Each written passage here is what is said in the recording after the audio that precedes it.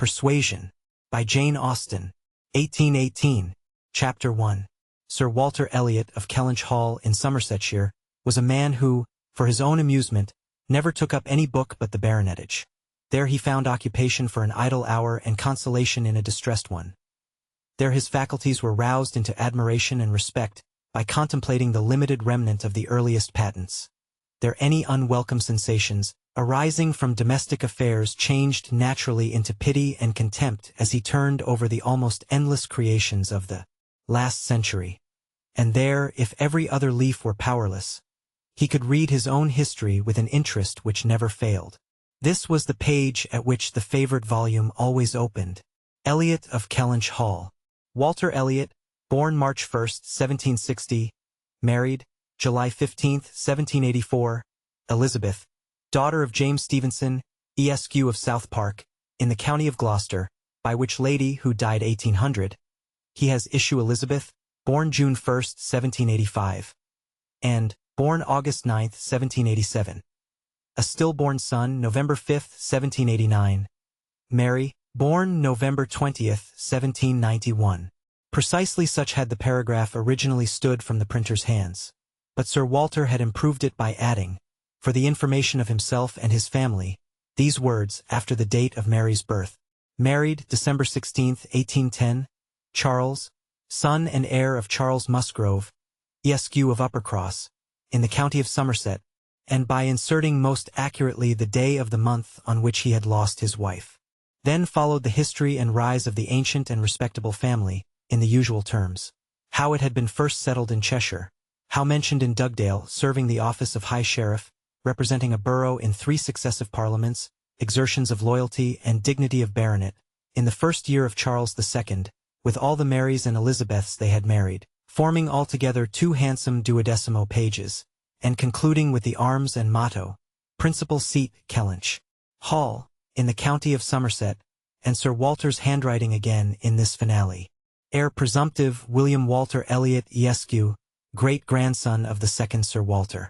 Vanity was the beginning and the end of Sir Walter Elliot's character.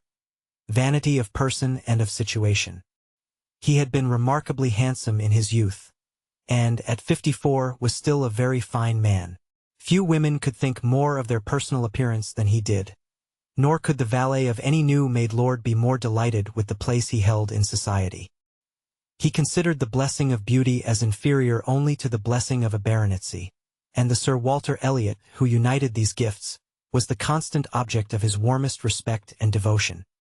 His good looks and his rank had one fair claim on his attachment, since to them he must have owed a wife of very superior character to anything deserved by his own. Lady Elliot had been an excellent woman, sensible and amiable, whose judgment and conduct, if they might be pardoned the youthful infatuation which made her Lady Elliot, had never required indulgence afterwards. She had humored or softened or concealed his failings, and promoted his real respectability for 17 years, and though not the very happiest being in the world herself, had found enough in her duties, her friends, and her children, to attach her to life, and make it no matter of indifference to her when she was called on to quit them. 3 girls, the 2 eldest 16 and 14, was an awful legacy for a mother to bequeath, an awful charge rather, to confide to the authority and guidance of a conceited, silly father. She had, however, one very intimate friend, a sensible, deserving woman, who had been brought, by strong attachment to herself, to settle close by her, in the village of Kellynch, and on her kindness and advice, Lady Elliot mainly relied for the best help and maintenance of the good principles and instruction which she had been anxiously giving her daughters. This friend, and Sir Walter, did not marry, whatever might have been anticipated on that head by their acquaintance. 13 years had passed away since Lady Elliot's death, and they were still near neighbors and intimate friends, and one remained a widower, the other a widow. That Lady Russell, of steady age and character, and extremely well provided for, should have no thought of a second marriage, needs no apology to the public, which is rather apt to be unreasonably discontented when a woman does marry again, than when she does not. But Sir Walter's continuing in singleness requires explanation. Be it known then that Sir Walter, like a good father, having met with 1 or 2 private disappointments in very unreasonable applications, prided himself on remaining single for his dear daughter's sake.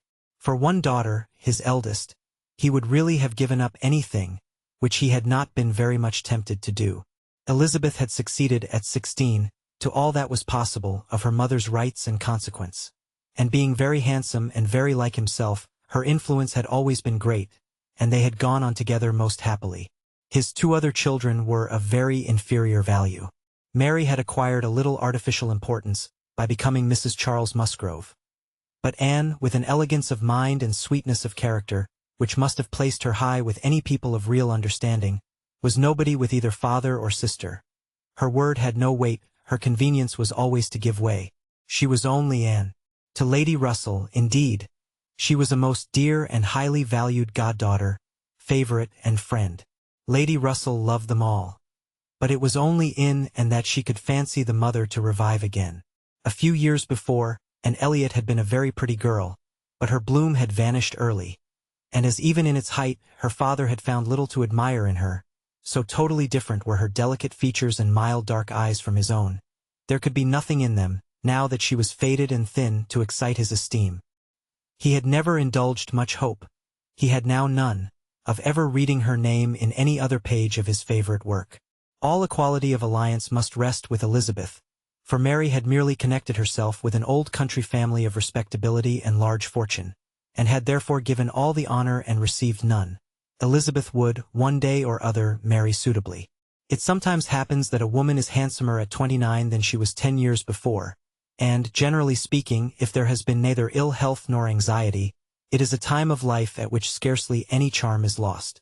It was so with Elizabeth, still the same handsome Miss Elliot that she had begun to be 13 years ago, and Sir Walter might be excused, therefore, in forgetting her age, or at least be deemed only half a fool, for thinking himself and Elizabeth as blooming as ever, amidst the wreck of the good looks of everybody else. For he could plainly see how old all the rest of his family and acquaintance were growing. And haggard, merry coarse, every face in the neighborhood worsting, and the rapid increase of the crow's foot about Lady Russell's temples had long been a distress to him. Elizabeth did not quite equal her father in personal contentment. 13 years had seen her mistress of Kellynch Hall, presiding and directing with a self-possession and decision which could never have given the idea of her being younger than she was. For 13 years had she been doing the honors, and laying down the domestic law at home, and leading the way to the chaise and four, and walking immediately after Lady Russell out of all the drawing-rooms and dining-rooms in the country. 13 winters' revolving frosts had seen her opening every ball of credit which a scanty neighborhood afforded, and 13 springs shone their blossoms, as she travelled up to London with her father, for a few weeks' annual enjoyment of the great world. She had the remembrance of all this, she had the consciousness of being 29 to give her some regrets and some apprehensions. She was fully satisfied of being still quite as handsome as ever, but she felt her approach to the years of danger, and would have rejoiced to be certain of being properly solicited by baronet blood within the next 12 months or two. Then might she again take up the book of books with as much enjoyment as in her early youth, but now she liked it not. Always to be presented with the date of her own birth and see no marriage follow but that of a youngest sister, made the book an evil, and more than once, when her father had left it open on the table near her, had she closed it with averted eyes and pushed it away. She had had a disappointment, moreover, which that book, and especially the history of her own family, must ever present the remembrance of. The heir presumptive, the very William Walter Elliot Esq., whose rights had been so generously supported by her father, had disappointed her. She had, while a very young girl, as soon as she had known him to be, in the event of her having no brother, the future baronet, meant to marry him, and her father had always meant that she should. He had not been known to them as a boy, but soon after Lady Elliot's death, Sir Walter had sought the acquaintance, and though his overtures had not been met with any warmth, he had persevered in seeking it, making allowance for the modest drawing back of youth. And in one of their spring excursions to London, when Elizabeth was in her first bloom, Mr. Elliot had been forced into the introduction. He was at that time a very young man, just engaged in the study of the law, and Elizabeth found him extremely agreeable, and every plan in his favor was confirmed. He was invited to Kellynch Hall. He was talked of and expected all the rest of the year, but he never came. The following spring he was seen again in town, found equally agreeable, again encouraged, invited, and expected, and again he did not come, and the next tidings were that he was married. Instead of pushing his fortune in the line marked out for the heir of the house of Elliot, He had purchased independence by uniting himself to a rich woman of inferior birth. Sir Walter has resented it. As the head of the house, he felt that he ought to have been consulted, especially after taking the young man so publicly by the hand. For they must have been seen together, he observed, once at Tattersall's and twice in the lobby of the House of Commons. His disapprobation was expressed, but apparently very little regarded. Mr. Elliot had attempted no apology, and shown himself as unsolicitous of being longer noticed by the family, as Sir Walter considered him unworthy of it. All acquaintance between them had ceased. This very awkward history of Mr. Elliot was still, after an interval of several years, felt with anger by Elizabeth, who had liked the man for himself and still more for being her father's heir, and whose strong family pride could see only in him a proper match for Sir Walter Elliot's eldest daughter. There was not a baronet from A to Z whom her feelings could have so willingly acknowledged as an equal. Yet so miserably had he conducted himself, that though she was at this present time, the summer of 1814, wearing black ribbons for his wife, she could not admit him to be worth thinking of again. The disgrace of his first marriage might, perhaps, as there was no reason to suppose it perpetuated by offspring, have been got over had he not done worse. But he had, as by the customary intervention of kind friends, they had been informed, spoken most disrespectfully of them all, most slightingly and contemptuously of the very blood he belonged to, and the honors which were hereafter to be his own. This could not be pardoned. Such were Elizabeth Elliot's sentiments and sensations. Such the cares to alloy, the agitations to vary, the sameness and the elegance, the prosperity and the nothingness of her scene of life. Such the feelings to give interest to a long, uneventful residence in one country circle, to fill the vacancies which there were no habits of utility abroad, no talents or accomplishments for home to occupy. But now, another occupation and solicitude of mind was beginning to be added to these. Her father was growing distressed for money. She knew that when he now took up the baronetage, it was to drive the heavy bills of his tradespeople, and the unwelcome hints of Mr. Shepherd, his agent, from his thoughts. The Kellynch property was good, but not equal to Sir Walter's apprehension of the state required in its possessor. While Lady Elliot lived, there had been method, moderation, and economy, which had just kept him within his income. But with her had died all such right-mindedness, and from that period he had been constantly exceeding it. It had not been possible for him to spend less. He had done nothing but what Sir Walter Elliot was imperiously called on to do. But blameless as he was not only growing dreadfully in debt, but was hearing of it so often, that it became vain to attempt concealing it longer even partially from his daughter. He had given her some hints of it the last spring in town. He had gone so far even as to say, "Can we retrench? Does it occur to you that there is any one article in which we can retrench?" And Elizabeth, to do her justice, had, in the first ardor of female alarm, set seriously to think what could be done, and had finally proposed these two branches of economy, to cut off some unnecessary charities, and to refrain from new furnishing the drawing-room, to which expedients she afterwards added the happy thought of their taking no present down to Anne, as had been the usual yearly custom. But these measures, however good in themselves, were insufficient for the real extent of the evil, the whole of which Sir Walter found himself obliged to confess to her soon afterwards. Elizabeth had nothing to propose of deeper efficacy. She felt herself ill-used and unfortunate, as did her father, and they were neither of them able to devise any means of lessening their expenses without compromising their dignity, or relinquishing their comforts in a way not to be borne. There was only a small part of his estate that Sir Walter could dispose of, but had every acre been alienable, it would have made no difference. He had condescended to mortgage as far as he had the power, but he would never condescend to sell. No, he would never disgrace his name so far. The Kellynch estate should be transmitted whole and entire, as he had received it. Their two confidential friends, Mr. Shepherd, who lived in the neighboring market town, and Lady Russell, were called to advise them, and both father and daughter seemed to expect that something should be struck out by one or the other to remove their embarrassments and reduce their expenditure, without involving the loss of any indulgence of taste or pride. Chapter 2. Mr. Shepherd, a civil, cautious lawyer, who, whatever might be his hold or his views on Sir Walter, would rather have the disagreeable prompted by anybody else, excused himself from offering the slightest hint, and only begged leave to recommend an implicit reference to the excellent judgment of Lady Russell, from whose known good sense he fully expected to have just such resolute measures advised as he meant to see finally adopted. Lady Russell was most anxiously zealous on the subject, and gave it much serious consideration. She was a woman rather of sound than of quick abilities, whose difficulties in coming to any decision in this instance were great, from the opposition of two leading principles. She was of strict integrity herself, with a delicate sense of honor, but she was as desirous of saving Sir Walter's feelings, as solicitous for the credit of the family, as aristocratic in her ideas of what was due to them, as anybody of sense and honesty could well be. She was a benevolent, charitable, good woman, and capable of strong attachments, most correct in her conduct, strict in her notions of decorum, and with manners that were held a standard of good breeding. She had a cultivated mind and was, generally speaking, rational and consistent, but she had prejudices on the side of ancestry. She had a value for rank and consequence, which blinded her a little to the faults of those who possessed them. Herself the widow of only a knight, she gave the dignity of a baronet all its due, and Sir Walter, independent of his claims as an old acquaintance, an attentive neighbor, an obliging landlord, the husband of her very dear friend, the father of Anne and her sisters, was, as being Sir Walter, in her apprehension, entitled to a great deal of compassion and consideration under his present difficulties. They must retrench. That did not admit of a doubt. But she was very anxious to have it done with the least possible pain to him and Elizabeth.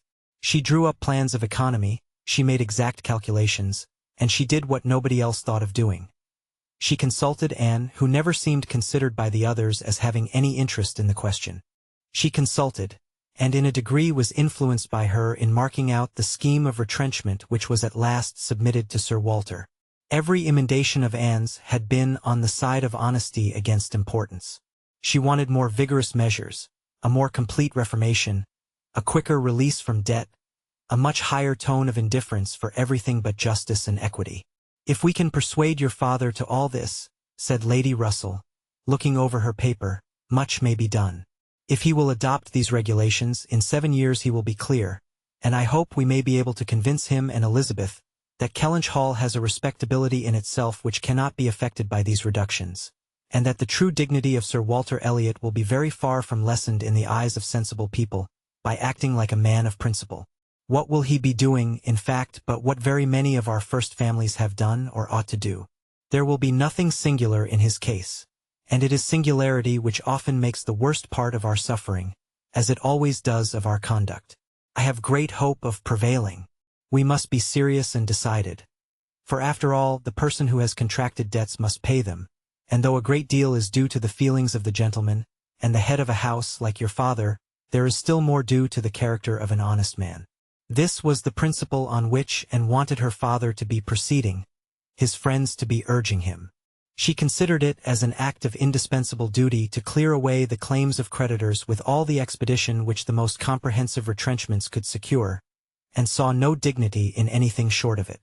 She wanted it to be prescribed and felt as a duty. She rated Lady Russell's influence highly, and as to the severe degree of self-denial which her own conscience prompted, she believed there might be little more difficulty in persuading them to a complete than to half a reformation.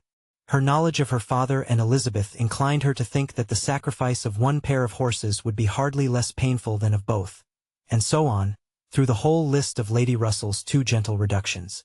How Anne's more rigid requisitions might have been taken is of little consequence. Lady Russell's had no success at all. Could not be put up with, were not to be borne. What? Every comfort of life knocked off. Journeys? London? Servants? Horses? Table? Contractions and restrictions everywhere. To live no longer with the decencies even of a private gentleman. No, he would sooner quit Kellynch Hall at once, than remain in it on such disgraceful terms. Quit Kellynch Hall. The hint was immediately taken up by Mr. Shepherd, whose interest was involved in the reality of Sir Walter's retrenching, and who was perfectly persuaded that nothing would be done without a change of abode. Since the idea had been started in the very quarter which ought to dictate, he had no scruple, he said, in confessing his judgment to be entirely on that side. It did not appear to him that Sir Walter could materially alter his style of living in a house which had such a character of hospitality and ancient dignity to support. In any other place Sir Walter might judge for himself, and would be looked up to, as regulating the modes of life in whatever way he might choose to model his household. Sir Walter would quit Kellynch Hall, and after a very few days more of doubt and indecision, the great question of whither he should go was settled, and the first outline of this important change made out. There had been 3 alternatives: London, Bath, or another house in the country. All Anne's wishes had been for the latter. A small house in their own neighborhood, where they might still have Lady Russell's society, still be near Mary, and still have the pleasure of sometimes seeing the lawns and groves of Kellynch, was the object of her ambition. But the usual fate of and attended her, in having something very opposite from her inclination fixed on. She disliked Bath and did not think it agreed with her, and Bath was to be her home. Sir Walter had at first thought more of London, but Mr. Shepherd felt that he could not be trusted in London, and had been skilful enough to dissuade him from it, and make Bath preferred. It was a much safer place for a gentleman in his predicament. He might there be important at comparatively little expense. 2 material advantages of Bath over London had of course been given all their weight. Its more convenient distance from Kellynch, only 50 miles, and Lady Russell's spending some part of every winter there, and to the very great satisfaction of Lady Russell, whose first views on the projected change had been for Bath, Sir Walter and Elizabeth were induced to believe that they should lose neither consequence nor enjoyment by settling there. Lady Russell felt obliged to oppose her dear Anne's known wishes. It would be too much to expect Sir Walter to descend into a small house in his own neighborhood, and herself would have found the mortifications of it more than she foresaw, and to Sir Walter's feelings they must have been dreadful. And with regard to Anne's dislike of Bath, she considered it as a prejudice and mistake arising, first, from the circumstance of her having been 3 years at school there, after her mother's death, and secondly, from her happening to be not in perfectly good spirits the only winter which she had afterwards spent there with herself.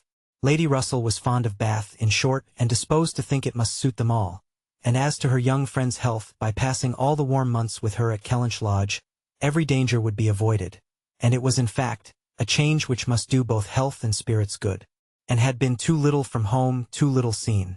Her spirits were not high. A larger society would improve them. She wanted her to be more known. The undesirableness of any other house in the same neighborhood for Sir Walter was certainly much strengthened by one part, and a very material part of the scheme, which had been happily engrafted on the beginning. He was not only to quit his home, but to see it in the hands of others, a trial of fortitude, which stronger heads than Sir Walter's have found too much. Kellynch Hall was to be let. This, however, was a profound secret, not to be breathed beyond their own circle. Sir Walter could not have borne the degradation of being known to design letting his house. Mr. Shepherd had once mentioned the word advertise, but never dared approach it again.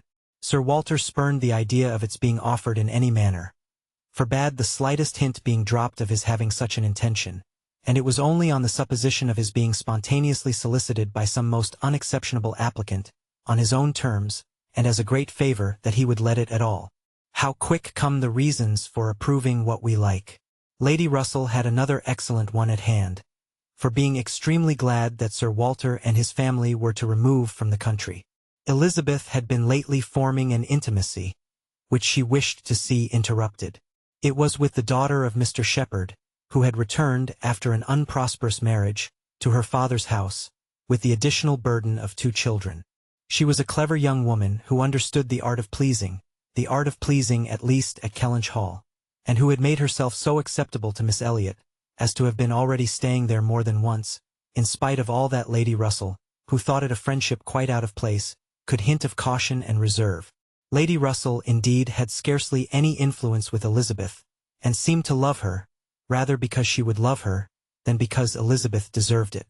She had never received from her more than outward attention, nothing beyond the observances of complaisance, had never succeeded in any point which she wanted to carry, against previous inclination.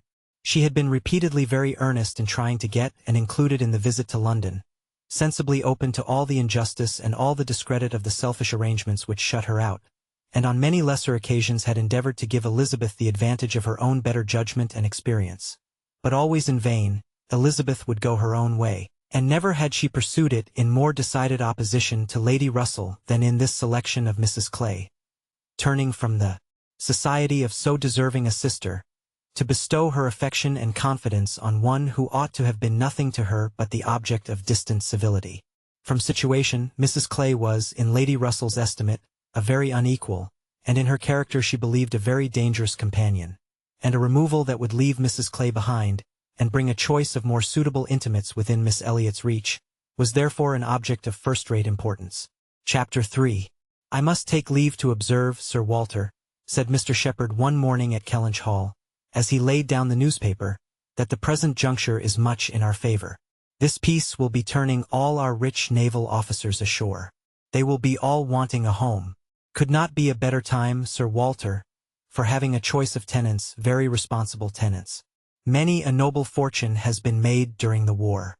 If a rich admiral were to come in our way, Sir Walter—" "He would be a very lucky man, Shepherd," replied Sir Walter. "That's all I have to remark. A prize indeed would Kellynch Hall be to him. Rather the greatest prize of all, let him have taken ever so many before. Hey, Shepherd?" Mr. Shepherd laughed, as he knew he must, at this wit, and then added, "I presume to observe, Sir Walter, that, in the way of business, gentlemen of the Navy are well to deal with. I have had a little knowledge of their methods of doing business, and I am free to confess that they have very liberal notions, and are as likely to make desirable tenants as any set of people one should meet with. Therefore, Sir Walter, what I would take leave to suggest is, that if in consequence of any rumors getting abroad of your intention, which must be contemplated as a possible thing, because we know how difficult it is to keep the actions and designs of one part of the world from the notice and curiosity of the other. Consequence has its tax. I, John Shepherd, might conceal any family matters that I chose, for nobody would think it worth their while to observe me. But Sir Walter Elliot has eyes upon him which it may be very difficult to elude, and therefore thus much I venture upon, that it will not greatly surprise me if, with all our caution, some rumor of the truth should get abroad, in the supposition of which, as I was going to observe, since applications will unquestionably follow, I should think any from our wealthy naval commanders particularly worth attending to, and beg leave to add, that 2 hours will bring me over at any time, to save you the trouble of replying." Sir Walter only nodded, but soon afterwards, rising and pacing the room, he observed sarcastically, "There are few among the gentlemen of the Navy, I imagine, who would not be surprised to find themselves in a house of this description. They would look around them, no doubt, and bless their good fortune," said Mrs. Clay, for Mrs. Clay was present. Her father had driven her over, nothing being of so much use to Mrs. Clay's health as a drive to Kellynch. "But I quite agree with my father in thinking a sailor might be a very desirable tenant. I have known a good deal of the profession, and besides their liberality, they are so neat and careful in all their ways. These valuable pictures of yours, Sir Walter, if you chose to leave them, would be perfectly safe. Everything in and about the house would be taken such excellent care of.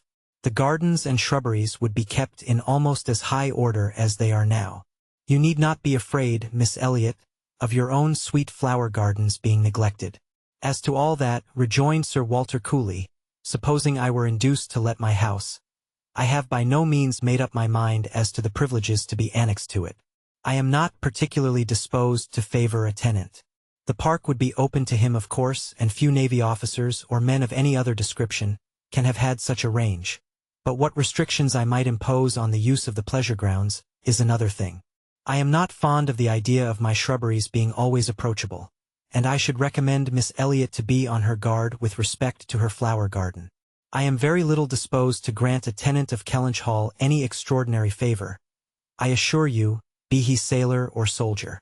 After a short pause, Mr. Shepherd presumed to say, "In all these cases, there are established usages which make everything plain and easy between landlord and tenant.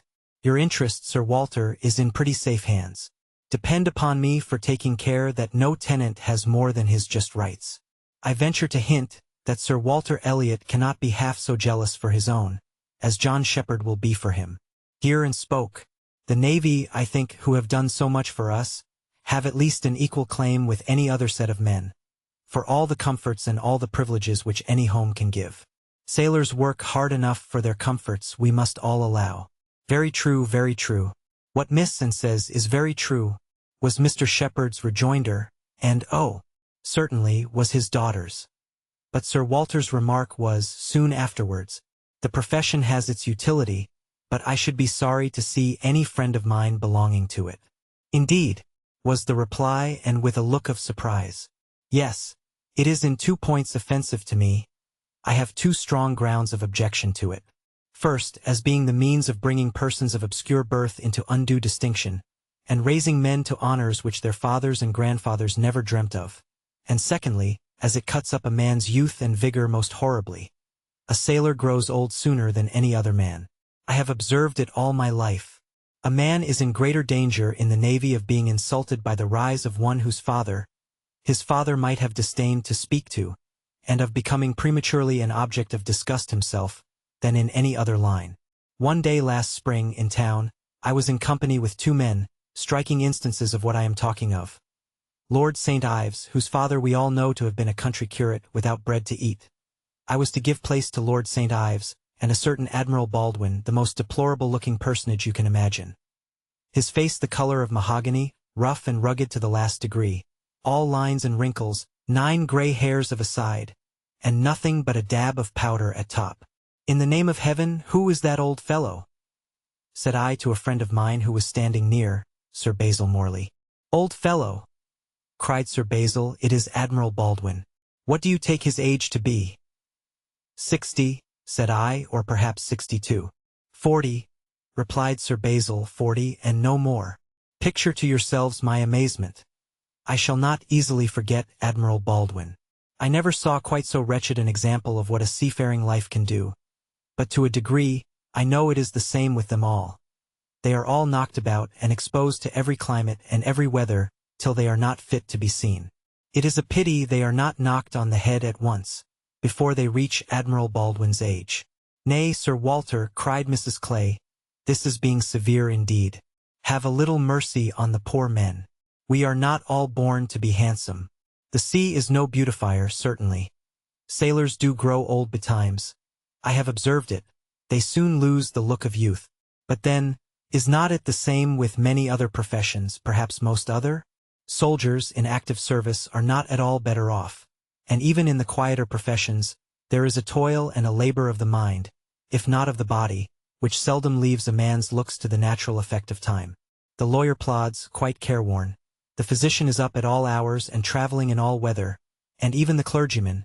She stopped a moment to consider what might do for the clergyman. And even the clergyman, you know, is obliged to go into infected rooms, and expose his health and looks to all the injury of a poisonous atmosphere.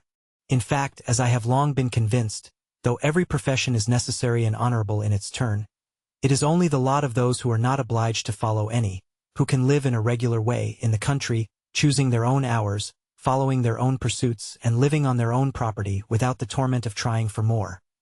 It is only their lot, I say, to hold the blessings of health and a good appearance to the utmost. I know no other set of men but what lose something of their personableness when they cease to be quite young.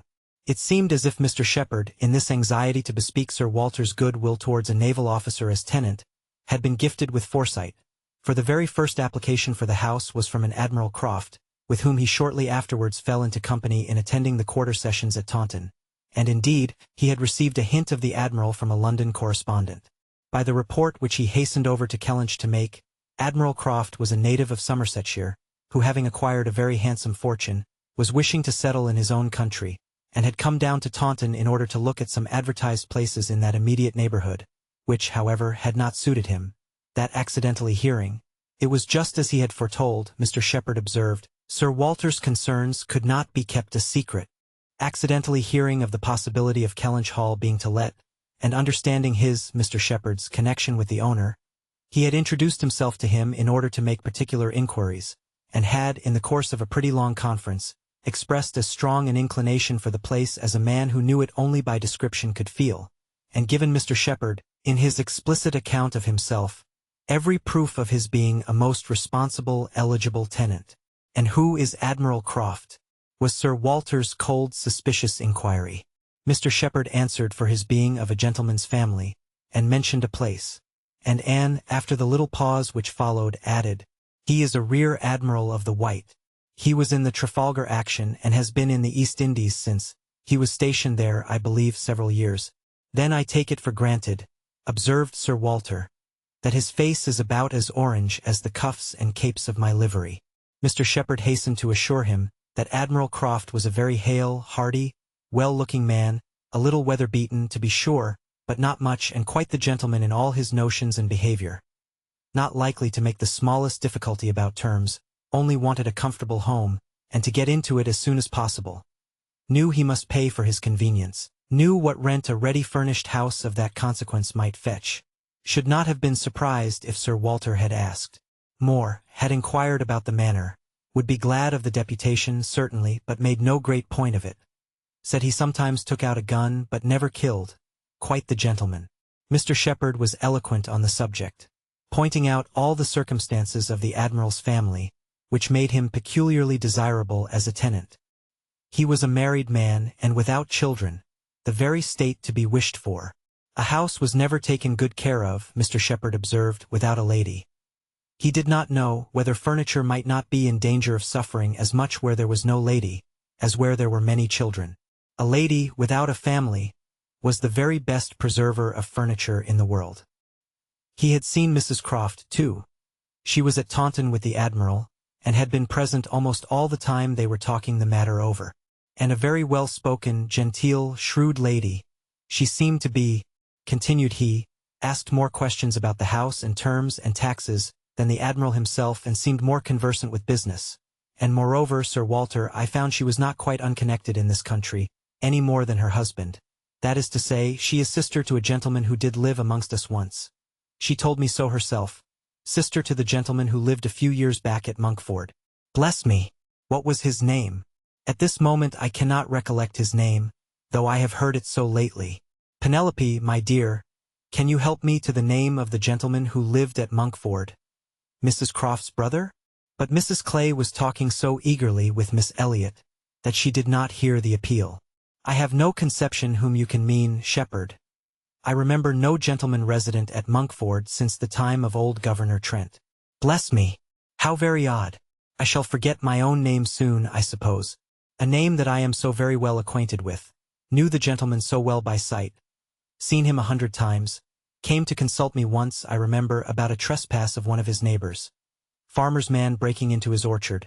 Wall torn down, apples stolen, caught in the fact, and afterwards, contrary to my judgment, submitted to an amicable compromise. Very odd indeed.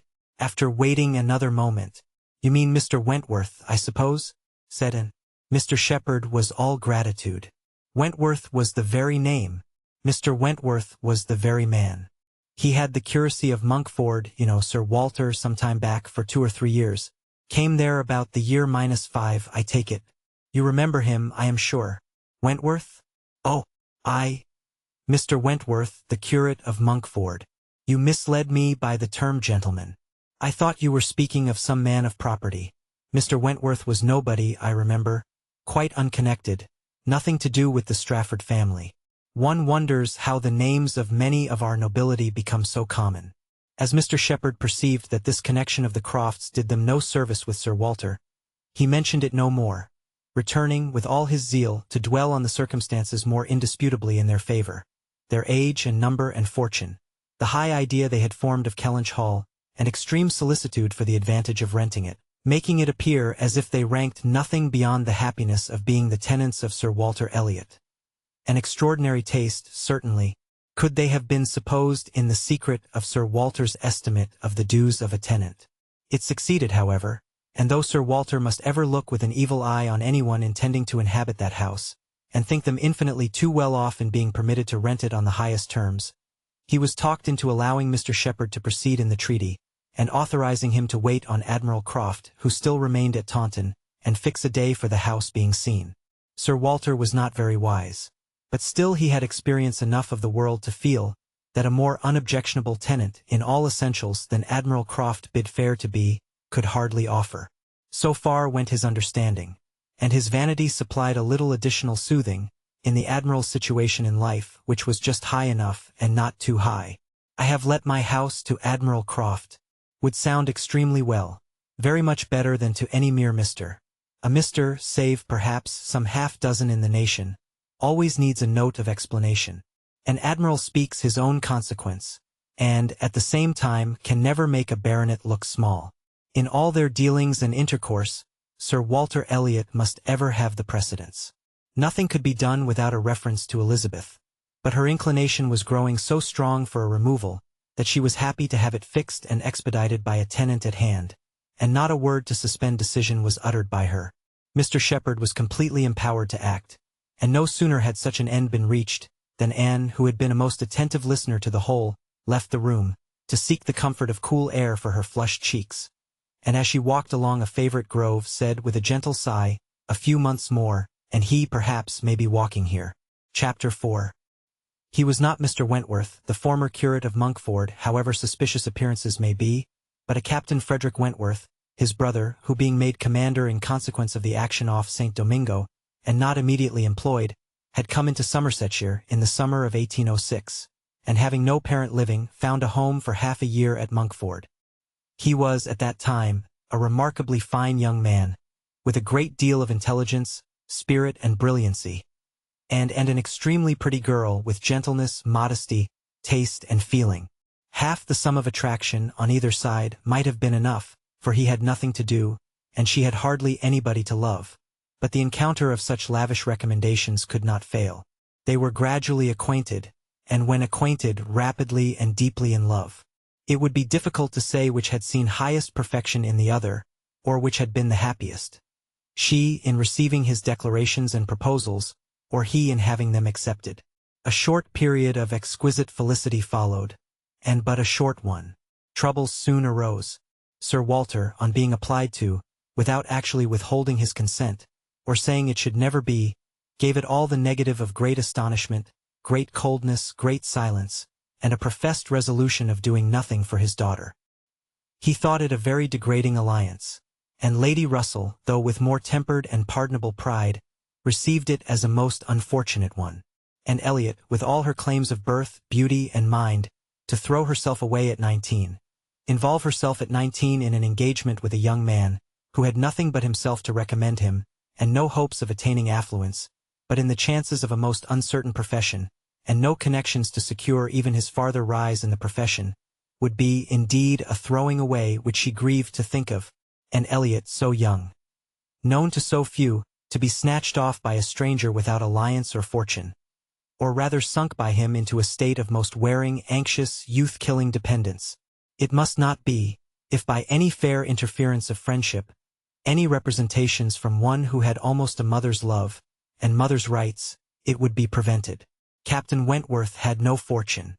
He had been lucky in his profession, but spending freely what had come freely had realized nothing. But he was confident that he should soon be rich. Full of life and ardor, he knew that he should soon have a ship, and soon be on a station that would lead to everything he wanted. He had always been lucky. He knew he should be so still. Such confidence, powerful in its own warmth, and bewitching in the wit which often expressed it, must have been enough for Anne, but Lady Russell saw it very differently. His sanguine temper and fearlessness of mind operated very differently on her. She saw in it but an aggravation of the evil. It only added a dangerous character to himself. He was brilliant, he was headstrong. Lady Russell had little taste for wit, and of anything approaching to imprudence a horror. She deprecated the connection in every light. Such opposition as these feelings produced was more than Anne could combat. She could do justice to the superiority of Lady Russell's motives in this, over those of her father and Elizabeth. She could honor all the better feelings of her calmness, but the general air of oblivion among them was highly important from whatever it sprung, and in the event of Admiral Crofts really taking Kellynch Hall, she rejoiced anew over the conviction which had always been most grateful to her, of the past being known to those three only among her connections, by whom no syllable, she believed, would ever be whispered, and in the trust that among his, the brother only with whom he had been residing, had received any information of their short-lived engagement. That brother had been long removed from the country, and being a sensible man, and, moreover, a single man at the time, she had a fond dependence on no human creatures having heard of it from him. The sister, Mrs. Croft, had then been out of England, accompanying her husband on a foreign station, and her own sister, Mary, had been at school while it all occurred, and never admitted by the pride of some and the delicacy of others to the smallest knowledge of it afterwards. With these supports, she hoped that the acquaintance between herself and the Crofts, which, with Lady Russell, still resident in Kellynch, and Mary fixed only 3 miles off, must be anticipated, need not involve any particular awkwardness. Chapter 5. On the morning appointed for Admiral and Mrs. Croft's seeing Kellynch Hall, and found it most natural to take her almost daily walk to Lady Russell's, and keep out of the way till all was over, when she found it most natural to be sorry that she had missed the opportunity of seeing them. This meeting of the two parties proved highly satisfactory, and decided the whole business at once. Each lady was previously well disposed for an agreement, and saw nothing, therefore, but good manners in the other, and with regard to the gentleman, there was such an hearty good humor, such an open, trusting liberality on the Admiral's side, as could not but influence Sir Walter, who had besides been flattered into his very best and most polished behavior by Mr. Shepherd's assurances of his being known, by report, to the Admiral as a model of good breeding. The house and grounds and furniture were approved, the Crofts were approved, terms, time, everything and everybody was right, and Mr. Shepherd's clerks were set to work, without there having been a single preliminary difference to modify of all that this indenture sheweth. Sir Walter, without hesitation, declared the Admiral to be the best-looking sailor he had ever met with, and went so far as to say, that if his own man might have had the arranging of his hair, he should not be ashamed of being seen with him anywhere. And the Admiral, with sympathetic cordiality, observed to his wife as they drove back through the park, "I thought we should soon come to a deal, my dear, in spite of what they told us at Taunton. The baronet will never set the Thames on fire, but there seems to be no harm in him." Reciprocal compliments, which would have been esteemed about equal. The Crofts were to have possession at Michaelmas, and as Sir Walter proposed removing to Bath in the course of the preceding month, there was no time to be lost in making every dependent arrangement. Lady Russell, convinced that and would not be allowed to be of any use, or any importance, in the choice of the house which they were going to secure, was very unwilling to have her hurried away so soon, and wanted to make it possible for her to stay behind till she might convey her to Bath herself after Christmas. But having engagements of her own which must take her from Kellynch for several weeks, she was unable to give the full invitation she wished, and though dreading the possible heats of September in all the white glare of Bath, and grieving to forego all the influence so sweet and so sad of the autumnal months in the country, did not think that, everything considered, she wished to remain. It would be most right and most wise, and, therefore must involve least suffering to go with the others. Something occurred, however, to give her a different duty. Mary, often a little unwell, and always thinking a great deal of her own complaints, and always in the habit of claiming and when anything was the matter was indisposed, and foreseeing that she should not have a day's health all the autumn, entreated or rather required her, for it was hardly entreaty, to come to Uppercross Cottage, and bear her company as long as she should want her, instead of going to Bath. "I cannot possibly do without Anne," was Mary's reasoning, and Elizabeth's reply was, "Then I am sure and had better stay, for nobody will want her in Bath." To be claimed as a good, though in an improper style, is at least better than being rejected as no good at all, and Anne, glad to be thought of some use, glad to have anything marked out as a duty, and certainly not sorry to have the scene of it in the country, and her own dear country, readily agreed to stay. This invitation of Mary's removed all Lady Russell's difficulties, and it was consequently soon settled that Anne should not go to Bath till Lady Russell took her, and that all the intervening time should be divided between Uppercross Cottage and Kellynch Lodge. So far all was perfectly right, but Lady Russell was almost startled by the wrong of one part of the Kellynch Hall plan, when it burst on her, which was Mrs. Clay's being engaged to go to Bath with Sir Walter and Elizabeth, as a most important and valuable assistant to the latter in all the business before her. Lady Russell was extremely sorry that such a measure should have been resorted to at all, wondered, grieved, and feared, and the affront it contained to Anne in Mrs. Clay's being of so much use, while Anne could be of none, was a very sore aggravation, and herself was become hardened to such affronts. But she felt the imprudence of the arrangement quite as keenly as Lady Russell. With a great deal of quiet observation, and a knowledge, which she often wished less, of her father's character, she was sensible that results the most serious to his family from the intimacy were more than possible. She did not imagine that her father had at present an idea of the kind.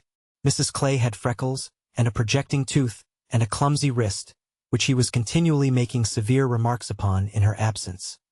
But she was young, and certainly altogether well-looking and possessed, in an acute mind and assiduous pleasing manners, infinitely more dangerous attractions than any merely personal might have been, and was so impressed by the degree of their danger, that she could not excuse herself from trying to make it perceptible to her sister. She had little hope of success, but Elizabeth, who in the event of such a reverse would be so much more to be pitied than herself, should never, she thought, have reason to reproach her for giving no warning. She spoke and seemed only to offend. Elizabeth could not conceive how such an absurd suspicion should occur to her, and indignantly answered for each party's perfectly knowing their situation. Mrs. Clay, said she, warmly, never forgets who she is, and as I am rather better acquainted with her sentiments than you can be, I can assure you that upon the subject of marriage they are particularly nice, and that she reprobates all inequality of condition and rank more strongly than most people. And as to my father, I really should not have thought that he, who has kept himself single so long for our sakes, need be suspected now. If Mrs. Clay were a very beautiful woman, I grant you, it might be wrong to have her so much with me. Not that anything in the world, I am sure, would induce my father to make a degrading match, but he might be rendered unhappy. But poor Mrs. Clay, who, with all her merits, can never have been reckoned tolerably pretty, I really think poor Mrs. Clay may be staying here in perfect safety. One would imagine you had never heard my father speak of her personal misfortunes, though I know you must 50 times. That tooth of hers and those freckles. Freckles do not disgust me so very much as they do him. I have known a face not materially disfigured by a few, but he abominates them. You must have heard him notice Mrs. Clay's freckles. There is hardly any personal defect, replied Anne, which an agreeable manner might not gradually reconcile one to. I think very differently, answered Elizabeth shortly. An agreeable manner may set off handsome features, but can never alter plain ones. However, at any rate, as I have a great deal more at stake on this point than anybody else can have, I think it rather unnecessary in you to be advising me. And had done. Glad that it was over and not absolutely hopeless of doing good. Elizabeth, though resenting the suspicion, might yet be made observant by it. The last office of the 4 carriage horses was to draw Sir Walter, Miss Elliot, and Mrs. Clay to Bath. The party drove off in very good spirits. Sir Walter prepared with condescending bows for all the afflicted tenantry and cottagers who might have had a hint to show themselves, and walked up at the same time, in a sort of desolate tranquillity, to the lodge, where she was to spend the first week. Her friend was not in better spirits than herself. Lady Russell felt this break-up of the family exceedingly. Their respectability was as dear to her as her own, and a daily intercourse had become precious by habit.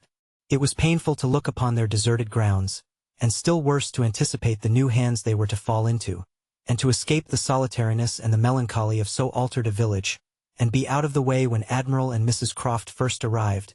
She had determined to make her own absence from home begin when she must give up Anne. Accordingly their removal was made together, and Anne was set down at Uppercross Cottage, in the first stage of Lady Russell's journey. Uppercross was a moderate-sized village, which a few years back had been completely in the old English style, containing only 2 houses superior in appearance to those of the yeomen and labourers. The mansion of the squire, with its high walls, great gates, and old trees, substantial and unmodernized, and the compact, tight parsonage, enclosed in its own neat garden, with a vine and a pear tree trained round its casements. But upon the marriage of the young squire, it had received the improvement of a farmhouse elevated into a cottage, for his residence, and Uppercross Cottage, with its veranda, French windows, and other prettiness, was quite as likely to catch the traveller's eye as the more consistent and considerable aspect and premises of the great house, about a quarter of a mile farther on. Here Anne had often been staying. She knew the ways of Uppercross as well as those of Kellynch. The 2 families were so continually meeting, so much in the habit of running in and out of each other's house at all hours, that it was rather a surprise to her to find Mary alone.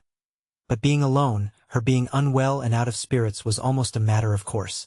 Though better endowed than the elder sister, Mary had not Anne's understanding nor temper. While well and happy and properly attended to, she had great good humor and excellent spirits. But any indisposition sunk her completely. She had no resources for solitude, and inheriting a considerable share of the Elliot self-importance, was very prone to add to every other distress that of fancying herself neglected and ill-used. In person, she was inferior to both sisters, and had, even in her bloom, only reached the dignity of being a fine girl. She was now lying on the faded sofa of the pretty little drawing-room, the once elegant furniture of which had been gradually growing shabby, under the influence of 4 summers and 2 children, and, on Anne's appearing, greeted her with, "So, you are come at last. I began to think I should never see you. I am so ill I can hardly speak." I have not seen a creature the whole morning. I am sorry to find you unwell, replied Anne. You sent me such a good account of yourself on Thursday. Yes, I made the best of it. I always do, but I was very far from well at the time, and I do not think I ever was so ill in my life as I have been all this morning. Very unfit to be left alone, I am sure.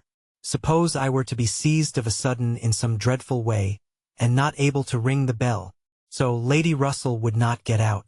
I do not think she has been in this house 3 times this summer, and said what was proper, and inquired after her husband. Oh, Charles is out shooting. I have not seen him since 7 o'clock. He would go, though I told him how ill I was. He said he should not stay out long, but he has never come back, and now it is almost 1. I assure you, I have not seen a soul this whole long morning. You have had your little boys with you? Yes, as long as I could bear their noise. But they are so unmanageable that they do me more harm than good. Little Charles does not mind a word I say, and Walter is growing quite as bad. Well, you will soon be better now, replied Anne cheerfully. You know I always cure you when I come. How are your neighbors at the great house? I can give you no account of them. I have not seen one of them today, except Mr. Musgrove, who just stopped and spoke through the window, but without getting off his horse, and though I told him how ill I was, not one of them have been near me. It did not happen to suit the Miss Musgroves, I suppose, and they never put themselves out of their way. You will see them yet, perhaps, before the morning is gone. It is early. I never want them, I assure you. They talk and laugh a great deal too much for me. Oh, and I am so very unwell. It was quite unkind of you not to come on Thursday. My dear Mary, recollect what a comfortable account you sent me of yourself. You wrote in the cheerfulest manner and said you were perfectly well and in no hurry for me, and that being the case you must be aware that my wish would be to remain with Lady Russell to the last. And besides what I felt on her account, I have really been so busy, have had so much to do, that I could not very conveniently have left Kellynch sooner. Dear me, what can you possibly have to do? A great many things, I assure you, more than I can recollect in a moment. But I can tell you some. I have been making a duplicate of the catalogue of my father's books and pictures. I have been several times in the garden with Mackenzie, trying to understand, and make him understand, which of Elizabeth's plants are for Lady Russell. I have had all my own little concerns to arrange, books and music to divide, and all my trunks to repack, from not having understood in time what was intended as to the wagons. And one thing I have had to do, Mary, of a more trying nature, going to almost every house in the parish as a sort of take-leave. I was told that they wished it, but all these things took up a great deal of time. Oh, well, and after a moment's pause, but you have never asked me one word about our dinner at the Pools yesterday. Did you go then? I have made no inquiries, because I concluded you must have been obliged to give up the party. Oh yes, I went. I was very well yesterday. Nothing at all the matter with me till this morning. It would have been strange if I had not gone. I am very glad you were well enough, and I hope you had a pleasant party. Nothing remarkable. One always knows beforehand what the dinner will be, and who will be there, and it is so very uncomfortable not having a carriage of one's own. Mr. and Mrs. Musgrove took me, and we were so crowded. They are both so very large and take up so much room, and Mr. Musgrove always sits forward. So there was I, crowded into the back seat with Henrietta and Louise, and I think it very likely that my illness today may be owing to it. A little further perseverance in patience and forced cheerfulness on Anne's side produced nearly a cure on Mary's. She could soon sit upright on the sofa, and began to hope she might be able to leave it by dinner time. Then, forgetting to think of it, she was at the other end of the room, beautifying a nosegay. Then she ate her cold meat, and then she was well enough to propose a little walk. "Where shall we go?" said she when they were ready. "I suppose you will not like to call at the great house before they have been to see you?" "I have not the smallest objection on that account," replied Anne. "I should never think of standing on such ceremony with people I know so well as Mrs. and the Miss Musgroves. Oh, but they ought to call upon you as soon as possible. They ought to feel what is due to you as my sister. However, we may as well go and sit with them a little while, and when we have that over we can enjoy our walk."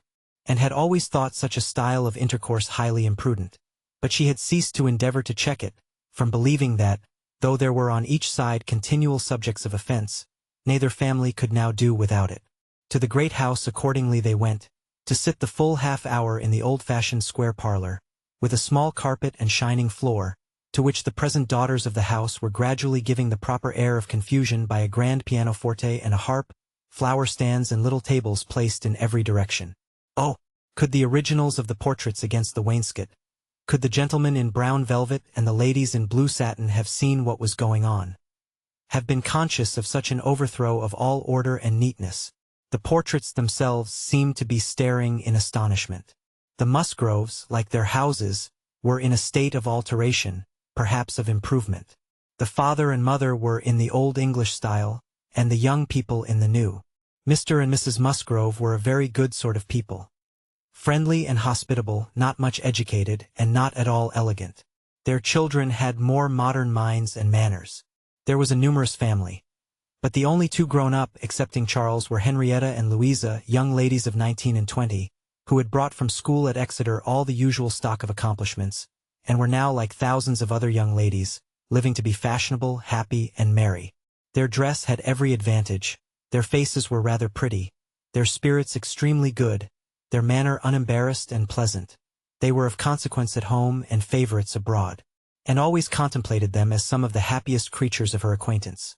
But still, saved as we all are, by some comfortable feeling of superiority from wishing for the possibility of exchange, she would not have given up her own more elegant and cultivated mind for all their enjoyments, and envied them nothing but that seemingly perfect good understanding and agreement together, that good-humored mutual affection, of which she had known so little herself with either of her sisters.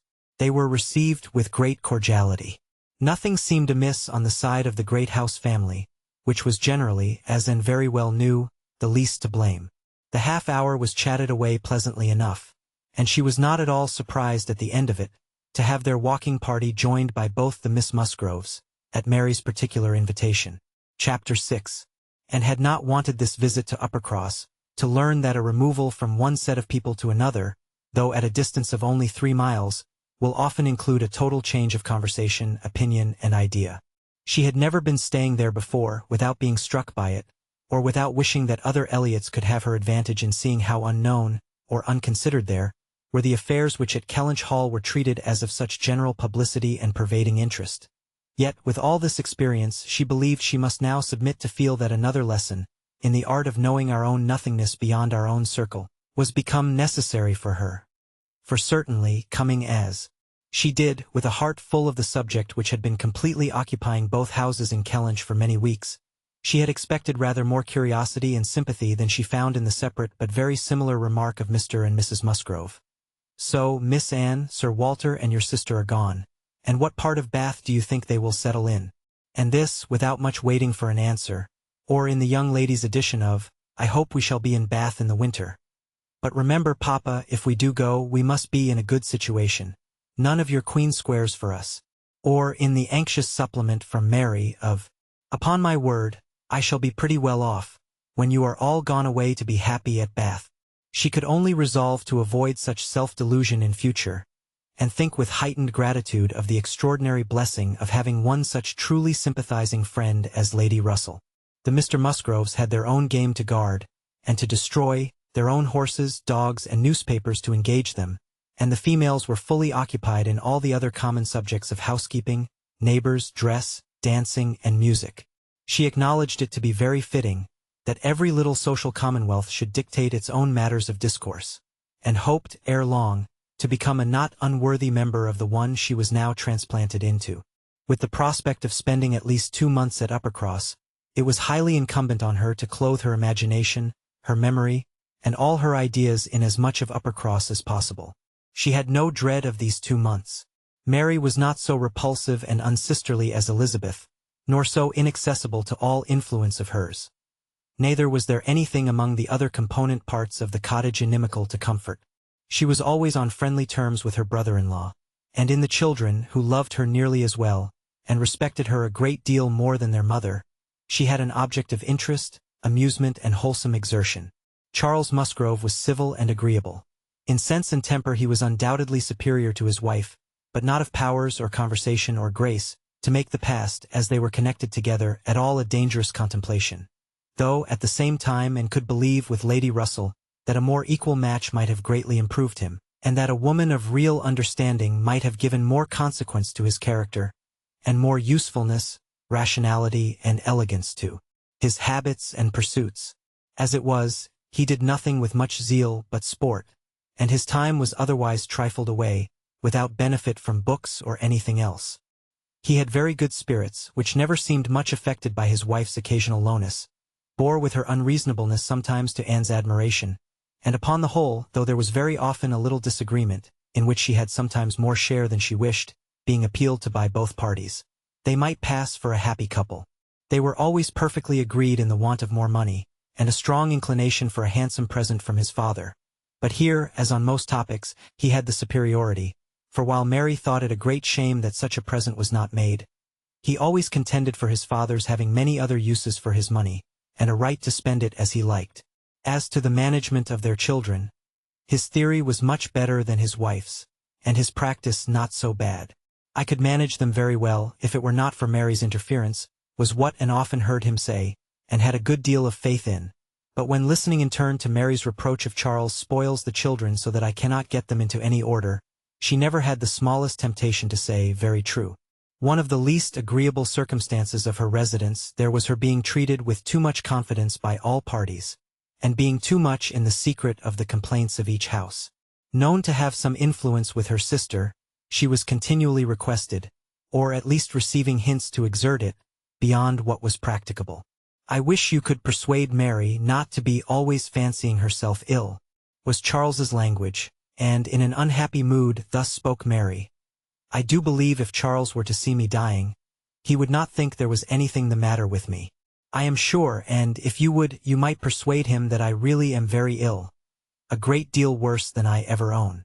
Mary's declaration was, "I hate sending the children to the great house, though their grandmamma is always wanting to see them, for she humors and indulges them to such a degree, and gives them so much trash and sweet things, that they are sure to come back sick and cross for the rest of the day."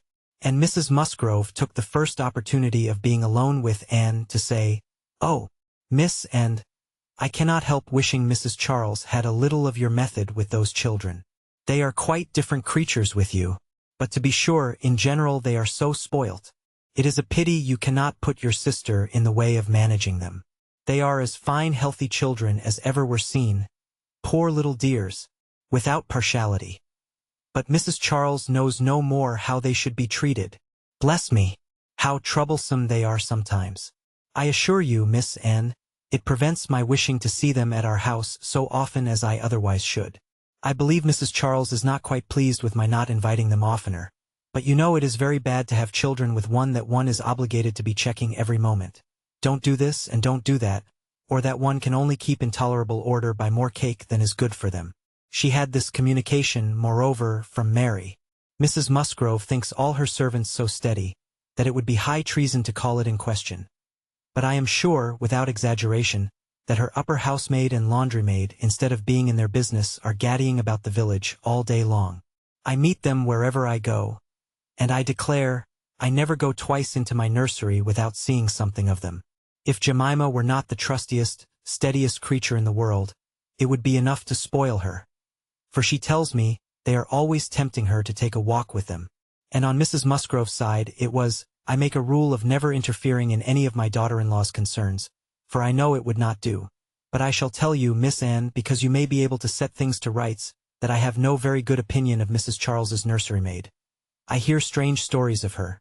She is always upon the gad, and from my own knowledge I can declare she is such a fine-dressing lady, that she is enough to ruin any servants she comes near. Mrs. Charles quite swears by her, I know. But I just give you this hint that you may be upon the watch, because if you see anything amiss you need not be afraid of mentioning it. Again, it was Mary's complaint, that Mrs. Musgrove was very apt not to give her the precedence that was her due, when they dined at the great house with other families, and she did not see any reason why she was to be considered so much at home as to lose her place. And one day when Anne was walking with only the Musgroves, one of them, after talking of rank, people of rank, and jealousy of rank, said, "I have no scruple of observing to you how nonsensical some persons are about their place, because all the world knows how easy and indifferent you are about it. but I wish anybody could give Mary a hint that it would be a great deal better if she were not so very tenacious, especially if she would not be always putting herself forward to take place of Mama. Nobody doubts her right to have precedence of Mama, but it would be more becoming in her not to be always insisting on it. It is not that Mama cares about it the least in the world, but I know it is taken notice of by many persons. How was and to set all these matters to rights? She could do little more than listen patiently, soften every grievance, and excuse each to the other. Give them all hints of the forbearance necessary between such near neighbors, and make those hints broadest which were meant for her sister's benefit. In all other respects, her visit began and proceeded very well. Her own spirits improved by change of place and subject, by being removed 3 miles from Kellynch. Mary's ailments lessened by having a constant companion, and their daily intercourse with the other family, since there was neither superior affection, confidence, nor employment in the cottage to be interrupted by it, was rather an advantage. It was certainly carried nearly as far as possible, for they met every morning, and hardly ever spent an evening asunder. But she believed they should not have done so well without the sight of Mr. and Mrs. Musgrove's respectable forms in the usual places, or without the talking, laughing, and singing of their daughters. She played a great deal better than either of the Miss Musgroves, but having no voice, no knowledge of the harp, and no fond parents, to sit by and fancy themselves delighted, her performance was little thought of only out of civility, or to refresh the others, as she was well aware. She knew that when she played she was giving pleasure only to herself. But this was no new sensation. Excepting one short period of her life, she had never, since the age of 14, never since the loss of her dear mother, known the happiness of being listened to, or encouraged by any just appreciation or real taste. In music she had been always used to feel alone in the world, and Mr. and Mrs. Musgrove's fond partiality for their own daughters, performance, and total indifference to any other persons, gave her much more pleasure for their sakes, than mortification for her own. The party at the great house was sometimes increased by other company. The neighborhood was not large, but the Musgroves were visited by everybody, and had more dinner parties and more callers, more visitors by invitation and by chance, than any other family. They were more completely popular. The girls were wild for dancing, and the evenings ended, occasionally, in an unpremeditated little ball. There was a family of cousins within a walk of Uppercross, in less affluent circumstances, who depended on the Musgroves for all their pleasures. They would come at any time and help play at anything or dance anywhere, and Anne, very much preferring the office of musician to a more active post, played country dances to them by the hour together, a kindness which always recommended her musical powers to the notice of Mr. and Mrs. Musgrove more than anything else, and often drew this compliment. "Well done, Miss Anne. Very well done indeed. Lord bless me, how those little fingers of yours fly about." So passed the first 3 weeks. Michaelmas came, and now Anne's heart must be in Kellynch again. A beloved home made over to others. All the precious rooms and furniture, groves and prospects, beginning to own other eyes and other limbs. She could not think of much else on the 29th of September, and she had this sympathetic touch in the evening from Mary, who, on having occasion to note down the day of the month, exclaimed, "Dear me, is not this the day the Crofts were to come to Kellynch? I am glad I did not think of it before. How low it makes me." The Crofts took possession with true naval alertness, and were to be visited. Mary deplored the necessity for herself. Nobody knew how much she should suffer. She should put it off as long as she could, but was not easy till she had talked Charles into driving her over on an early day, and was in a very animated, comfortable state of imaginary agitation when she came back, and had very sincerely rejoiced in there being no means of her going. She wished, however, to see the Crofts, and was glad to be within when the visit was returned. They came. The master of the house was not at home, but the 2 sisters were together, and as it chanced that Mrs. Croft fell to the share of Anne, while the Admiral sat by Mary, and made himself very agreeable by his good-humored notice of her little boys, she was well able to watch for a likeness, and if it failed her in the features, to catch it in the voice, or in the turn of sentiment and expression. Mrs. Croft, though neither tall nor fat, had a squareness, uprightness, and vigor of form, which gave importance to her person. She had bright dark eyes, good teeth, and altogether an agreeable face, though her reddened and weather-beaten complexion, the consequence of her having been almost as much at sea as her husband, made her seem to have lived some years longer in the world than her real 38.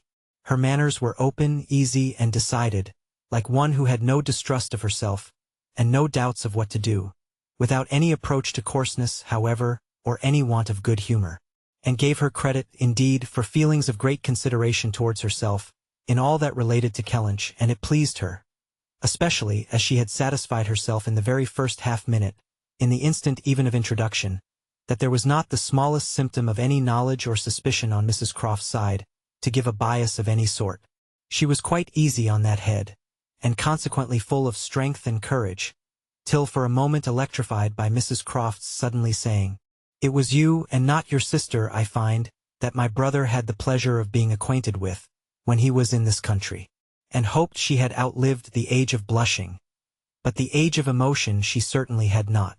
"Perhaps you may not have heard that he is married?" added Mrs. Croft. She could now answer as she ought, and was happy to feel, when Mrs. Croft's next words explained it to be Mr. Wentworth of whom she spoke, that she had said nothing which might not do for either brother. She immediately felt how reasonable it was, that Mrs. Croft should be thinking and speaking of Edward, and not of Frederick, and with shame at her own forgetfulness applied herself to the knowledge of their former neighbor's present state with proper interest. The rest was all tranquillity. Till, just as they were moving, she heard the Admiral say to Mary, "We are expecting a brother of Mrs. Croft's here soon. I dare say you know him by name." He was cut short by the eager attacks of the little boys, clinging to him like an old friend, and declaring he should not go, and being too much engrossed by proposals of carrying them away in his coat pockets and to have another moment for finishing or recollecting what he had begun, and was left to persuade herself, as well as she could, that the same brother must still be in question. She could not, however, reach such a degree of certainty, as not to be anxious to hear whether anything had been said on the subject at the other house, where the Crofts had previously been calling. The folks of the great house were to spend the evening of this day at the cottage, and it being now too late in the year for such visits to be made on foot, the coach was beginning to be listened for, when the youngest Miss Musgrove walked in. That she was coming to apologize, and that they should have to spend the evening by themselves, was the first black idea, and Mary was quite ready to be affronted, when Louisa made all right by saying that she only came on foot, to leave more room for the harp, which was bringing in the carriage. "And I will tell you our reason," she added, "and all about it. I am come on to give you notice, that Papa and Mamma are out of spirits this evening, especially Mamma. She is thinking so much of poor Richard, and we agreed it would be best to have the harp, for it seems to amuse her more than the pianoforte. I will tell you why she is out of spirits. When the Crofts called this morning, they called here afterwards, did not they? They happened to say that her brother, Captain Wentworth, is just returned to England or paid off or something, and is coming to see them almost directly, and most unluckily it came into Mamma's head, when they were gone, that Wentworth, or something very like it, was the name of poor Richard's captain at one time. I do not know when or where, but a great while before he died, poor fellow. And upon looking over his letters and things, she found it was so, and is perfectly sure that this must be the very man, and her head is quite full of it, and of poor Richard. So we must be as merry as we can, that she may not be dwelling upon such gloomy things. The real circumstances of this pathetic piece of family history were, that the Musgroves had had the ill fortune of a very troublesome, hopeless son, and the good fortune to lose him before he reached his 20th year, that he had been sent to sea because he was stupid and unmanageable on shore, that he had been very little cared for at any time by his family, though quite as much as he deserved, seldom heard of, and scarcely at all regretted, when the intelligence of his death abroad had worked its way to Uppercross 2 years before. He had, in fact, though his sisters were now doing all they could for him, by calling him poor Richard, been nothing better than a thick-headed, unfeeling, and profitable Dick Musgrove, who had never done anything to entitle himself to more than the abbreviation of his name, living or dead. He had been several years at sea, and had, in the course of those removals to which all midshipmen are liable, and especially such midshipmen as every captain wishes to get rid of, been 6 months on board Captain Frederick Wentworth's frigate, the Laconia, and from the Laconia he had, under the influence of his captain, written the only 2 letters which his father and mother had ever received from him during the whole of his absence. That is to say, the only 2 disinterested letters. All the rest had been mere applications for money. In each letter he had spoken well of his captain. But yet, so little were they in the habit of attending to such matters, So unobservant and incurious were they as to the names of men or ships, that it had made scarcely any impression at the time, and that Mrs. Musgrove should have been suddenly struck this very day with a recollection of the name of Wentworth as connected with her son, seemed one of those extraordinary bursts of mind which do sometimes occur. She had gone to her letters and found it all as she supposed. And the reperusal of these letters after so long an interval, her poor son gone for ever, and all the strength of his faults forgotten, had affected her spirits exceedingly, and thrown her into greater grief for him than she had known on first hearing of his death. Mr. Musgrove was, in a lesser degree, affected likewise, and when they reached the cottage they were evidently in want, first, of being listened to anew on this subject, and afterwards of all the relief which cheerful companions could give them. To hear them talking so much of Captain Wentworth, repeating his name so often, puzzling over past years, and at last ascertaining that it probably would, turn out to be the very same Captain Wentworth whom they recollected meeting once or twice after their coming back from Clifton, a very fine young man, but they could not say whether it was 7 or 8 years ago, was a new sort of trial to Anne's nerves. She found, however, that it was one to which she must inure herself. Since he actually was expected in the country, she must teach herself to be insensible on such points. And not only did it appear that he was expected and speedily, but the Musgroves, in their warm gratitude for the kindness he had shown poor Dick, and very high respect for his character, stamped as it was by poor Dick's having been 6 months under his care, and mentioning him in strong, though not perfectly well-spelt praise, as a fine dashing fellow, only too particular about the schoolmaster, were bent on introducing themselves, and seeking his acquaintance, as soon as they could hear of his arrival. The resolution of doing so helped to form the comfort of their evening. Chapter 7. A very few days more, and Captain Wentworth was known to be at Kellynch, and Mr. Musgrove had called on him, and come back warm in his praise, and he was engaged with the Crofts to dine at Uppercross, by the end of another week. It had been a great disappointment to Mr. Musgrove to find that no earlier day could be fixed, so impatient was he to shew his gratitude, by seeing Captain Wentworth under his own roof, and welcoming him to all that was strongest and best in his cellars. But a week must pass. Only a week in Anne's reckoning, and then, she supposed, they must meet, and soon she began to wish that she could feel secure even for a week. Captain Wentworth made a very early return to Mr. Musgrove's civility, and she was all but calling there in the same half-hour. She and Mary were actually setting forward for the great house, where, as she afterwards learnt, they must inevitably have found him, when they were stopped by the eldest boy's being at that moment brought home in consequence of a bad fall. The child's situation put the visit entirely aside, but she could not hear of her escape with indifference, even in the midst of the serious anxiety which they afterwards felt on his account. His collarbone was found to be dislocated, and such injury received in the back, as roused the most alarming ideas. It was an afternoon of distress, and it had everything to do at once. The apothecary to send for, the father to have pursued and informed, the mother to support and keep from hysterics, the servants to control, the youngest child to banish, and the poor suffering one to attend and soothe. Besides sending, as soon as she recollected it, proper notice to the other house, which brought her an accession rather of frightened, inquiring companions, than of very useful assistance. Her brother's return was the first comfort. He could take best care of his wife, and the second blessing was the arrival of the apothecary. Till he came and had examined the child, their apprehensions were the worse for being vague. They suspected great injury, but knew not where. But now the collarbone was soon replaced, and though Mr. Robinson felt and rubbed and looked grave and spoke low words both to the father and the aunt, still they were all to hope the best, and to be able to part and eat their dinner in tolerable ease of mind. And then it was, just before they parted, that the two young aunts were able so far to digress from their nephew's state as to give the information of Captain Wentworth's visit, staying 5 minutes behind their father and mother, to endeavor to express how perfectly delighted they were with him, how much handsomer, how infinitely more agreeable they thought him than any individual among their male acquaintance, who had been at all a favorite before. How glad they had been to hear Papa invite him to stay dinner, how sorry when he said it was quite out of his power, and how glad again when he had promised in reply to Papa and Mamma's farther pressing invitations to come and dine with them on the morrow. Actually on the morrow, and he had promised it in so pleasant a manner, as if he felt all the motive of their attention just as he ought. And in short, he had looked and said everything with such exquisite grace, that they could assure them all, their heads were both turned by him, and off they ran, quite as full of glee as of love, and apparently more full of Captain Wentworth than of little Charles.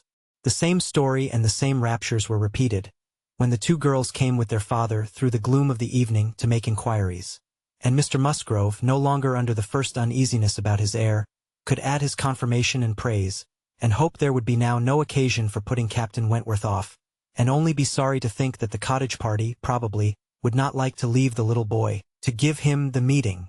Oh no! As to leaving the little boy, both father and mother were in much too strong and recent alarm to bear the thought, and Anne, in the joy of the escape, could not help adding her warm protestations to theirs. Charles Musgrove, indeed, afterwards shewed more of inclination. The child was going on so well, and he wished so much to be introduced to Captain Wentworth, that, perhaps, he might join them in the evening. He would not dine from home, but he might walk in for half an hour. But in this he was eagerly opposed by his wife, with, "Oh, no, indeed, Charles, I cannot bear to have you go away. Only think if anything should happen." The child had a good night, and was going on well the next day. It must be a work of time to ascertain that no injury had been done to the spine, but Mr. Robinson found nothing to increase alarm, and Charles Musgrove began, consequently, to feel no necessity for longer confinement. The child was to be kept in bed and amused as quietly as possible, but what was there for a father to do?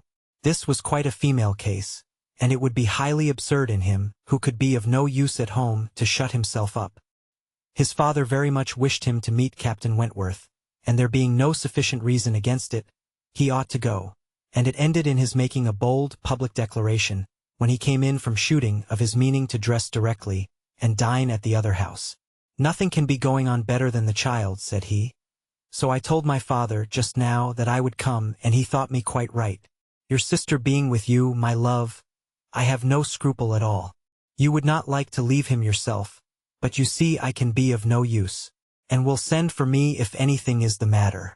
Husbands and wives generally understand when opposition will be vain." Mary knew, from Charles's manner of speaking, that he was quite determined on going, and that it would be of no use to tease him. She said nothing, therefore, till he was out of the room, but as soon as there was only and to hear, "So you and I are to be left to shift by ourselves, with this poor sick child, and not a creature coming near us all the evening. I knew how it would be. This is always my luck. If there is anything disagreeable going on, men are always sure to get out of it, and Charles is as bad as any of them. Very unfeeling. I must say it is very unfeeling of him to be running away from his poor little boy. Talks of his being going on so well. How does he know that he is going on well, or that there may not be a sudden change half an hour hence? I did not think Charles would have been so unfeeling. So here he is to go away and enjoy himself, and because I am the poor mother, I am not to be allowed to stir, and yet, I am sure, I am more unfit than anybody else to be about the child. My being the mother is the very reason why my feelings should not be tried. I am not at all equal to it. That's a very good thought, very good, indeed. To be sure, I may just as well go as not, for I am of no use at home, am I? And it only harasses me. You, who have not a mother's feelings, are a great deal the properest person. You can make little Charles do anything. He always minds you at a word. It will be a great deal better than leaving him only with Jemima. Oh, I shall certainly go. I am sure I ought if I can, quite as much as Charles, for they want me excessively to be acquainted with Captain Wentworth, and I know you do not mind being left alone. An excellent thought of yours, indeed, and I will go and tell Charles and get ready directly. You can send for us, you know, at a moment's notice if anything is the matter, but I dare say there will be nothing to alarm you. I should not go, you may be sure, if I did not feel quite at ease about my dear child." The next moment she was tapping at her husband's dressing-room door, and as Anne followed her upstairs, she was in time for the whole conversation, which began with Mary's saying, in a tone of great exultation, "I mean to go with you, Charles, for I am of no more use at home than you are. If I were to shut myself up for ever with the child, I should not be able to persuade him to do anything he did not like, and will stay, and undertakes to stay at home and take care of him. It is Anne's own proposal, and so I shall go with you, which will be a great deal better, for I have not dined at the other house since Tuesday." "This is very kind of Anne," was her husband's answer, "and I should be very glad to have you go. But it seems rather hard that she should be left at home by herself, to nurse our sick child." and was now at hand to take up her own cause, and the sincerity of her manner being soon sufficient to convince him, where conviction was at least very agreeable, he had no farther scruples as to her being left to dine alone, though he still wanted her to join them in the evening, when the child might be at rest for the night, and kindly urged her to let him come and fetch her, but she was quite unpersuadable, and this being the case, she had ere long the pleasure of seeing them set off, together in high spirits. They were gone, she hoped, to be happy, however oddly constructed such happiness might seem. As for herself, she was left with as many sensations of comfort as were, perhaps, ever likely to be hers.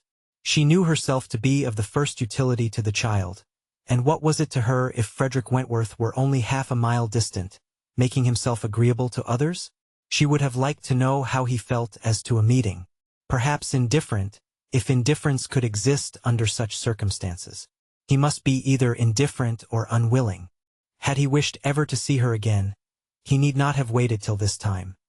He would have done what she could not but believe that in his place she should have done long ago, when events had been early giving him the independence which alone had been wanting. Her brother and sister came back delighted with their new acquaintance, and their visit in general. There had been music, singing, talking, laughing, all that was most agreeable. Charming manners in Captain Wentworth, no shyness or reserve. They seemed all to know each other perfectly, and he was coming the very next morning to shoot with Charles. He was to come to breakfast, but not at the cottage, though that had been proposed at first. But then he had been pressed to come to the great house instead, and he seemed afraid of being in Mrs. Charles Musgrove's way, on account of the child, and therefore somehow they hardly knew how, it ended in Charles's being to meet him to breakfast at his father's. And understood it. He wished to avoid seeing her. He had inquired after her, she found, slightly, as might suit a former slight acquaintance, seeming to acknowledge such as she had acknowledged, actuated, perhaps, by the same view of escaping introduction when they were to meet. The morning hours of the cottage were always later than those of the other house, and on the morrow the difference was so great that Mary and Anne were not more than beginning breakfast when Charles came in to say that they were just setting off, that he was come for his dogs, that his sisters were following with Captain Wentworth. His sisters meaning to visit Mary and the child, and Captain Wentworth proposing also to wait on her for a few minutes if not inconvenient, and though Charles had answered for the child's being in no such state as could make it inconvenient, Captain Wentworth would not be satisfied without his running on to give notice. Mary, very much gratified by this attention, was delighted to receive him, while 1,000 feelings rushed on Anne, of which this was the most consoling, that it would soon be over. And it was soon over. In 2 minutes after Charles's preparation the others appeared. They were in the drawing-room. Her eye half met Captain Wentworth's, a bow, a curtsy passed. She heard his voice. He talked to Mary, said all that was right, said something to the Miss Musgroves, enough to mark an easy footing. The room seemed full of persons and voices, but a few minutes ended it. Charles shewed himself at the window, all was ready. Their visitor had bowed and was gone. The Miss Musgroves were gone too, suddenly resolving to walk to the end of the village with the sportsmen. The room was cleared, and Anne might finish her breakfast as she could. "It is over. It is over," she repeated to herself again and again, in nervous gratitude. The worst is over. Mary talked, but she could not attend. She had seen him.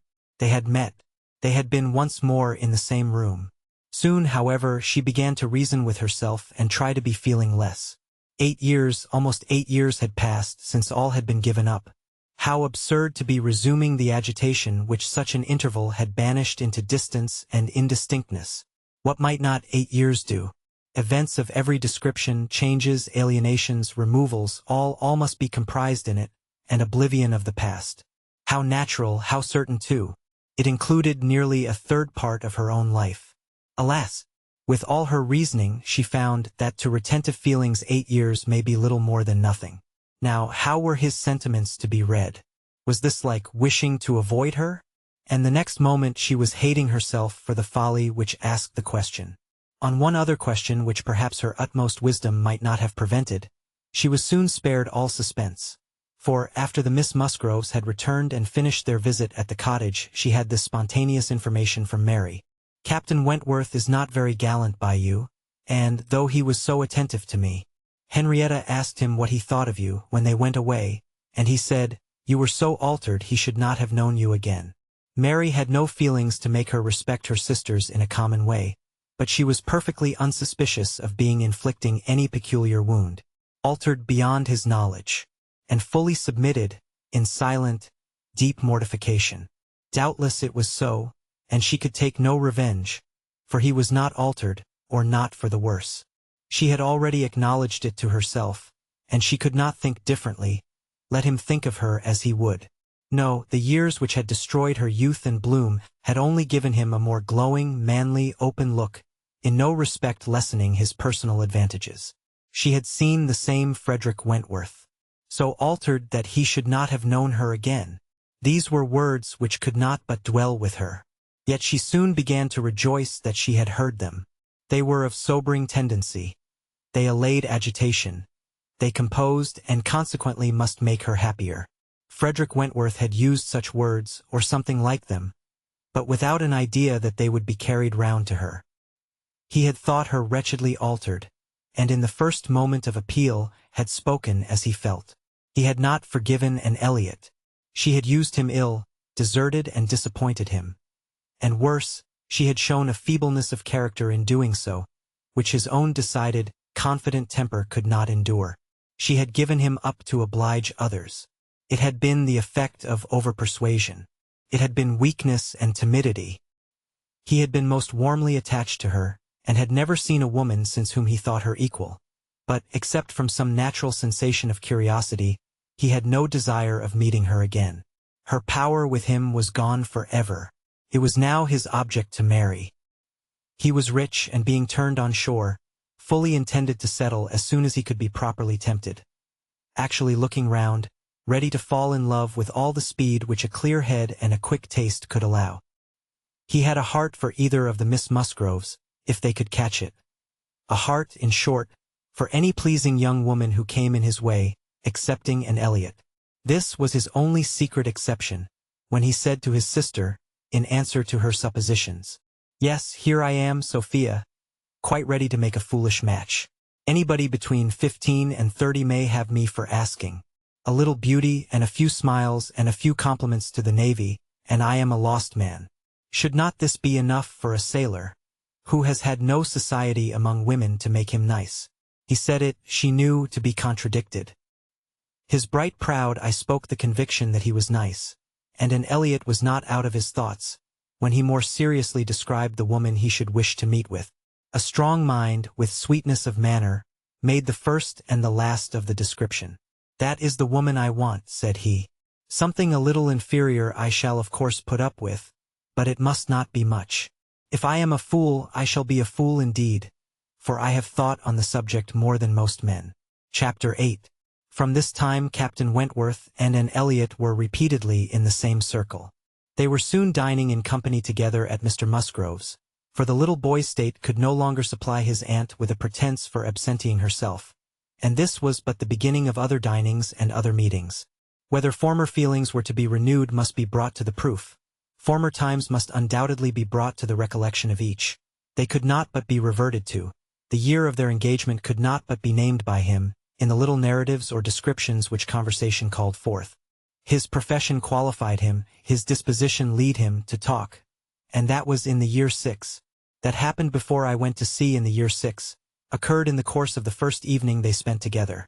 And though his voice did not falter, and though she had no reason to suppose his eye wandering towards her while he spoke, and felt the utter impossibility, from her knowledge of his mind, that he could be unvisited by remembrance any more than herself, there must be the same immediate association of thought, though she was very far from conceiving it to be of equal pain. They had no conversation together, no intercourse but what the commonest civility required. Once so much to each other. Now nothing. There had been a time, when of all the large party now filling the drawing-room at Uppercross, they would have found it most difficult to cease to speak to one another. With the exception, perhaps, of Admiral and Mrs. Croft, who seemed particularly attached and happy, and could allow no other exceptions even among the married couples.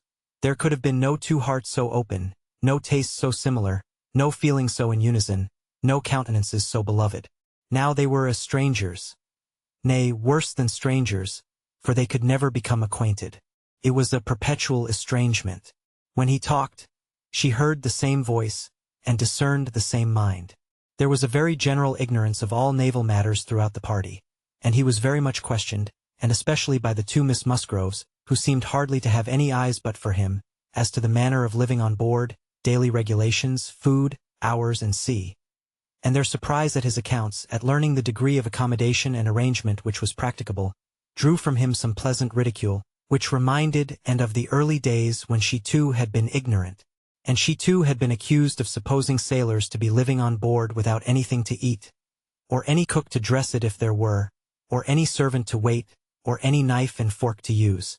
From thus listening and thinking, she was roused by a whisper of Mrs. Musgrove's who, overcome by fond regrets, could not help saying, "Ah, miss, and if it had pleased heaven to spare my poor son, I dare say he would have been just such another by this time," and suppressed a smile and listened kindly, while Mrs. Musgrove relieved her heart a little more, and for a few minutes, therefore, could not keep pace with the conversation of the others.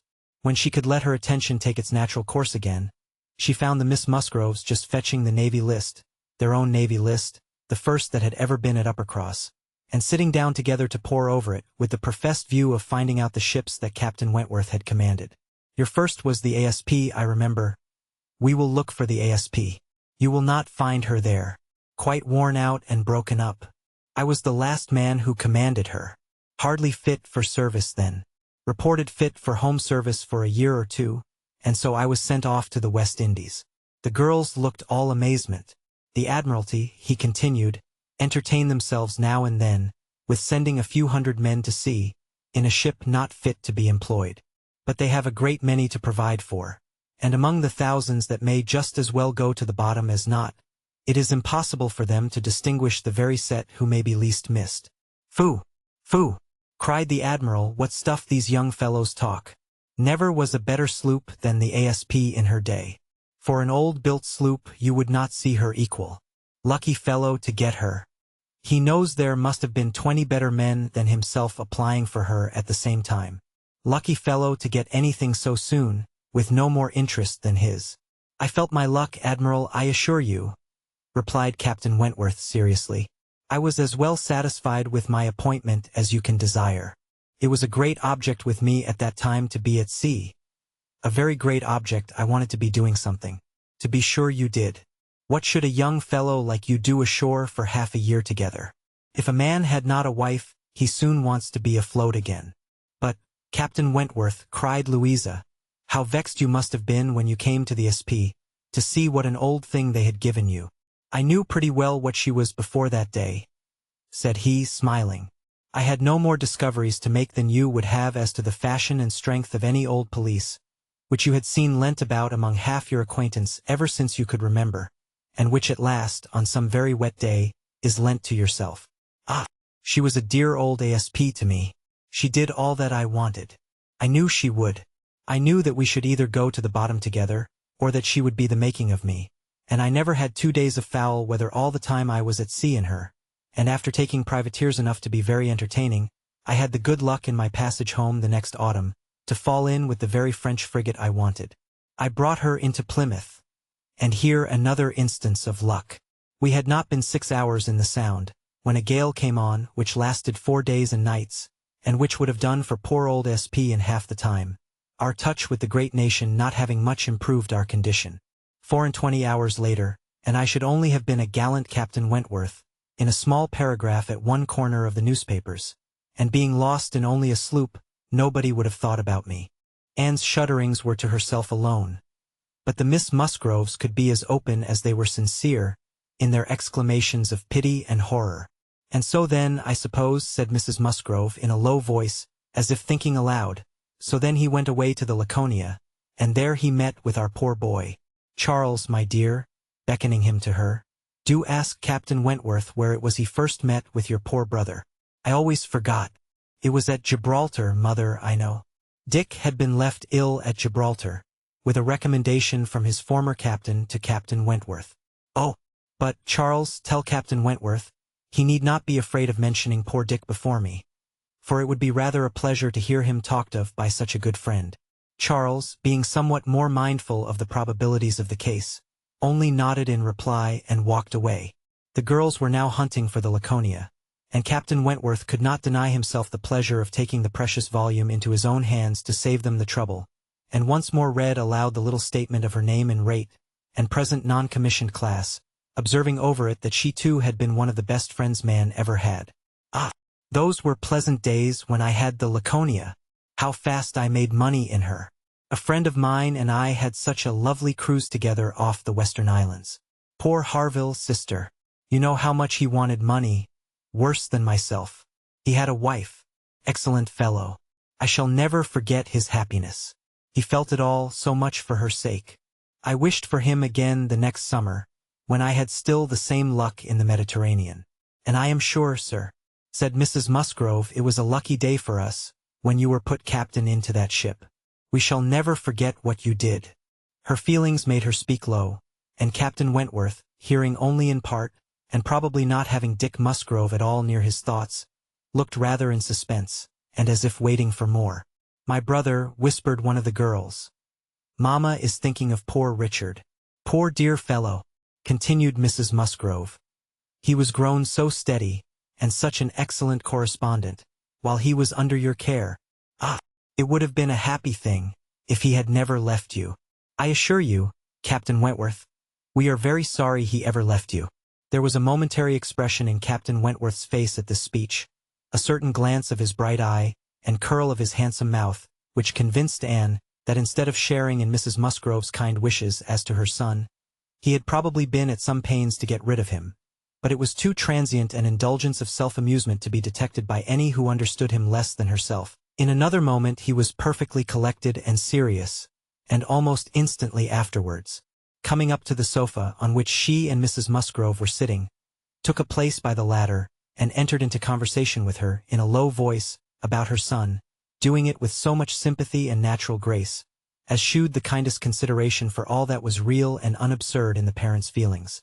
They were actually on the same sofa, for Mrs. Musgrove had most readily made room for him. They were divided only by Mrs. Musgrove. It was no insignificant barrier, indeed.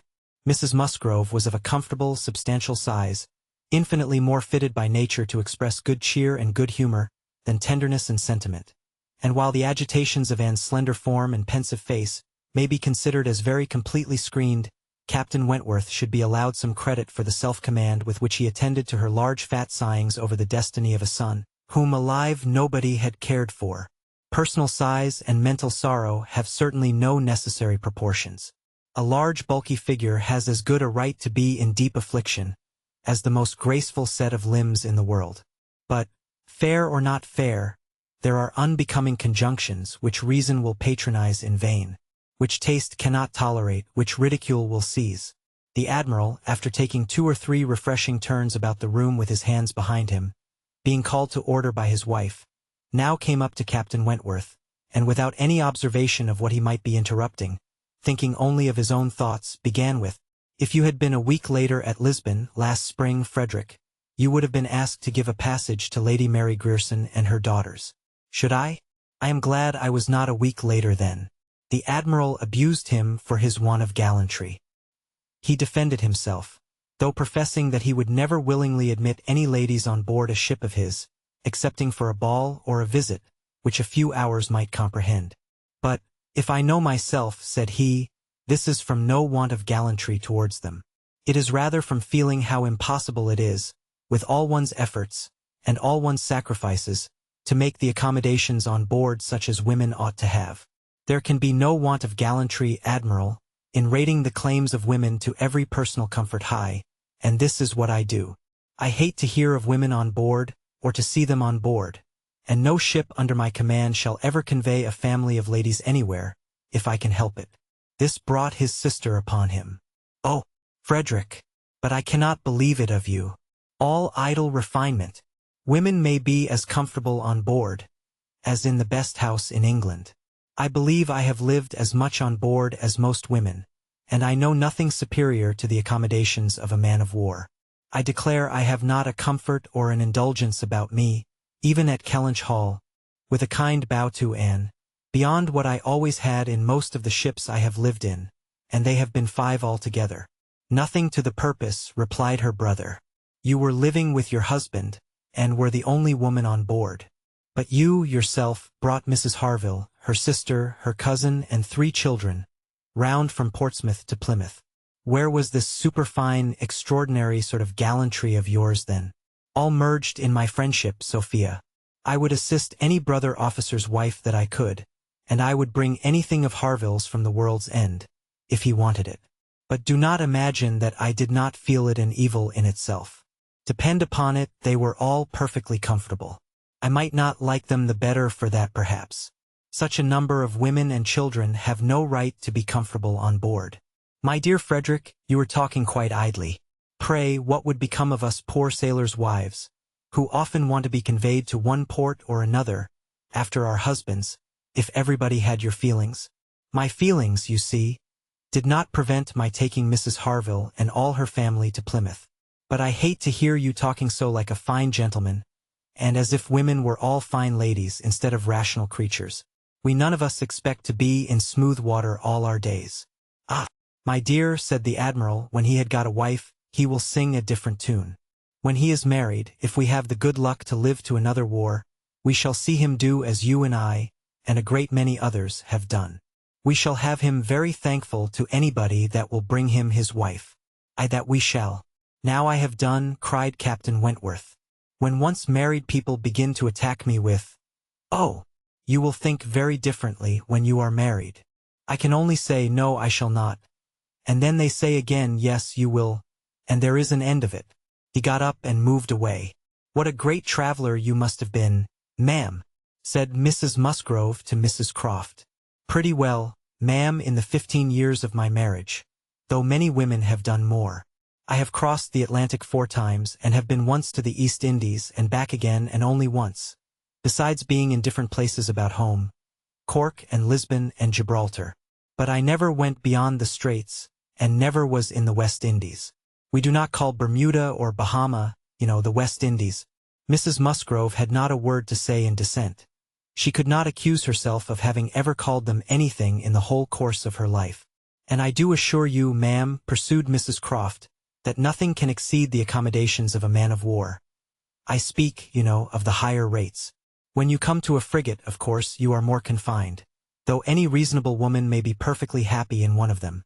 And I can safely say that the happiest part of my life has been spent on board a ship. While we were together, there was nothing to be feared. Thank God!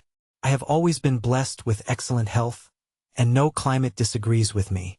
A little disordered always the first 24 hours of going to sea, but never knew what sickness was afterwards.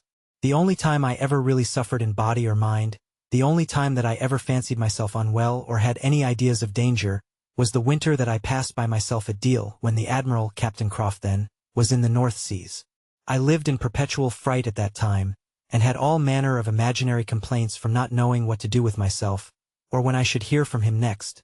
But as long as we could be together, nothing ever ailed me, and I never met with the smallest inconvenience.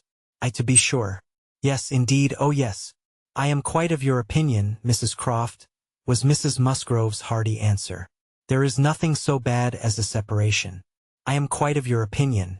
I know what it is, for Mr. Musgrove always attends the assizes, and I am so glad when they are over, and he is safe back again. The evening ended with dancing. On its being proposed, and offered her services as usual, and though her eyes would sometimes fill with tears as she sat at the instrument, she was extremely glad to be employed, and desired nothing in return but to be unobserved.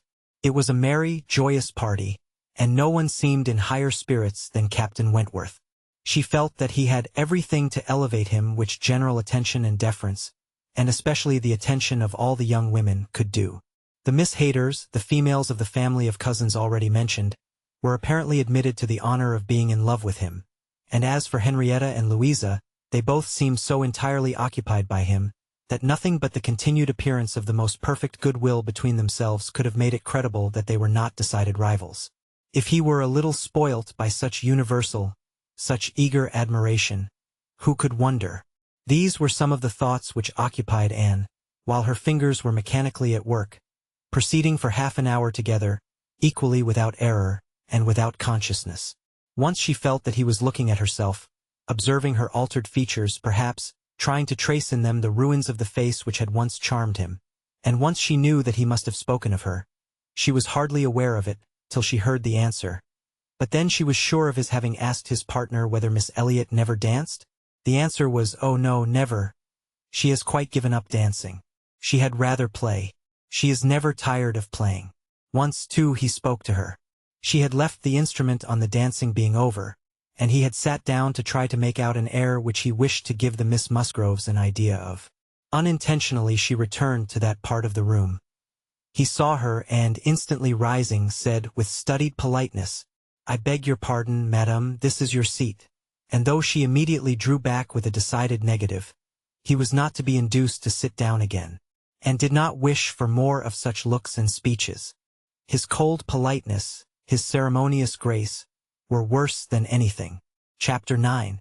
Captain Wentworth was come to Kellynch as to a home, to stay as long as he liked, being as thoroughly the object of the Admiral's fraternal kindness as of his wife's. He had intended, on first arriving, to proceed very soon into Shropshire, and visit the brothers settled in that country, but the attractions of Uppercross induced him to put this off. There was so much of friendliness and of flattery, and of everything most bewitching in his reception there. The old were so hospitable, the young so agreeable, that he could not but resolve to remain where he was, and take all the charms and perfections of Edward's wife upon credit a little longer. It was soon Uppercross with him almost every day.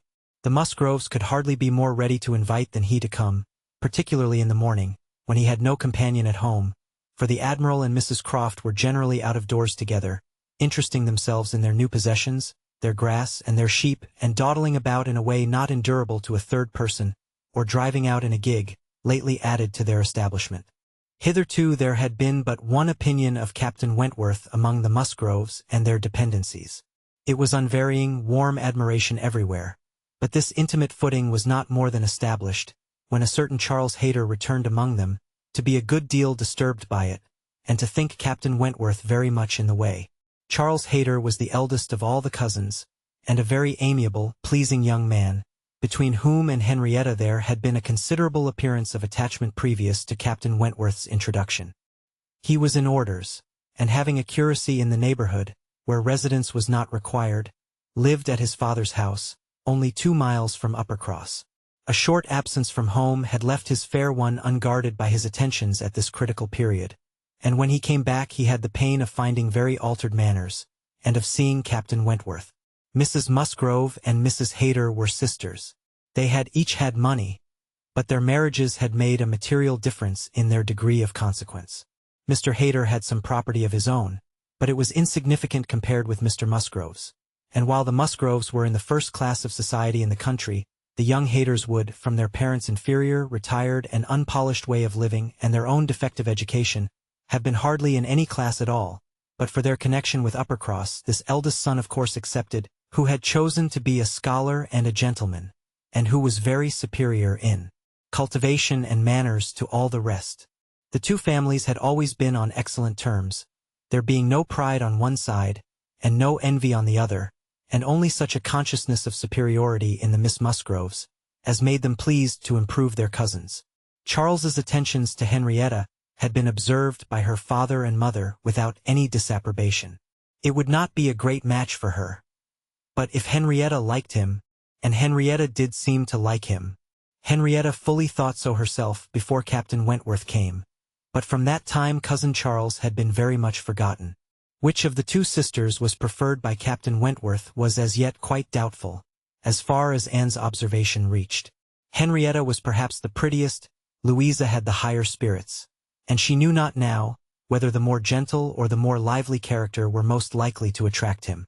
Mr. and Mrs. Musgrove, either from seeing little, or from an entire confidence in the discretion of both their daughters, and of all the young men who came near them, seemed to leave everything to take its chance. There was not the smallest appearance of solicitude or remark about them in the mansion house, but it was different at the cottage.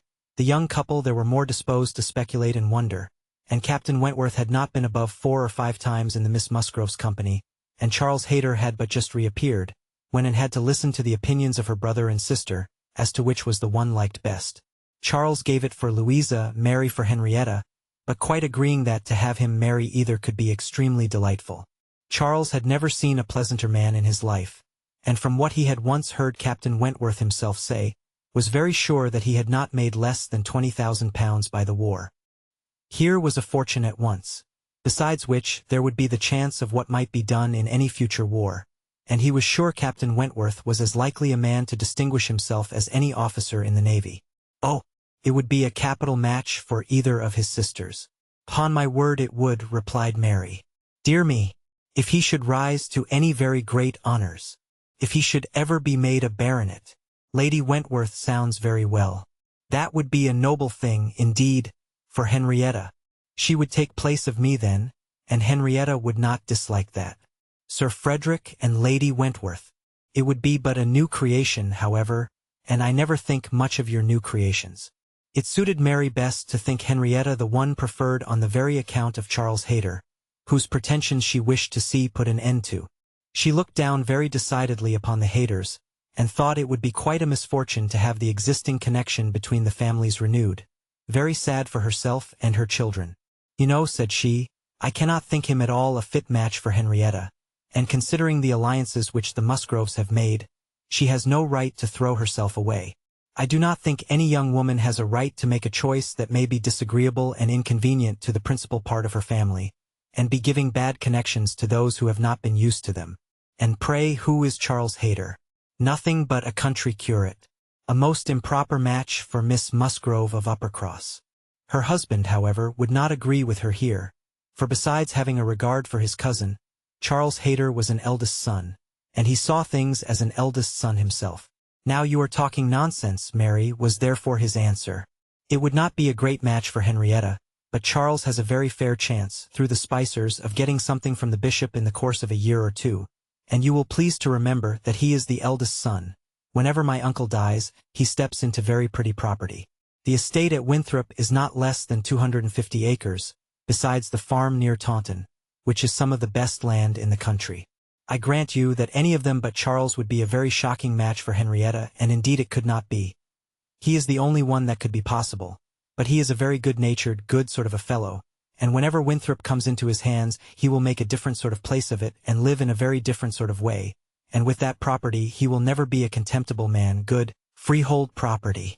No, Henrietta might do worse than marry Charles Hayter, and if she has him, and Louisa can get Captain Wentworth, I shall be very well satisfied." "Charles may say what he pleases," cried Mary to Anne, as soon as he was out of the room, "but it would be shocking to have Henrietta marry Charles Hayter. A very bad thing for her, and still worse for me, and therefore it is very much to be wished that Captain Wentworth may soon put him quite out of her head, and I have very little doubt that he has. She took hardly any notice of Charles Hayter yesterday. I wish you had been there to see her behavior. And as to Captain Wentworth's liking Louisa as well as Henrietta, it is nonsense to say so, for he certainly does like Henrietta a great deal the best. But Charles is so positive. I wish you had been with us yesterday, for then you might have decided between us, and I am sure you would have thought as I did, unless you had been determined to give it against me." A dinner at Mr. Musgrove's had been the occasion when all these things should have been seen by Anne, but she had stayed at home under the mixed plea of a headache of her own, and some return of indisposition in little Charles. She had thought only of avoiding Captain Wentworth, but an escape from being appealed to as umpire was now added to the advantages of a quiet evening. As to Captain Wentworth's views, she deemed it of more consequence that he should know his own mind early enough not to be endangering the happiness of either sister, or impeaching his own honor, than that he should prefer Henrietta to Louisa, or Louisa to Henrietta. Either of them would, in all probability, make him an affectionate, good-humored wife. With regard to Charles Hayter, she had delicacy which must be pained by any lightness of conduct in a well-meaning young woman, and a heart to sympathize in any of the sufferings it occasioned. But if Henrietta found herself mistaken in the nature of her feelings, the alternation could not be understood too soon. Charles Hayter had met with much to disquiet and mortify him in his cousin's behavior. She had too old a regard for him to be so wholly estranged as might in 2 meetings extinguish every past hope, and leave him nothing to do but to keep away from Uppercross. But there was such a change as became very alarming, when such a man as Captain Wentworth was to be regarded as the probable cause. He had been absent only 2 Sundays, and when they parted, had left her interested, even to the height of his wishes, in his prospect of soon quitting his present curacy, and obtaining that of Uppercross instead. It had then seemed the object nearest her heart, that Dr. Shirley, the rector, who for more than 40 years had been zealously discharging all the duties of his office, but was now growing too infirm for many of them, should be quite fixed on engaging a curate, should make his curacy quite as good as he could afford, and should give Charles Hayter the promise of it. The advantage of his having to come only to Uppercross instead of going 6 miles another way, of his having, in every respect, a better curacy, of his belonging to their dear Dr. Shirley, and of dear, good Dr. Shirley's being relieved from the duty which he could no longer get through without most injurious fatigue, had been a great deal, even to Louisa, but had been almost everything to Henrietta. When he came back, alas, the zeal of the business was gone by. Louisa could not listen at all to his account of a conversation which he had just held with Dr. Shirley. She was at a window, looking out for Captain Wentworth, and even Henrietta had at best only a divided attention to give, and seemed to have forgotten all the former doubt and solicitude of the negotiation. "Well, I am very glad indeed, but I always thought you would have it. I always thought you sure. It did not appear to me that, in short, Dr. Shirley must have a curate, and you had secured his promise. Is he coming, Louisa?" One morning, very soon after the dinner at the Musgroves, at which Anne had not been present, Captain Wentworth walked into the drawing-room at the cottage, where were only herself and the little invalid Charles, who was lying on the sofa. The surprise of finding himself almost alone with Anne Elliot deprived his manners of their usual composure. He started and could only say, "I thought the Miss Musgroves had been here. Mrs. Musgrove told me I should find them here," before he walked to the window to recollect himself, and feel how he ought to behave. "They are upstairs with my sister. They will be down in a few moments, I dare say," had been Anne's reply in all the confusion that was natural, and if the child had not called her to come and do something for him, she would have been out of the room the next moment, and released Captain Wentworth as well as herself. He continued at the window, and after calmly and politely saying, "I hope the little boy is better," was silent. She was obliged to kneel down by the sofa, and remain there to satisfy her patient. And thus they continued a few minutes, when, to her very great satisfaction, she heard some other person crossing the little vestibule.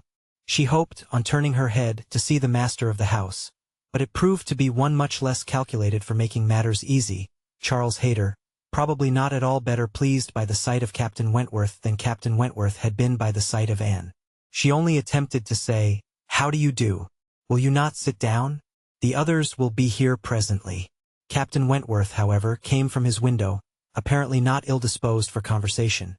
But Charles Hayter soon put an end to his attempts by seating himself near the table, and taking up the newspaper, and Captain Wentworth returned to his window. Another minute brought another addition. The younger boy, a remarkable stout, forward child of 2 years old, having got the door opened for him by someone without, made his determined appearance among them, and went straight to the sofa to see what was going on, and put in his claim to anything good that might be giving away. There being nothing to eat, he could only have some play, and as his aunt would not let him tease his sick brother, he began to fasten himself upon her, as she knelt, in such a way that, busy as she was about Charles, she could not shake him off. She spoke to him, ordered, entreated, and insisted in vain. Once she did contrive to push him away, but the boy had the greater pleasure in getting upon her back again directly. "Walter," said she, "get down this moment. You are extremely troublesome. I am very angry with you." "Walter," cried Charles Hayter, "why do you not do as you are bid? Do not you hear your aunt speak? Come to me, Walter, come to cousin Charles." But not a bit did Walter stir. In another moment, however, she found herself in the state of being released from him.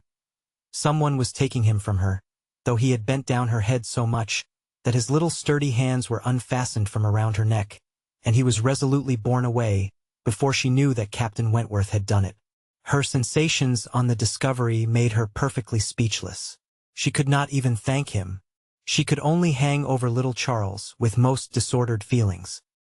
His kindness in stepping forward to her relief, the manner, the silence in which it had passed, the little particulars of the circumstance, with the conviction soon forced on her by the noise he was studiously making with the child, that he meant to avoid hearing her thanks, and rather sought to testify that her conversation was the last of his wants, produced such a confusion of varying, but very painful agitation, as she could not recover from, till enabled by the entrance of Mary and the Miss Musgroves to make over her little patient to their cares, and leave the room. She could not stay. It might have been an opportunity of watching the loves and jealousies of the four. They were now all together, but she could stay for none of it. It was evident that Charles Hayter was not well inclined towards Captain Wentworth. She had a strong impression of his having said, in a vexed tone of voice, after Captain Wentworth's interference, "You ought to have minded me, Walter. I told you not to tease your aunt," and could comprehend his regretting that Captain Wentworth should do what he ought to have done himself. But neither Charles Hayter's feelings, nor anybody's feelings, could interest her, till she had a little better arranged her own. She was ashamed of herself, quite ashamed of being so nervous, so overcome by such a trifle. But so it was, and it required a long application of solitude and reflection to recover her. Chapter 10. Other opportunities of making her observations could not fail to occur, and had soon been in company with all the four together often enough to have an opinion, though too wise to acknowledge as much at home, where she knew it would have satisfied neither husband nor wife. For while she considered Louisa to be rather the favorite, she could not but think, as far as she might dare to judge from memory and experience, that Captain Wentworth was not in love with either. They were more in love with him, yet there it was not love. It was a little fever of admiration, but it might, probably must, end in love with some. Charles Hayter seemed aware of being slighted, and yet Henrietta had sometimes the air of being divided between them, and longed for the power of representing to them all what they were about, and of pointing out some of the evils they were exposing themselves to. She did not attribute guile to any. It was the highest satisfaction to her to believe Captain Wentworth not in the least aware of the pain he was occasioning. There was no triumph, no pitiful triumph in his manner. He had, probably, never heard and never thought of any claims of Charles Hayter. He was only wrong in accepting the attentions, for accepting must be the word, of two young women at once. After a short struggle, however, Charles Hayter seemed to quit the field. 3 days had passed without his coming once to Uppercross. A most decided change. He had even refused one regular invitation to dinner, and having been found on the occasion by Mr. Musgrove with some large books before him, Mr. and Mrs. Musgrove were sure all could not be right, and talked, with grave faces, of his studying himself to death. It was Mary's hope and belief that he had received a positive dismissal from Henrietta, and her husband lived under the constant dependence of seeing him tomorrow, and could only feel that Charles Hayter was wise. One morning, about this time, Charles Musgrove and Captain Wentworth being gone shooting together, as the sisters in the cottage were sitting quietly at work, they were visited at the window by the sisters from the mansion house. It was a very fine November day, and the Miss Musgroves came through the little grounds, and stopped for no other purpose than to say that they were going to take a long walk, and therefore concluded Mary could not like to go with them. And when Mary immediately replied, with some jealousy at not being supposed a good walker, "Oh yes, I should like to join you very much, I am very fond of a long walk," and felt persuaded, by the looks of the two girls, that it was precisely what they did not wish, and admired again the sort of necessity which the family habits seemed to produce, of everything being to be communicated, and everything being to be done together, however undesired and inconvenient. She tried to dissuade Mary from going, but in vain, and that being the case, thought it best to accept the Miss Musgroves' much more cordial invitation to herself to go likewise, as she might be useful in turning back with her sister, and lessening the interference in any plan of their own. "I cannot imagine why they should suppose I should not like a long walk," said Mary as she went upstairs. "Everybody is always supposing that I am not a good walker, and yet they would not have been pleased if we had refused to join them. When people come in this manner on purpose to ask us, how can one say no?" Just as they were setting off, the gentlemen returned. They had taken out a young dog, who had spoilt their sport, and sent them back early. Their time and strength and spirits were, therefore, exactly ready for this walk, and they entered into it with pleasure. Could and have foreseen such a junction, she would have stayed at home, but, from some feelings of interest and curiosity, she fancied now that it was too late to retract, and the whole six set forward together in the direction chosen by the Miss Musgroves, who evidently considered the walk as under their guidance.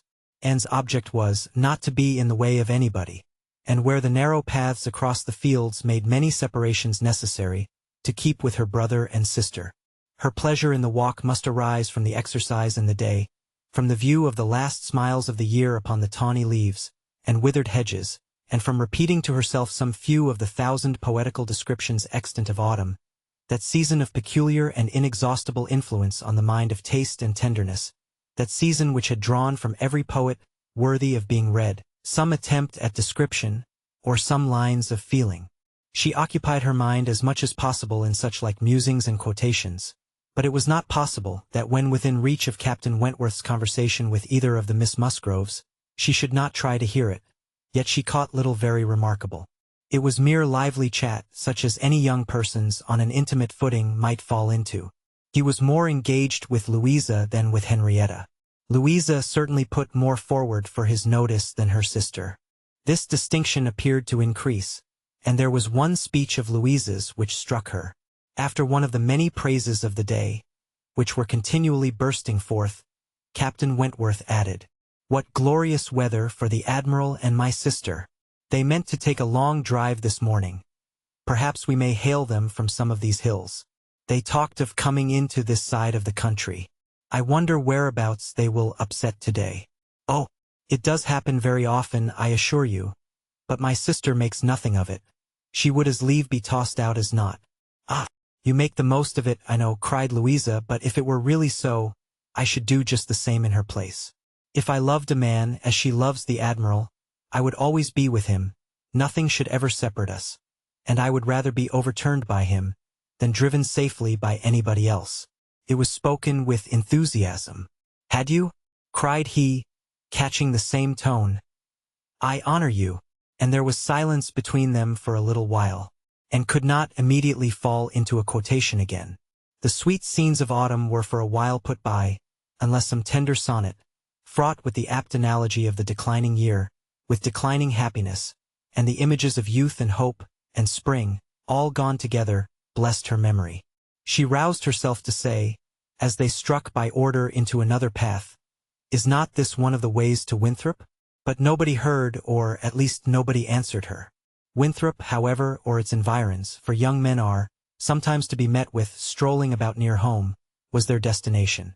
And after another half-mile of gradual ascent through large enclosures, where the ploughs at work and the fresh-made path spoke the farmer counteracting the sweets of poetical despondence, and meaning to have spring again, they gained the summit of the most considerable hill, which parted Uppercross and Winthrop, and soon commanded a full view of the latter. At the foot of the hill on the other side, Winthrop, without beauty and without dignity, was stretched before them an indifferent house, standing low, and hemmed in by the barns and buildings of a farmyard. Mary exclaimed, "Bless me, here is Winthrop. I declare I had no idea. Well now, I think we had better turn back. I am excessively tired." Henrietta, conscious and ashamed, and seeing no cousin Charles walking along any path, or leaning against any gate, was ready to do as Mary wished. "But no," said Charles Musgrove, and "no, no," cried Louisa more eagerly, and taking her sister aside, seemed to be arguing the matter warmly. Charles, in the meanwhile, was very decidedly declaring his resolution of calling on his aunt, now that he was so near, and very evidently, though more fearfully, trying to induce his wife to go too.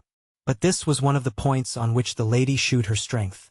And when he recommended the advantage of resting herself a quarter of an hour at Winthrop, as she felt so tired, she resolutely answered, "Oh, no, indeed.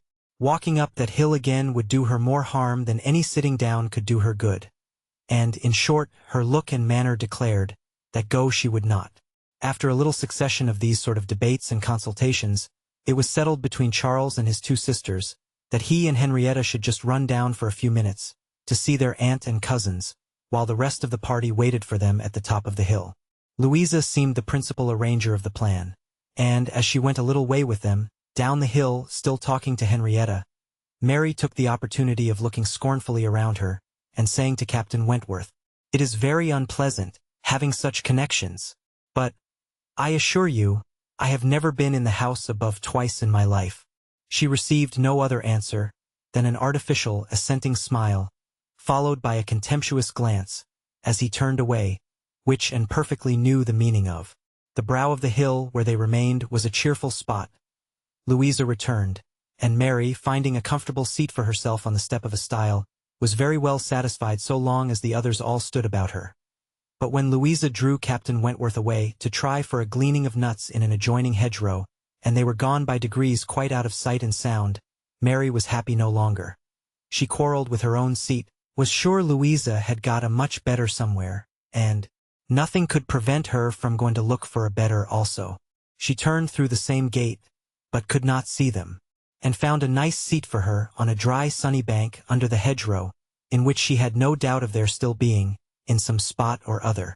Mary sat down for a moment, but it would not do. She was sure Louisa had found a better seat somewhere else, and she would go on till she overtook her. Anne, really tired herself, was glad to sit down, and she very soon heard Captain Wentworth and Louisa in the hedgerow, behind her, as if making their way back along the rough, wild sort of channel down the center. They were speaking as they drew near. Louisa's voice was the first distinguished. She seemed to be in the middle of some eager speech. What Anne first heard was, "And so I made her go. I could not bear that she should be frightened from the visit by such nonsense. What? Would I be turned back from doing a thing that I had determined to do, and that I knew to be right, by the airs and interference of such a person, or of any person I may say? No, I have no idea of being so easily persuaded. When I have made up my mind, I have made it, and Henrietta seemed entirely to have made up hers to call at Winthrop today, and yet she was as near giving it up, out of nonsensical complaisance. She would have turned back then, but for you? She would indeed. I am almost ashamed to say it. Happy for her, to have such a mind as yours at hand. After the hints you gave just now, which did but confirm my own observations, the last time I was in company with him, I need not affect to have no comprehension of what is going on. I see that more than a mere dutiful morning visit to your aunt was in question, and woe betide him and her too, when it comes to things of consequence, when they are placed in circumstances requiring fortitude and strength of mind, if she have not resolution enough to resist idle interference in such a trifle as this. Your sister is an amiable creature, but yours is the character of decision and firmness, I see. If you value her conduct or happiness, infuse as much of your own spirit into her as you can. But this, no doubt, you have been always doing.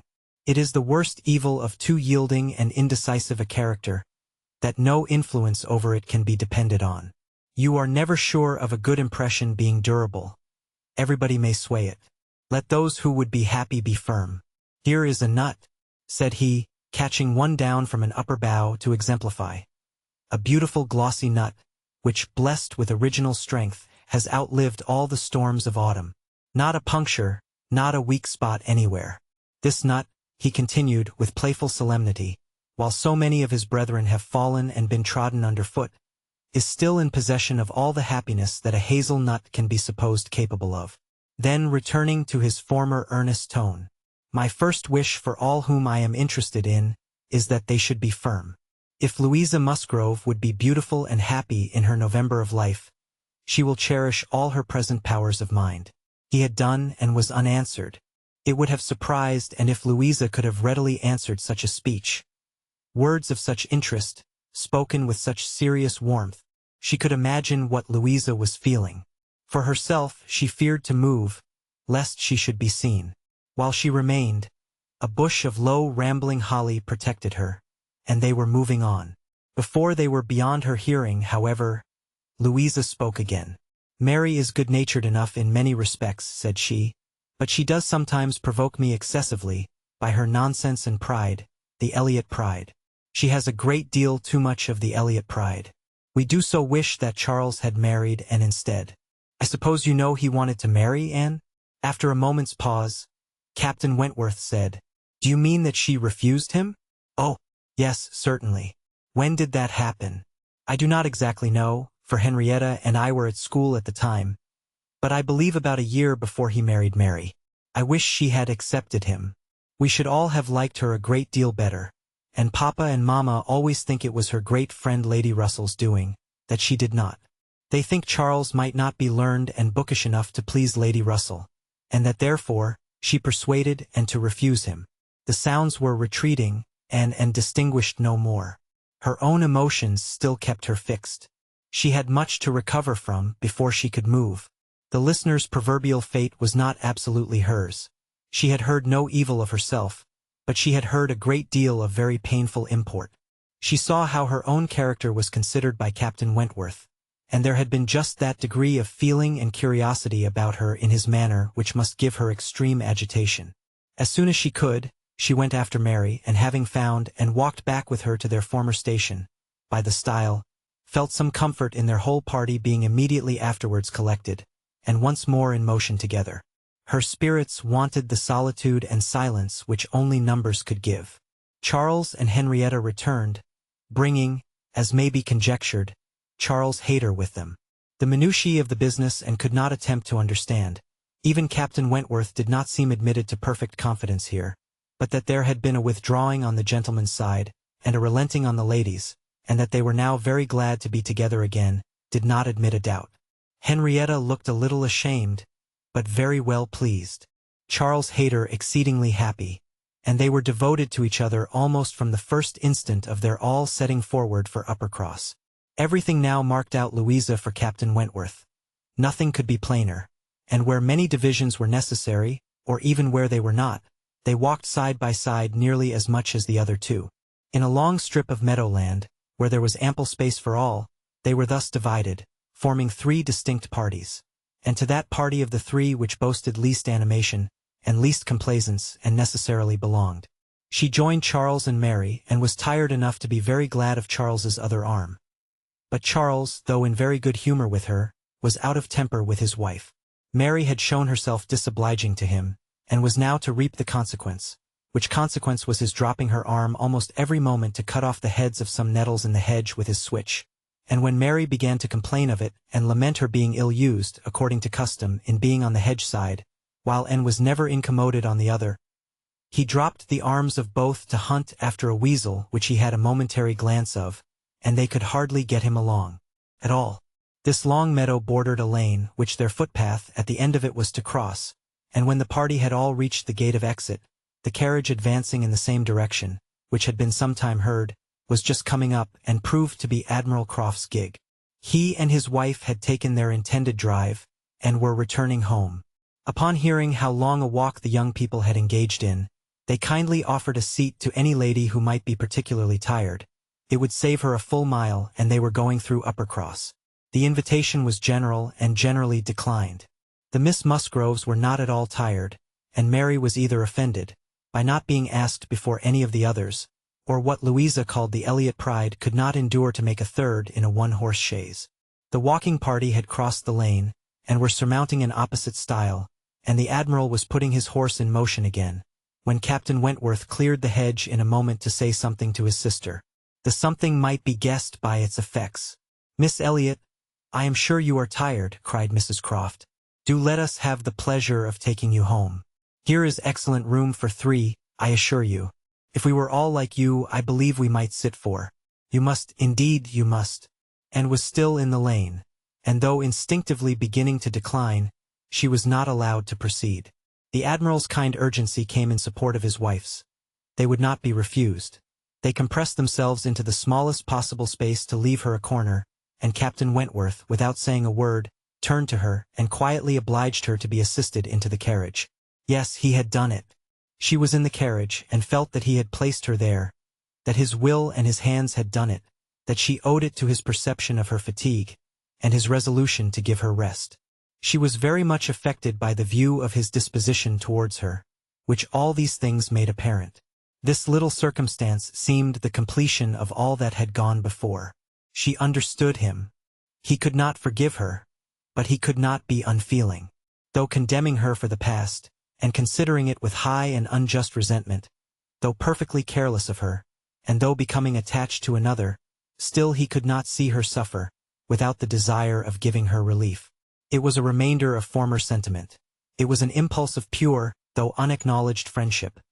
It was a proof of his own warm and amiable heart, which she could not contemplate without emotions so compounded of pleasure and pain, that she knew not which prevailed. Her answers to the kindness and the remarks of her companions were at first unconsciously given. They had traveled half their way along the rough lane, before she was quite awake to what they said. She then found them talking of Frederick.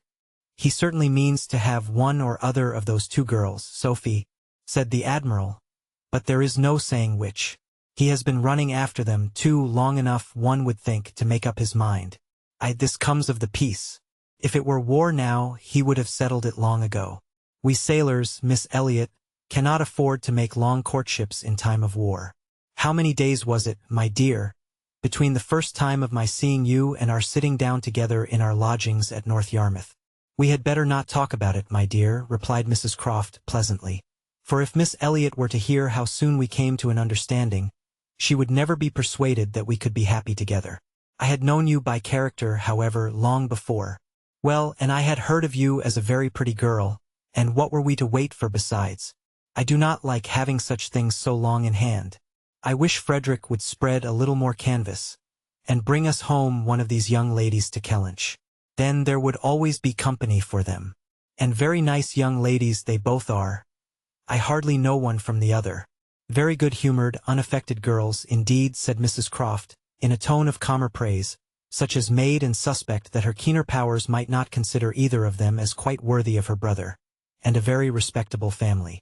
One could not be connected with better people. My dear Admiral, that post. We shall certainly take that post. But by coolly giving the reins a better direction herself they happily passed the danger, and by once afterwards judiciously putting out her hand they neither fell into a rut, nor ran foul of a dung-cart. And Anne, with some amusement at their style of driving, which she imagined no bad representation of the general guidance of their affairs, found herself safely deposited by them at the cottage. Chapter 11. The time now approached for Lady Russell's return.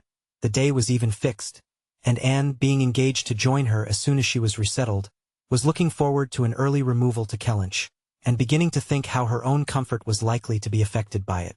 It would place her in the same village with Captain Wentworth, within half a mile of him. They would have to frequent the same church, and there must be intercourse between the two families. This was against her, but on the other hand, he spent so much of his time at Uppercross, that in removing thence she might be considered rather as leaving him behind, than as going towards him. And, upon the whole, she believed she must, on this interesting question, be the gainer, almost as certainly as in her change of domestic society, in leaving poor Mary for Lady Russell. She wished it might be possible for her to avoid ever seeing Captain Wentworth at the Hall. Those rooms had witnessed former meetings which would be brought too painfully before her, but she was yet more anxious for the possibility of Lady Russell and Captain Wentworth never meeting anywhere. They did not like each other, and no renewal of acquaintance now could do any good. And were Lady Russell to see them together, she might think that he had too much self-possession, and she too little. These points formed her chief solicitude in anticipating her removal from Uppercross, where she felt she had been stationed quite long enough. Her usefulness to little Charles would always give some sweetness to the memory of her 2 months' visit there. But he was gaining strength apace, and she had nothing else to stay for. The conclusion of her visit, however, was diversified in a way which she had not at all imagined. Captain Wentworth, after being unseen and unheard of at Uppercross for 2 whole days, appeared again among them to justify himself by a relation of what had kept him away.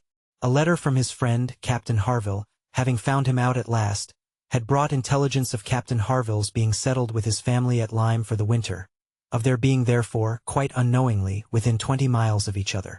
Captain Harville had never been in good health since a severe wound which he received 2 years before, and Captain Wentworth's anxiety to see him had determined him to go immediately to Lyme. He had been there for 24 hours. His acquittal was complete, his friendship warmly honored, a lively interest excited for his friend, and his description of the fine country about Lyme so feelingly attended to by the party, that an earnest desire to see Lyme themselves, and a project for going thither was the consequence. The young people were all wild to see Lyme. Captain Wentworth talked of going there again himself. It was only 17 miles from Uppercross. Though November, the weather was by no means bad, and, in short, Louisa, who was the most eager of the eager, having formed the resolution to go, and besides the pleasure of doing as she liked, being now armed with the idea of merit in maintaining her own way, bore down all the wishes of her father and mother for putting it off till summer. And to Lyme they were to go Charles, Mary, and Henrietta, Louisa, and Captain Wentworth. The first heedless scheme had been to go in the morning and return at night, but to this Mr. Musgrove, for the sake of his horses, would not consent, and when it came to be rationally considered, a day in the middle of November would not leave much time for seeing a new place, after deducting 7 hours, as the nature of the country required, for going and returning. They were, consequently, to stay the night there, and not to be expected back till the next day's dinner. This was felt to be a considerable amendment, and though they all met at the great house at rather an early breakfast hour, and set off very punctually, it was so much past noon before the 2 carriages, Mr. Musgrove's coach containing the 4 ladies, and Charles's caracal, in which he drove Captain Wentworth, were descending the long hill into Lyme, and entering upon the still steeper street of the town itself, that it was very evident they would not have more than time for looking about them, before the light and warmth of the day were gone. After securing accommodations and ordering a dinner at one of the inns, the next thing to be done was unquestionably to walk directly down to the sea. They were come too late in the year for any amusement or variety which Lyme, as a public place, might offer. The rooms were shut up, the lodgers almost all gone, scarcely any family but of the residents left. And, as there is nothing to admire in the buildings themselves, the remarkable situation of the town, the principal street almost hurrying into the water, the walk to the Cobb, skirting round the pleasant little bay, which, in the season, is animated with bathing machines and company.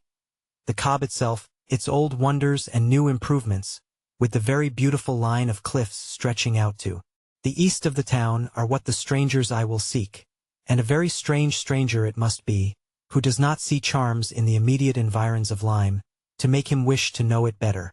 The scenes in its neighborhood charmeth, with its high grounds and extensive sweeps of country, and still more, its sweet, retired bay, backed by dark cliffs, where fragments of low rock among the sands make it the happiest spot for watching the flow of the tide, for sitting in unwearied contemplation.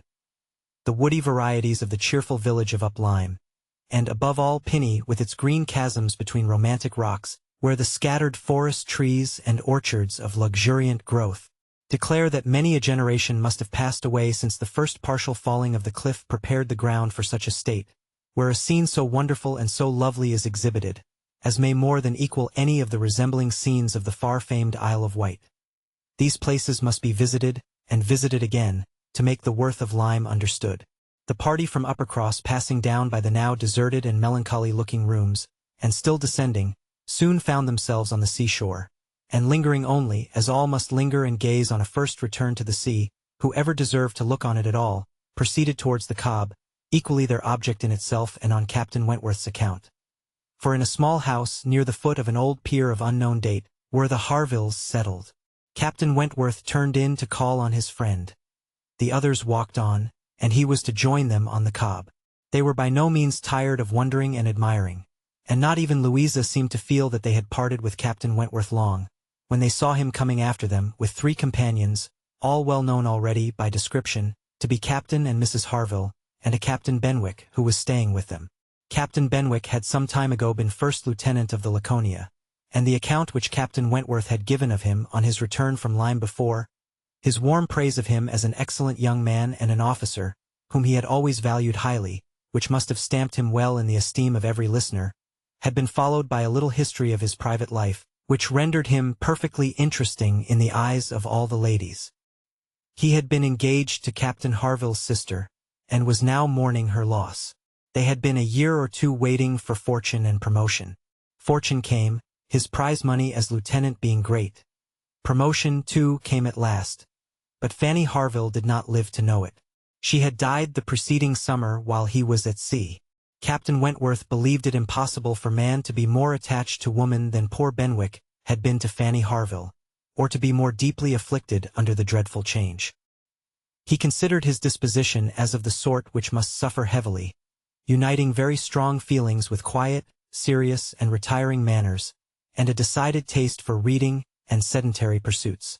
To finish the interest of the story, the friendship between him and the Harvilles seemed, if possible, augmented by the event which closed all their views of alliance, and Captain Benwick was now living with them entirely. Captain Harville had taken his present house for half a year. His taste and his health and his fortune, all directing him to a residence inexpensive and by the sea, and the grandeur of the country and the retirement of Lyme in the winter, appeared exactly adapted to Captain Benwick's state of mind. The sympathy and goodwill excited towards Captain Benwick was very great. And yet, said Anne to herself as they now moved forward to meet the party, he has not, perhaps, a more sorrowing heart than I have.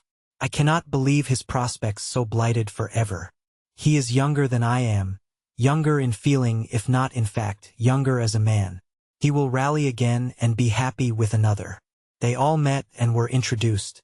Captain Harville was a tall, dark man, with a sensible, benevolent countenance. A little lame, and from strong features and want of health, looking much older than Captain Wentworth. Captain Benwick looked and was the youngest of the three, and, compared with either of them, a little man. He had a pleasing face and a melancholy air, just as he ought to have, and drew back from conversation. Captain Harville, though not equaling Captain Wentworth in manners, was a perfect gentleman, unaffected, warm, and obliging.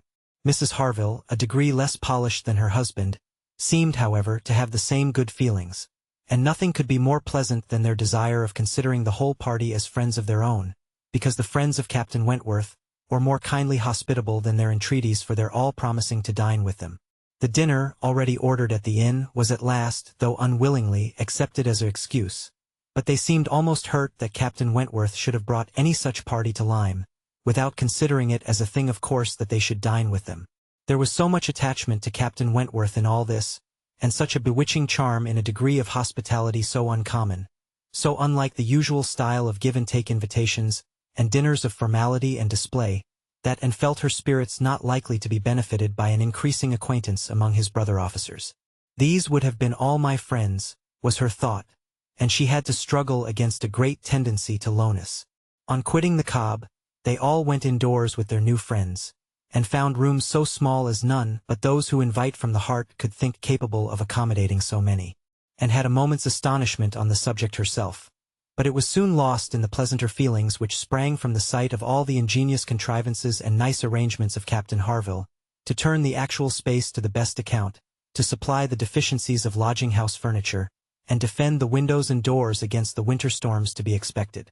The varieties in the fitting up of the rooms, where the common necessaries provided by the owner in the common indifferent plight, were contrasted with some few articles of a rare species of wood, excellently worked up, and with something curious and valuable from all the distant countries Captain Harville had visited, were more than amusing to Anne. Connected as it all was with his profession, the fruit of its labors, the effect of its influence on his habits, the picture of repose and domestic happiness it presented, made it to her a something more or less than gratification. Captain Harville was no reader, but he had contrived excellent accommodations, and fashioned very pretty shelves, for a tolerable collection of well-bound volumes, the property of Captain Benwick. His lameness prevented him from taking much exercise, but a mind of usefulness and ingenuity seemed to furnish him with constant employment within. He drew, he varnished, he carpentered, he glued. He made toys for the children. He fashioned new netting needles and pins with improvements, and if everything else was done, sat down to his large fishing net at one corner of the room, and thought she left great happiness behind her when they quitted the house. And Louisa, by whom she found herself walking, burst forth into raptures of admiration and delight on the character of the navy.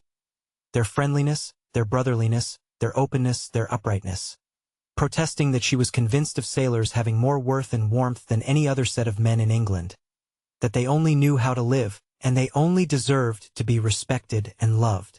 They went back to dress and dine, and so well had the scheme answered already, that nothing was found amiss, though its being so entirely out of season, and the no thoroughfare of Lyme, and the no expectation of company, had brought many apologies from the heads of the inn, and found herself by this time growing so much more hardened to being in Captain Wentworth's company than she had at first imagined could ever be, that the sitting down to the same table with him now, and the interchange of the common civilities attending on it, they never got beyond, was become a mere nothing.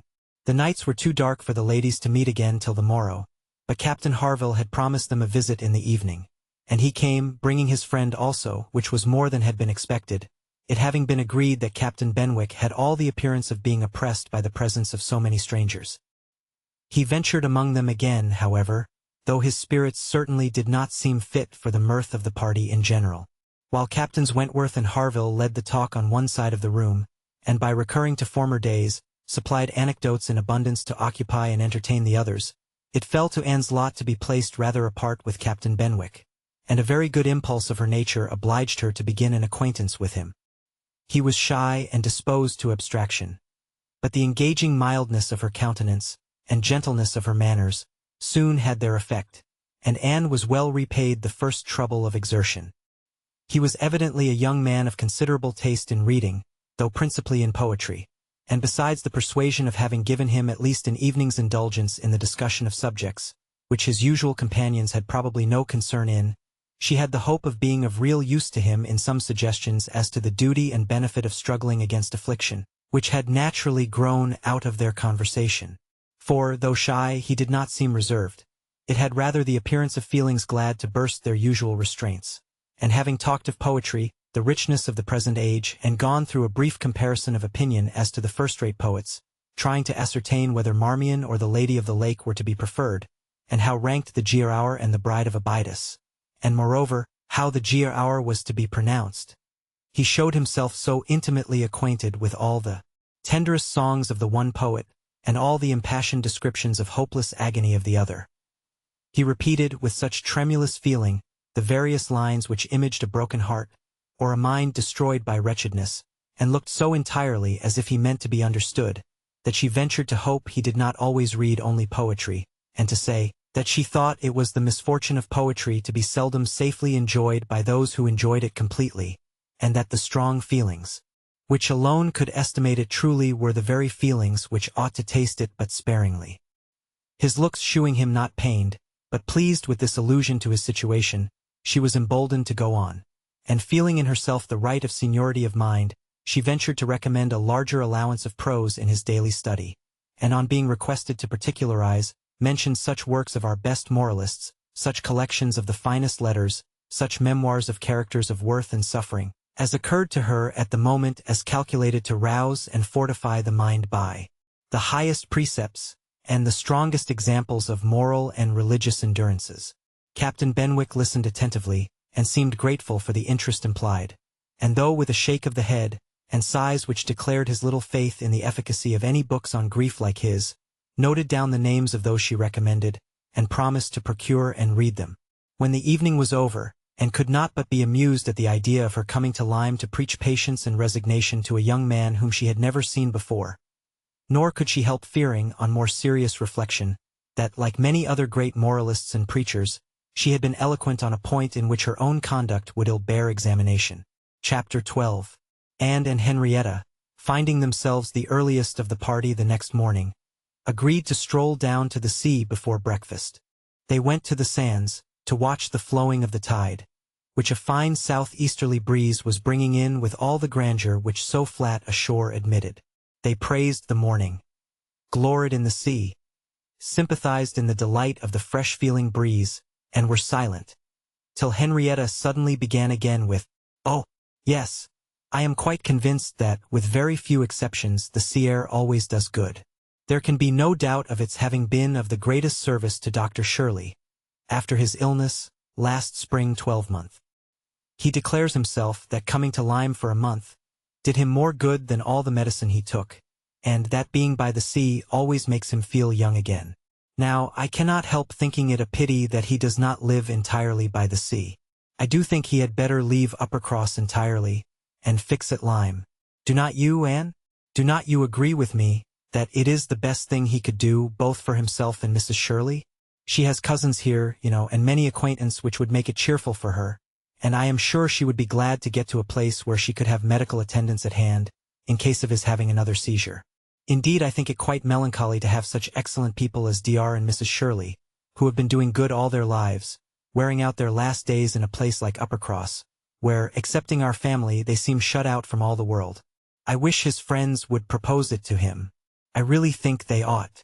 And, as to procuring a dispensation, there could be no difficulty at his time of life, and with his character. My only doubt is, whether anything could persuade him to leave his parish. He is so very strict and scrupulous in his notions. Over-scrupulous, I must say. Do not you think, and it is being over-scrupulous? Do not you think it is quite a mistaken point of conscience, when a clergyman sacrifices his health for the sake of duties, which may be just as well performed by another person? And at Lyme too, only 17 miles off, he would be near enough to hear, if people thought there was anything to complain of. And smiled more than once to herself during the speech, and entered into the subject, as ready to do good by entering into the feelings of a young lady as of a young man, though here it was good of a lower standard, for what could be offered but general acquiescence? She said all that was reasonable and proper on the business, felt the claims of Dr. Shirley to repose as she ought, saw how very desirable it was that he should have some active, respectable young man as a resident curate, and was even courteous enough to hint at the advantage of such resident curates being married. "I wish," said Henrietta, very well pleased with her companion, "I wish Lady Russell lived at Uppercross, and were intimate with Dr. Shirley. I have always heard of Lady Russell as a woman of the greatest influence with everybody. I always look upon her as able to persuade a person to anything. I am afraid of her, as I have told you before, quite afraid of her, because she is so very clever. But I respect her amazingly, and wish we had such a neighbor at Uppercross," and was amused by Henrietta's manner of being grateful, and amused also that the course of events and the new interests of Henrietta's views should have placed her friend at all in favor with any of the Musgrove family. She had only time, however, for a general answer, and a wish that such another woman were at Uppercross, before all subjects suddenly ceased, on seeing Louisa and Captain Wentworth coming towards them. They came also for a stroll till breakfast was likely to be ready, but Louisa, recollecting immediately afterwards that she had something to procure at a shop, invited them all to go back with her into the town. They were all at her disposal. When they came to the steps, leading upwards from the beach, a gentleman, at the same moment preparing to come down, politely drew back and stopped to give them way. They ascended and passed him. And as they passed, Anne's face caught his eye, and he looked at her with a degree of earnest admiration, which she could not be insensible of. She was looking remarkably well. Her very regular, very pretty features, having the bloom and freshness of youth restored by the fine wind which had been blowing on her complexion, and by the animation of eye which it had also produced. It was evident that the gentleman, completely a gentleman in manner, admired her exceedingly. Captain Wentworth looked round at her instantly in a way which shewed his noticing of it. He gave her a momentary glance, a glance of brightness, which seemed to say, "That man is struck with you, and even I, at this moment, see something like Anne Elliot again." After attending Louisa through her business, and loitering about a little longer, they returned to the inn, and Anne, in passing afterwards quickly from her own chamber to their dining-room, had nearly run against the very same gentleman, as he came out of an adjoining apartment. She had before conjectured him to be a stranger like themselves, and determined that a well-looking groom, who was strolling about near the two inns as they came back, should be his servant. Both master and man being in mourning assisted the idea. It was now proved that he belonged to the same inn as themselves, and this second meeting, short as it was, also proved again by the gentleman's looks, that he thought hers very lovely, and by the readiness and propriety of his apologies, that he was a man of exceedingly good manners. He seemed about 30, and though not handsome, had an agreeable person, and felt that she should like to know who he was. They had nearly done breakfast when the sound of a carriage, almost the first they had heard since entering Lyme, drew half the party to the window. It was a gentleman's carriage, a curricle, but only coming round from the stable-yard to the front door. Somebody must be going away. It was driven by a servant in mourning. The word curricle made Charles Musgrove jump up that he might compare it with his own. The servant in mourning roused Anne's curiosity, and the whole six were collected to look. By the time the owner of the curricle was to be seen issuing from the door amidst the bows and civilities of the household, and taking his seat to drive off. "Ah!" cried Captain Wentworth instantly, and with half a glance at Anne, "It is the very man we passed." The Miss Musgroves agreed to it, and having all kindly watched him as far up the hill as they could, they returned to the breakfast table. The waiter came into the room soon afterwards. "Pray," said Captain Wentworth immediately, "can you tell us the name of the gentleman who is just gone away?" "Yes, sir, a Mr. Elliot, a gentleman of large fortune, came in last night from Sidmouth. Dare say you heard the carriage, sir, while you were at dinner, and going on now for Crookherne in his way to Bath and London." Elliot. Many had looked on each other, and many had repeated the name, before all this had been got through, even by the smart rapidity of a waiter. "Bless me!" cried Mary. "It must be our cousin. It must be our Mr. Elliot, it must, indeed, Charles, and must not it? In mourning, you see, just as our Mr. Elliot must be. How very extraordinary! In the very same inn with us. And must not it be our Mr. Elliot, my father's next heir? Pray, sir," turning to the waiter, "did not you hear, did not his servant say whether he belonged to the Kellynch family?" "No, ma'am, he did not mention no particular family, but he said his master was a very rich gentleman, and would be a baronet some day." "There, you see," cried Mary in an ecstasy, Just as I said. Heir to Sir Walter Elliot. I was sure that would come out if it was so. Depend upon it, that is a circumstance which his servants take care to publish, wherever he goes. But, and only conceive how extraordinary. I wish I had looked at him more. I wish we had been aware in time who it was, that he might have been introduced to us. What a pity that we should not have been introduced to each other. Do you think he had the Elliot countenance? I hardly looked at him, I was looking at the horses. But I think he had something of the Elliot countenance. I wonder the arms did not strike me. Oh, the greatcoat was hanging over the panel and hid the arms, so it did. Otherwise, I am sure, I should have observed them, and the livery too. If the servant had not been in mourning, one should have known him by the livery. Putting all these very extraordinary circumstances together, said Captain Wentworth, we must consider it to be the arrangement of Providence, that you should not be introduced to your cousin. When she could command Mary's attention, and quietly tried to convince her that their father and Mr. Elliot had not, for many years, been on such terms as to make the power of attempting an introduction at all desirable. At the same time, however, it was a secret gratification to herself to have seen her cousin, and to know that the future owner of Kellynch was undoubtedly a gentleman, and had an air of good sense. She would not, upon any account, mention her having met with him the second time. Luckily Mary did not much attend to their having passed close by him in their earlier walk, but she would have felt quite ill-used by Anne's having actually run against him in the passage, and received his very polite excuses, while she had never been near him at all. No, that cousinly little interview must remain a perfect secret. Of course, said Mary, you will mention our seeing Mr. Elliot, the next time you write to Bath.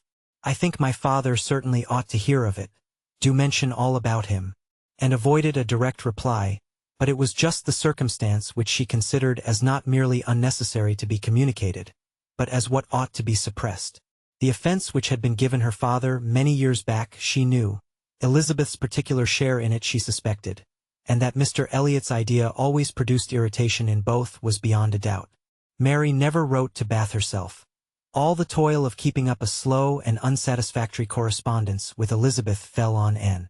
Breakfast had not been long over, when they were joined by Captain and Mrs. Harville and Captain Benwick, with whom they had appointed to take their last walk about Lyme.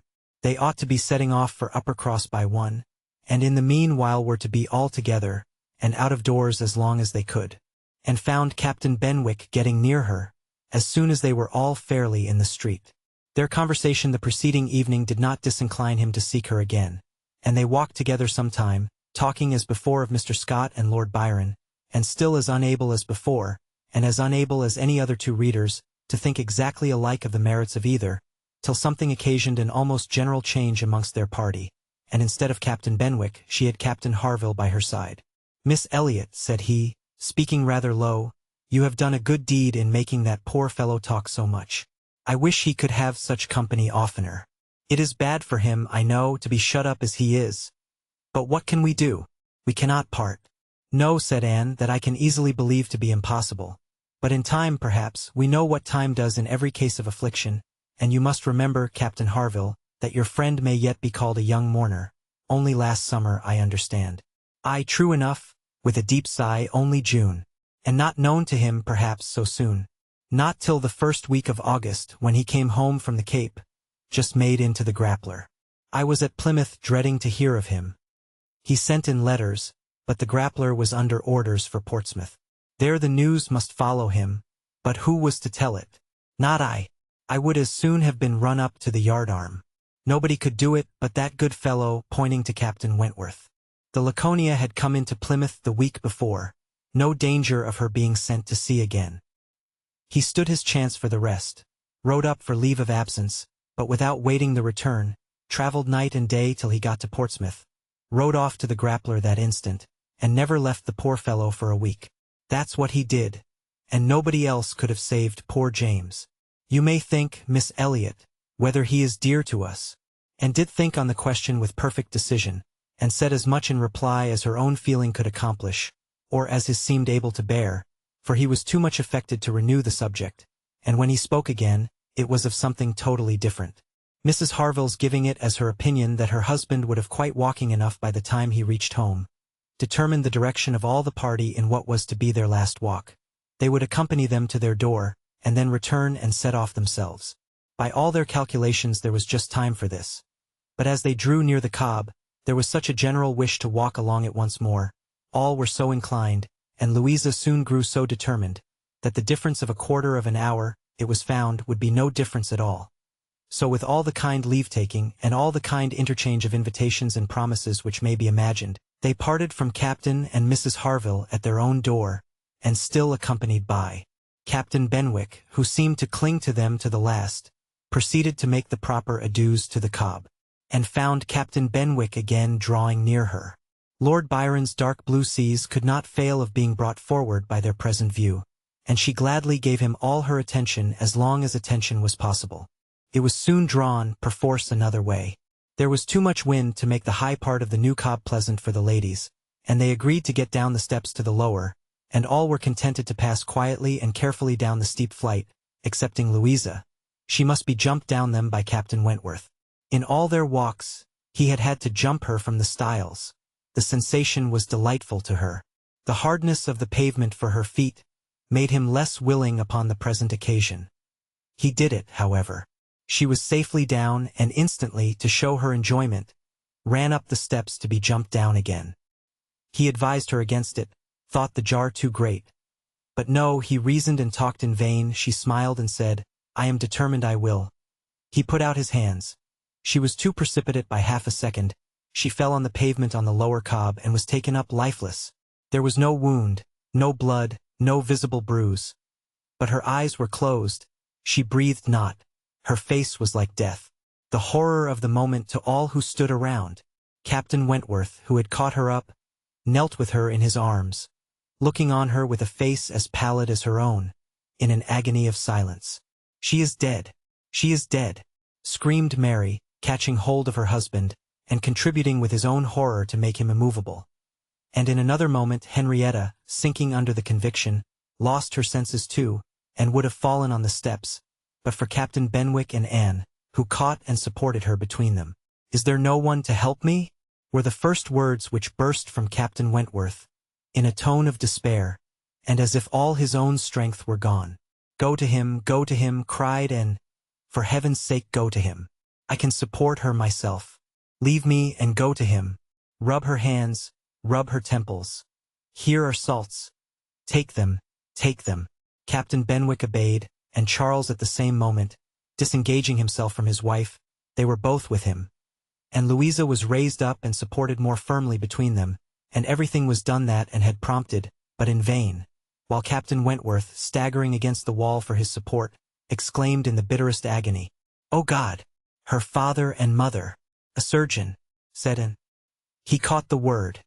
It seemed to rouse him at once, and saying only, "True, true, a surgeon this instant," was darting away, when Anne eagerly suggested, "Captain Benwick, would not it be better for Captain Benwick? He knows where a surgeon is to be found." Everyone capable of thinking felt the advantage of the idea, and in a moment, it was all done in rapid moments. Captain Benwick had resigned the poor corpse-like figure entirely to the brothers' care, and was off for the town with the utmost rapidity. As to the wretched party left behind, it could scarcely be said which of the three, who were completely rational, was suffering most. Captain Wentworth or Charles, who, really a very affectionate brother, hung over Louisa with sobs of grief, and could only turn his eyes from one sister, to see the other in a state as insensible, or to witness the hysterical agitations of his wife, calling on him for help which he could not give, and attending with all the strength and zeal, and thought, which instinct supplied to Henrietta, still tried, at intervals, to suggest comfort to the others, tried to quiet Mary, to animate Charles, to assuage the feelings of Captain Wentworth. Both seemed to look to her for directions. And, cried Charles, "What is to be done next? What, in heaven's name, is to be done next?" Captain Wentworth's eyes were also turned towards her. Had not she better be carried to the inn? "Yes, I am sure." "Carry her gently to the inn." "Yes, yes, to the inn," repeated Captain Wentworth, comparatively collected, and eager to be doing something. "I will carry her myself. Musgrove, take care of the others." By this time the report of the accident had spread among the workmen and boatmen about the cob, and many were collected near them, to be useful if wanted, at any rate, to enjoy the sight of a dead young lady, nay, 2 dead young ladies, for it proved twice as fine as the first report. To some of the best-looking of these good people Henrietta was consigned, for though partially revived, she was quite helpless. And in this manner, and walking by her side, and Charles attending to his wife, they set forward, treading back with feelings unutterable, the ground, which so lately, so very lately, and so light of heart, they had passed along. They were not off the cob, before the Harvilles met them. Captain Benwick had been seen flying by their house, with a countenance which showed something to be wrong, and they had set off immediately, informed and directed as they passed, towards the spot. Shocked as Captain Harville was, he brought senses and nerves that could be instantly useful, and a look between him and his wife decided what was to be done. She must be taken to their house. All must go to their house, and await the surgeon's arrival there. They would not listen to scruples. He was obeyed. They were all beneath his roof, and while Louisa, under Mrs. Harville's direction, was conveyed upstairs, and given possession of her own bed, assistance, cordials, restoratives were supplied by her husband to all who needed them. Louisa had once opened her eyes, but soon closed them again, without apparent consciousness. This had been a proof of life, however, of service to her sister. And Henrietta, though perfectly incapable of being in the same room with Louisa, was kept, by the agitation of hope and fear, from a return of her own insensibility. Mary, too, was growing calmer. The surgeon was with them almost before it had seemed possible. They were sick with horror, while he examined. But he was not hopeless. The head had received a severe contusion, but he had seen greater injuries recovered from. He was by no means hopeless. He spoke cheerfully. That he did not regard it as a desperate case, that he did not say a few hours must end it, was at first felt, beyond the hope of most. And the ecstasy of such a reprieve, the rejoicing, deep and silent, after a few fervent ejaculations of gratitude to heaven had been offered, may be conceived. The tone, the look with which "thank God" was uttered by Captain Wentworth, and was sure could never be forgotten by her. Nor the sight of him afterwards, as he sat near a table, leaning over it with folded arms and face concealed, as if overpowered by the various feelings of his soul, and trying by prayer and reflection to calm them. Louisa's limbs had escaped. There was no injury but to the head. It now became necessary for the party to consider what was best to be done, as to their general situation. They were now able to speak to each other and consult. That Louisa must remain where she was, however distressing to her friends to be involving the Harvilles in such trouble, did not admit a doubt. Her removal was impossible. The Harvilles silenced all scruples, and, as much as they could, all gratitude. They had looked forward and arranged everything before the others began to reflect. Captain Benwick must give up his room to them, and get another bed elsewhere, and the whole was settled. They were only concerned that the house could accommodate no more, and yet perhaps, by putting the children away in the maid's room or swinging a cot somewhere, they could hardly bear to think of not finding room for 2 or 3 besides, supposing they might wish to stay. Though, with regard to any attendance on Miss Musgrove, there need not be the least uneasiness in leaving her to Mrs. Harville's care entirely. Mrs. Harville was a very experienced nurse, and her nursery maid, who had lived with her long, and gone about with her everywhere, was just such another. Between these two, she could want no possible attendance by day or night. And all this was said with a truth and sincerity of feeling irresistible. Charles, Henrietta, and Captain Wentworth were the 3 in consultation, and for a little while it was only an interchange of perplexity and terror. Uppercross, the necessity of someone's going to Uppercross, the news to be conveyed, how it could be broken to Mr. and Mrs. Musgrove, the lateness of the morning, an hour already gone since they ought to have been off, the impossibility of being in tolerable time. At first, they were capable of nothing more to the purpose than such exclamations. But after a while, Captain Wentworth, exerting himself, said, "We must be decided, and without the loss of another minute. Every minute is valuable. Someone must resolve on being off for Uppercross instantly. Musgrove, either you or I must go." Charles agreed, but declared his resolution of not going away. He would be as little encumbrance as possible to Captain and Mrs. Harville, but as to leaving his sister in such a state, he neither ought nor would. So far it was decided, and Henrietta at first declared the same. She, however, was soon persuaded to think differently.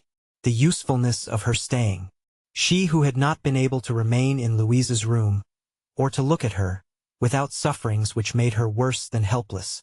She was forced to acknowledge that she could do no good, yet was still unwilling to be away, till, touched by the thought of her father and mother, she gave it up. She consented. She was anxious to be at home. The plan had reached this point, when Anne, coming quietly down from Louisa's room, could not but hear what followed, for the parlor door was open.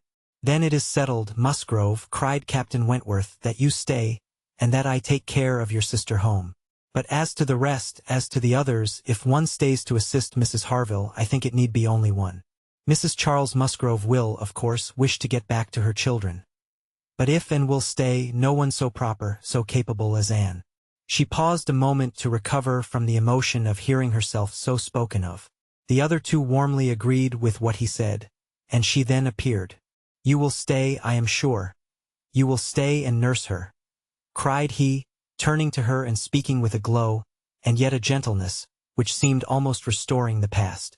She colored deeply, and he recollected himself and moved away. She expressed herself most willing, ready, happy to remain. It was what she had been thinking of and wishing to be allowed to do. A bed on the floor in Louisa's room would be sufficient for her, if Mrs. Harville would but think so. One thing more and all seemed arranged. Though it was rather desirable that Mr. and Mrs. Musgrove should be previously alarmed by some share of delay, yet the time required by the Uppercross horses to take them back would be a dreadful extension of suspense, and Captain Wentworth proposed and Charles Musgrove agreed that it would be much better for him to take a chaise from the inn, and leave Mr. Musgrove's carriage and horses to be sent home the next morning early, when there would be the farther advantage of sending an account of Louisa's night. Captain Wentworth now hurried off to get everything ready on his part, and to be soon followed by the two ladies. When the plan was made known to Mary, however, there was an end of all peace in it. She was so wretched and so vehement, complained so much of injustice in being expected to go away instead of Anne, and who was nothing to Louisa, while she was her sister, and had the best right to stay in Henrietta's stead. Why was not she to be as useful as Anne? And to go home without Charles, too, without her husband? No, it was too unkind. And in short, she said more than her husband could long withstand, and as none of the others could oppose when he gave way, there was no help for it. The change of Mary for Anne was inevitable, and had never submitted more reluctantly to the jealous and ill-judging claims of Mary. But so it must be, and they set off for the town, Charles taking care of his sister, and Captain Benwick attending to her. She gave a moment's recollection, as they hurried along, to the little circumstances which the same spots had witnessed earlier in the morning. There she had listened to Henrietta's schemes for Dr. Shirley's leaving Uppercross. Farther on, she had first seen Mr. Elliot. A moment seemed all that could now be given to anyone but Louisa, or those who were wrapped up in her welfare.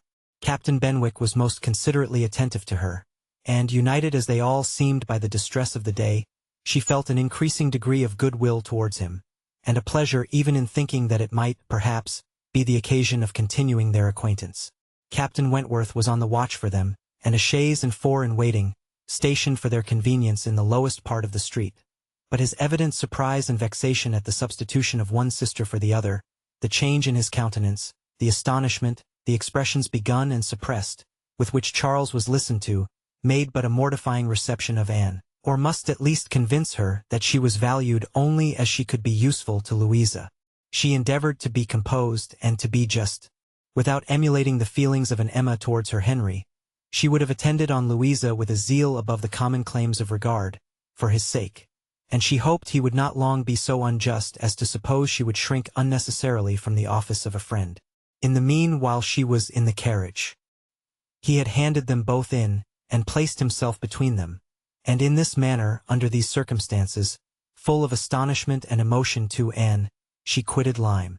How the long stage would pass, how it was to affect their manners, what was to be their sort of intercourse, she could not foresee. It was all quite natural, however. He was devoted to Henrietta, always turning towards her, and when he spoke at all, always with the view of supporting her hopes and raising her spirits. In general, his voice and manner were studiously calm. To spare Henrietta from agitation seemed the governing principle. Once only, when she had been grieving over the last ill-judged, ill-fated walk to the Cobb, bitterly lamenting that it ever had been thought of, he burst forth as if wholly overcome. "Don't talk of it, don't talk of it," he cried. "Oh God! That I had not given way to her at the fatal moment. Had I done as I ought? But so eager and so resolute. Dear, sweet Louisa," and wondered whether it ever occurred to him now to question the justness of his own previous opinion as to the universal felicity and advantage of firmness of character, and whether it might not strike him that, like all other qualities of the mind, it should have its proportions and limits. She thought it could scarcely escape him to feel that a persuadable temper might sometimes be as much in favor of happiness as a very resolute character. They got on fast, and was astonished to recognize the same hills and the same objects so soon. Their actual speed, heightened by some dread of the conclusion, made the road appear but half as long as on the day before. It was growing quite dusk, however, before they were in the neighborhood of Uppercross, and there had been total silence among them for some time, Henrietta leaning back in the corner, with a shawl over her face, giving the hope of her having cried herself to sleep, when, as they were going up their last hill, and found herself all at once addressed by Captain Wentworth. In a low, cautious voice, he said, "I have been considering what we had best do. She must not appear at first. She could not stand it. I have been thinking whether you had not better remain in the carriage with her, while I go in and break it to Mr. and Mrs. Musgrove. Do you think this is a good plan?" She did. He was satisfied and said no more. But the remembrance of the appeal remained a pleasure to her, as a proof of friendship, and of deference for her judgment, a great pleasure. And when it became a sort of parting proof, its value did not lessen. When the distressing communication at Uppercross was over, and he had seen the father and mother quite as composed as could be hoped, and the daughter all the better for being with them, he announced his intention of returning in the same carriage to Lyme, and when the horses were baited, he was off. End of Volume 1. Chapter 13. The remainder of Anne's time at Uppercross, comprehending only 2 days, was spent entirely at the mansion house, and she had the satisfaction of knowing herself extremely useful there, both as an immediate companion, and as assisting in all those arrangements for the future, which, in Mr. and Mrs. Musgrove's distressed state of spirits, would have been difficulties. They had an early account from Lyme the next morning. Louisa was much the same. No symptoms worse than before had appeared. Charles came a few hours afterwards, to bring a later and more particular account. He was tolerably cheerful. A speedy cure must not be hoped, but everything was going on as well as the nature of the case admitted. In speaking of the Harvilles, he seemed unable to satisfy his own sense of their kindness, especially of Mrs. Harville's exertions as a nurse. She really left nothing for Mary to do. He and Mary had been persuaded to go early to their inn last night. Mary had been hysterical again this morning. When he came away, she was going to walk out with Captain Benwick, which, he hoped, would do her good. He almost wished she had been prevailed on to come home the day before. But the truth was that Mrs. Harville left nothing for anybody to do. Charles was to return to Lyme the same afternoon, and his father had at first half a mind to go with him, but the ladies could not consent. It would be going only to multiply trouble to the others, and increase his own distress, and a much better scheme followed and was acted upon.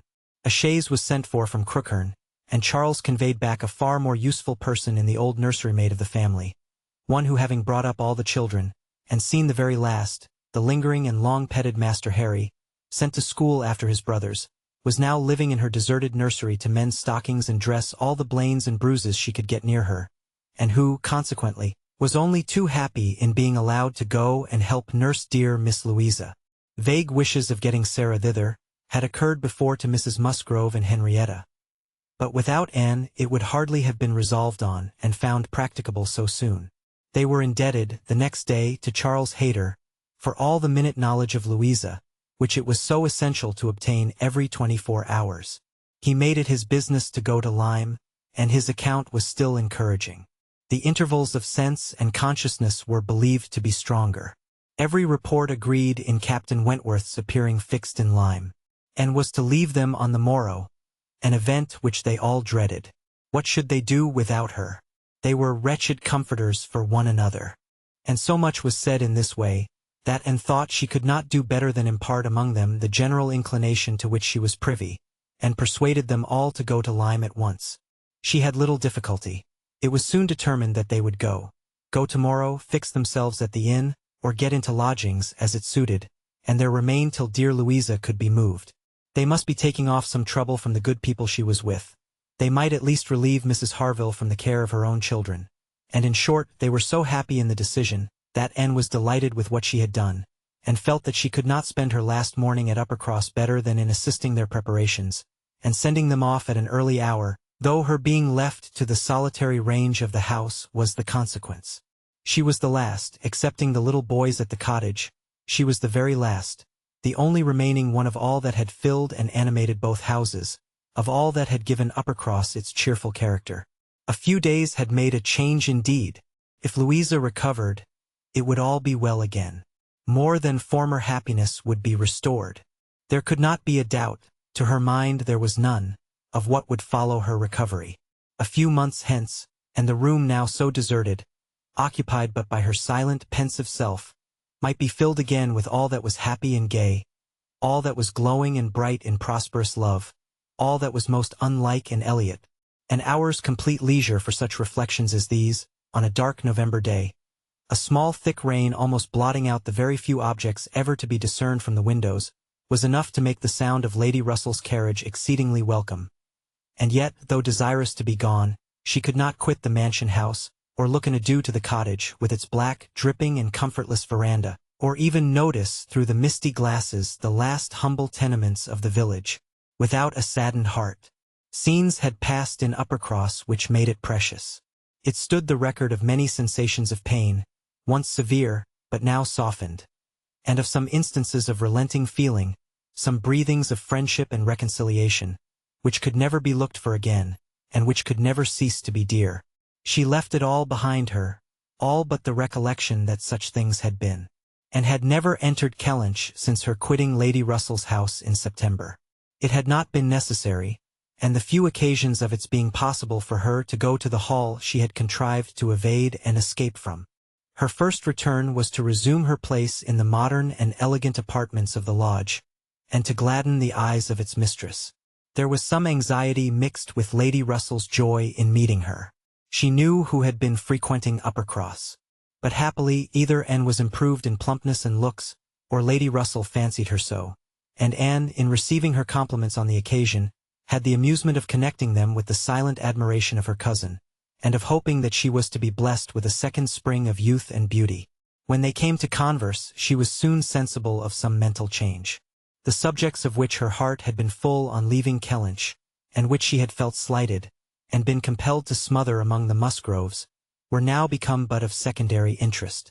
She had lately lost sight even of her father and sister and Bath. Their concerns had been sunk under those of Uppercross, and when Lady Russell reverted to their former hopes and fears, and spoke her satisfaction in the house in Camden Place, which had been taken, and her regret that Mrs. Clay should still be with them, and would have been ashamed to have it known how much more she was thinking of Lyme and Louisa Musgrove, and all her acquaintance there, how much more interesting to her was the home and the friendship of the Harvilles and Captain Benwick, than her own father's house in Camden Place, or her own sister's intimacy with Mrs. Clay. She was actually forced to exert herself to meet Lady Russell with anything like the appearance of equal solicitude, on topics which had by nature the first claim on her. There was a little awkwardness at first in their discourse on another subject. They must speak of the accident at Lyme. Lady Russell had not been arrived 5 minutes the day before, when a full account of the whole had burst on her. But still it must be talked of, she must make inquiries, she must regret the imprudence, lament the result, and Captain Wentworth's name must be mentioned by both, and was conscious of not doing it so well as Lady Russell. She could not speak the name and look straight forward to Lady Russell's eye, till she had adopted the expedient of telling her briefly what she thought of the attachment between him and Louisa.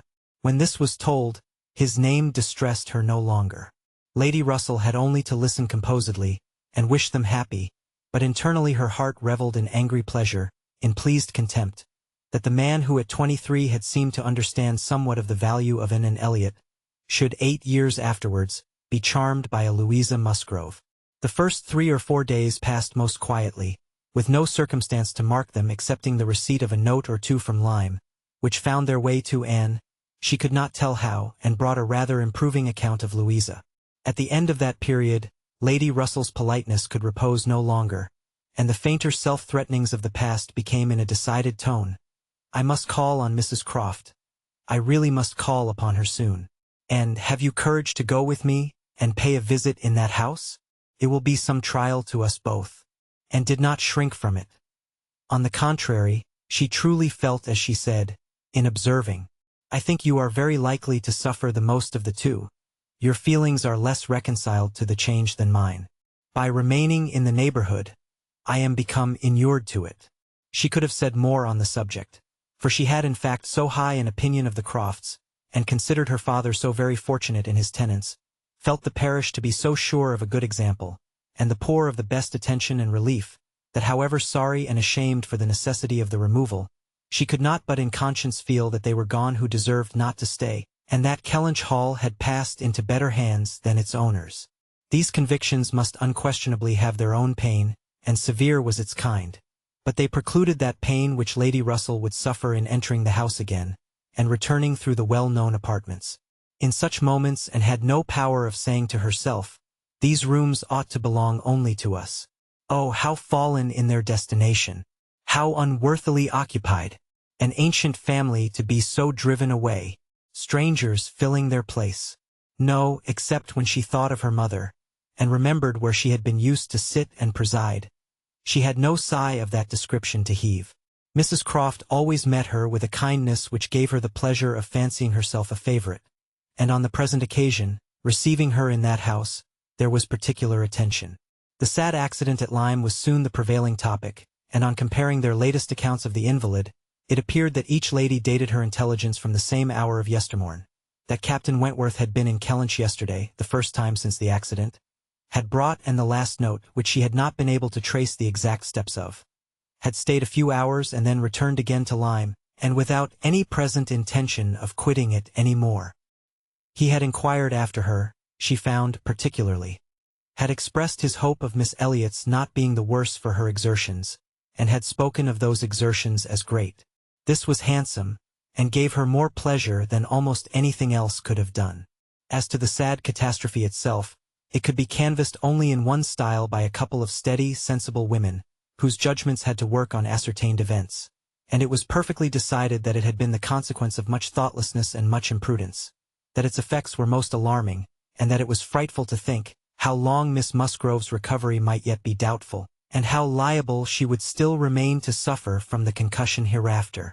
The Admiral wounded up summarily by exclaiming, a very bad business indeed. A new sort of way this, for a young fellow to be making love, by breaking his mistress's head. Is not it, Miss Elliot?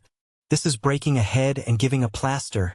Truly, Admiral Croft's manners were not quite of the tone to suit Lady Russell, but they delighted Anne. His goodness of heart and simplicity of character were irresistible.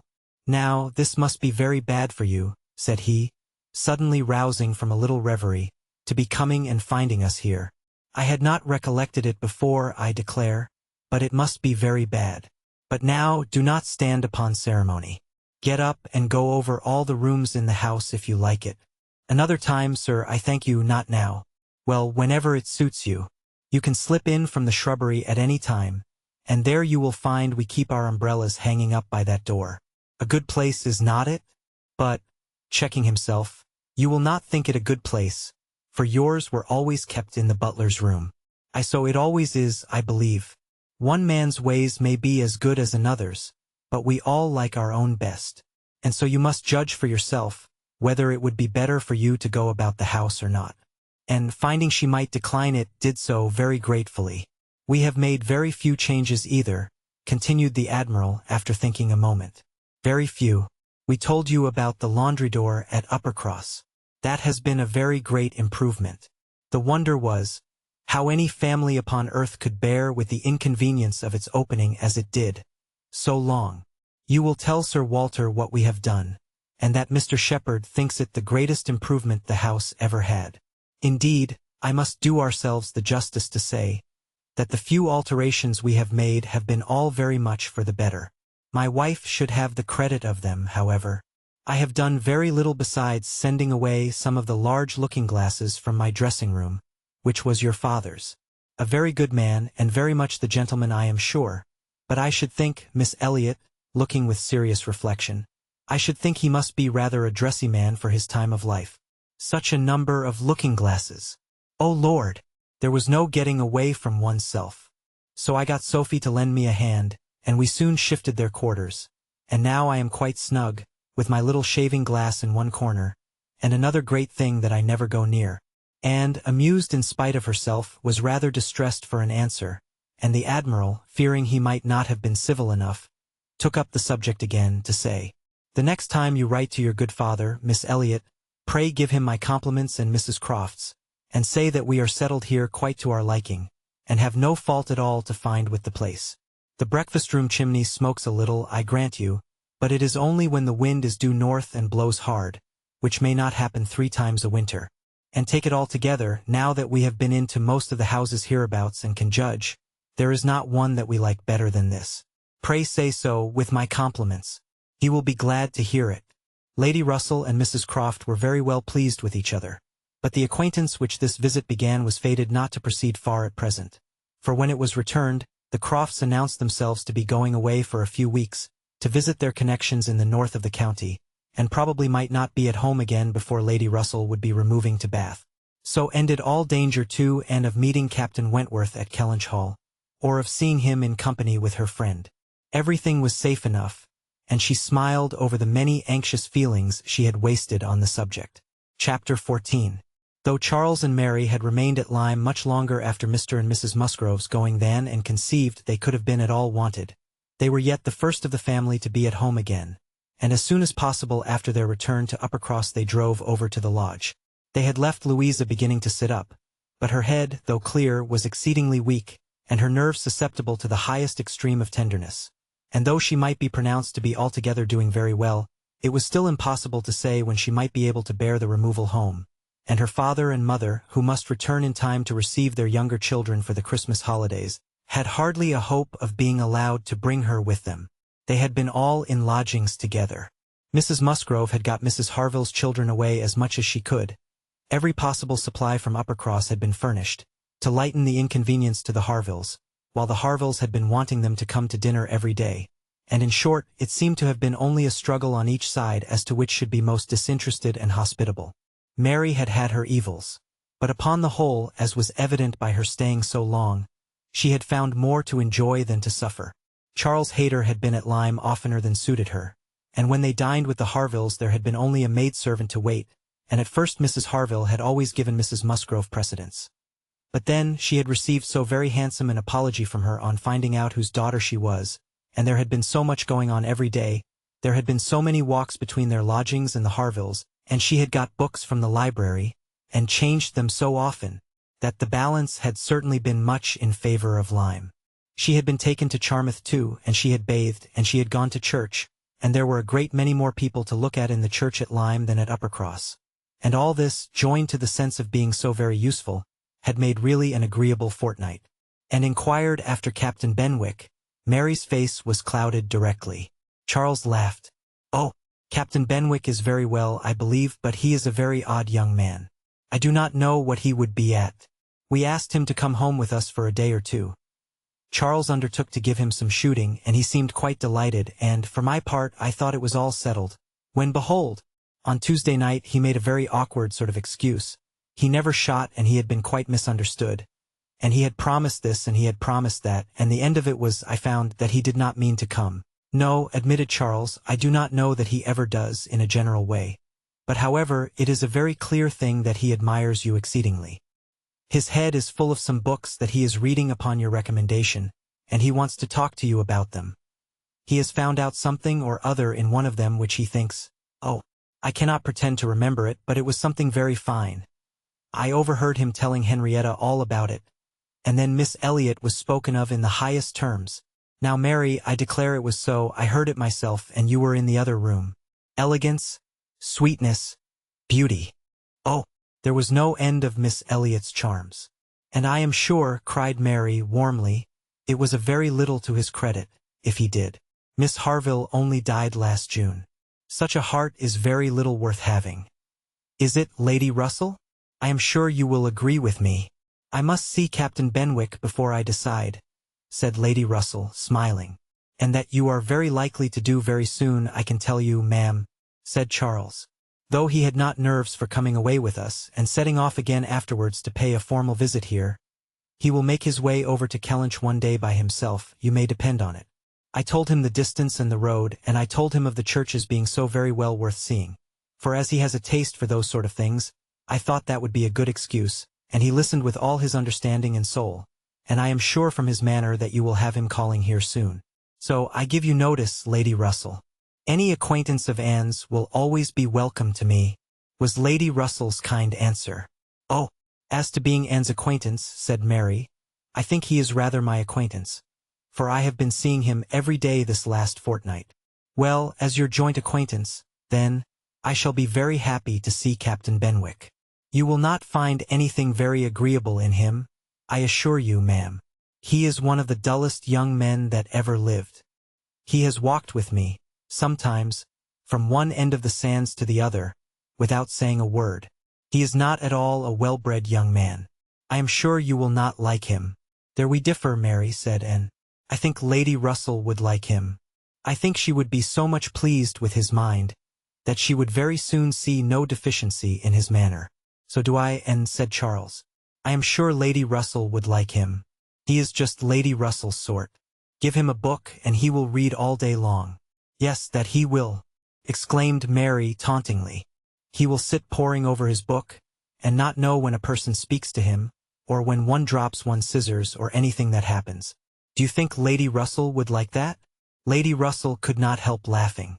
Upon my word, said she, I should not have supposed that my opinion of anyone could have admitted of such difference of conjecture, steady and matter of fact as I may call myself. I have really a curiosity to see the person who can give occasion to such directly opposite notions. I wish he may be induced to call here. And when he does, Mary, you may depend upon hearing my opinion, but I am determined not to judge him beforehand. You will not like him, I will answer for it. Lady Russell began talking of something else. Mary spoke with animation of their meeting with, or rather missing, Mr. Elliot so extraordinarily. He is a man, said Lady Russell, whom I have no wish to see. His declining to be on cordial terms with the head of his family has left a very strong impression in his disfavor with me. This decision checked Mary's eagerness, and stopped her short in the midst of the Elliot countenance.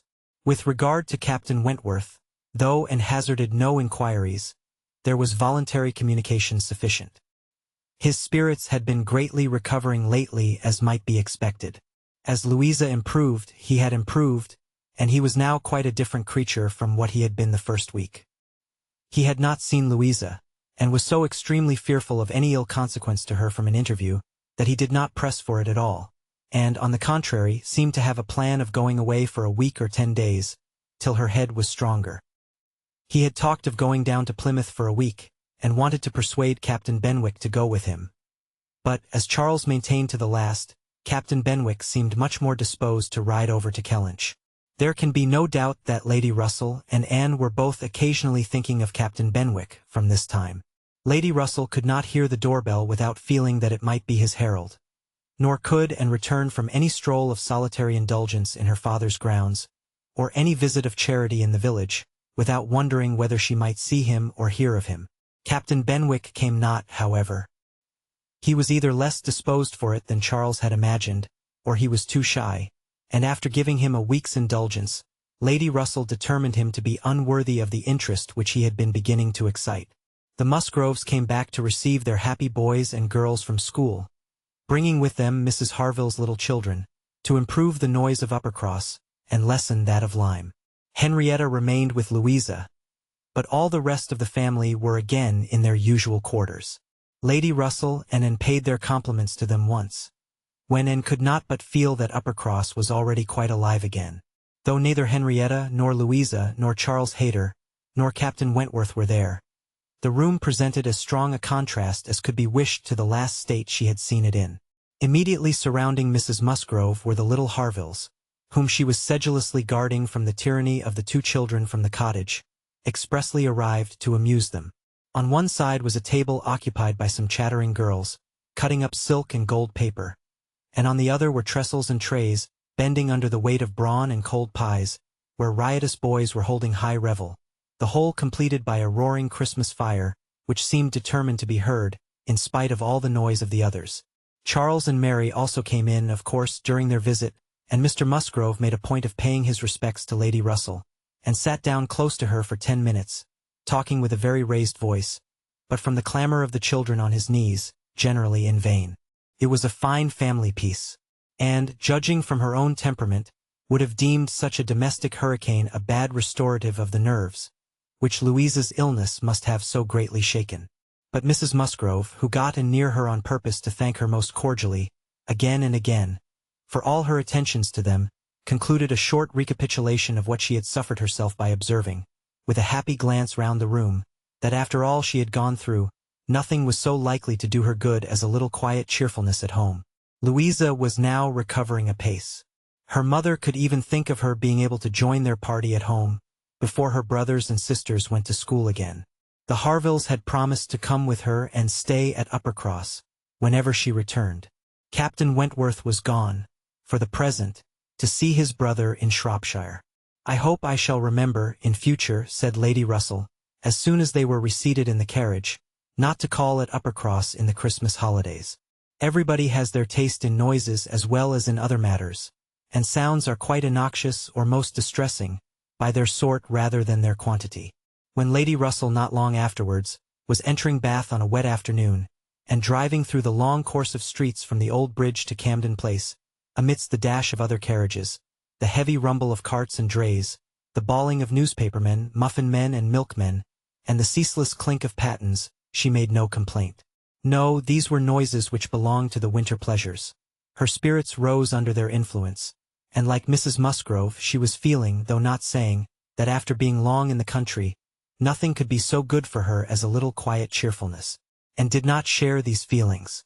She persisted in a very determined, though very silent disinclination for Bath, caught the first dim view of the extensive buildings, smoking in rain, without any wish of seeing them better, felt their progress through the streets to be, however disagreeable, yet too rapid, for who would be glad to see her when she arrived, and looked back, with fond regret, to the bustles of Uppercross and the seclusion of Kellynch. Elizabeth's last letter had communicated a piece of news of some interest. Mr. Elliot was in Bath. He had called in Camden Place, had called a second time, a third, had been pointedly attentive. If Elizabeth and her father did not deceive themselves, had been taking much pains to seek the acquaintance, and proclaim the value of the connection, as he had formerly taken pains to shew neglect. This was very wonderful if it were true, and Lady Russell was in a state of very agreeable curiosity and perplexity about Mr. Elliot, already recanting the sentiment she had so lately expressed to Mary, of his being a man whom she had no wish to see. She had a great wish to see him.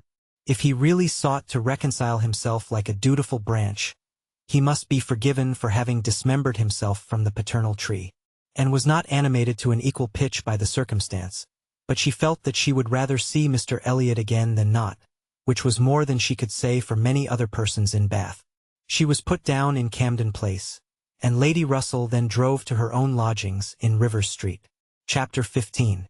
Sir Walter had taken a very good house in Camden Place, a lofty dignified situation, such as becomes a man of consequence, and both he and Elizabeth were settled there, much to their satisfaction, and entered it with a sinking heart, anticipating an imprisonment of many months, and anxiously saying to herself, "Oh, when shall I leave you again?" A degree of unexpected cordiality, however, in the welcome she received, did her good. Her father and sister were glad to see her, for the sake of shewing her the house and furniture, and met her with kindness. Her making a fourth when they sat down to dinner was noticed as an advantage. Mrs. Clay was very pleasant, and very smiling, but her courtesies and smiles were more a matter of course, and had always felt that she would pretend what was proper on her arrival, but the complaisance of the others was unlooked for. They were evidently in excellent spirits, and she was soon to listen to the causes. They had no inclination to listen to her. After laying out for some compliments of being deeply regretted in their old neighborhood, which and could not pay, they had only a few faint inquiries to make, before the talk must be all their own. Uppercross excited no interest, Kellynch very little. It was all Bath. They had the pleasure of assuring her that Bath more than answered their expectations in every respect. Their house was undoubtedly the best in Camden Place. Their drawing rooms had many decided advantages over all the others which they had either seen or heard of, and the superiority was not less in the style of the fitting up or the taste of the furniture. Their acquaintance was exceedingly sought after. Everybody was wanting to visit them. They had drawn back from many introductions, and still were perpetually having cards left by people of whom they knew nothing. Here were funds of enjoyment. Could and wonder that her father and sister were happy? She might not wonder, but she must sigh that her father should feel no degradation in his change, should see nothing to regret in the duties and dignity of the resident landholder, should find so much to be vain of in the littlenesses of a town. And she must sigh and smile and wonder too, as Elizabeth threw open the folding doors and walked with exultation from one drawing room to the other, boasting of their space, at the possibility of that woman, who had been mistress of Kellynch Hall, finding extent to be proud of between two walls, perhaps 30 feet asunder. But this was not all which they had to make them happy. They had Mr. Elliot too, and had a great deal to hear of Mr. Elliot. He was not only pardoned, they were delighted with him. He had been in Bath about a fortnight. He had passed through Bath in November, in his way to London, when the intelligence of Sir Walter's being settled there had of course reached him, though only 24 hours in the place, but he had not been able to avail himself of it Winky-face, but he had now been a fortnight in Bath, and his first object on arriving had been to leave his card in Camden Place, following it up by such assiduous endeavors to meet, and when they did meet, by such great openness of conduct, such readiness to apologize for the past, such solicitude to be received as a relation again, that their former good understanding was completely re-established. They had not a fault to find in him. He had explained away all the appearance of neglect on his own side. It had originated in misapprehension entirely. He had never had an idea of throwing himself off. He had feared that he was thrown off, but knew not why, and delicacy had kept him silent. Upon the hint of having spoken disrespectfully or carelessly of the family and the family honors, he was quite indignant. He who had ever boasted of being an Elliot, and whose feelings as to connection were only too strict to suit the unfeudal tone of the present day. He was astonished, indeed, but his character and general conduct must refute it. He could refer Sir Walter to all who knew him, and certainly the pains he had been taking on this, the first opportunity of reconciliation, to be restored to the footing of a relation and heir presumptive, was a strong proof of his opinions on the subject. The circumstances of his marriage, too, were found to admit of much extenuation. This was an article not to be entered on by himself, but a very intimate friend of his, a Colonel Wallace, a highly respectable man, perfectly the gentleman, and not an ill-looking man, Sir Walter added, who was living in very good style in Marlborough Buildings, and had, at his own particular request, been admitted to their acquaintance through Mr. Elliot, had mentioned one or two things relative to the marriage, which made a material difference in the discredit of it. Colonel Wallace had known Mr. Elliot long, had been well acquainted also with his wife, had perfectly understood the whole story.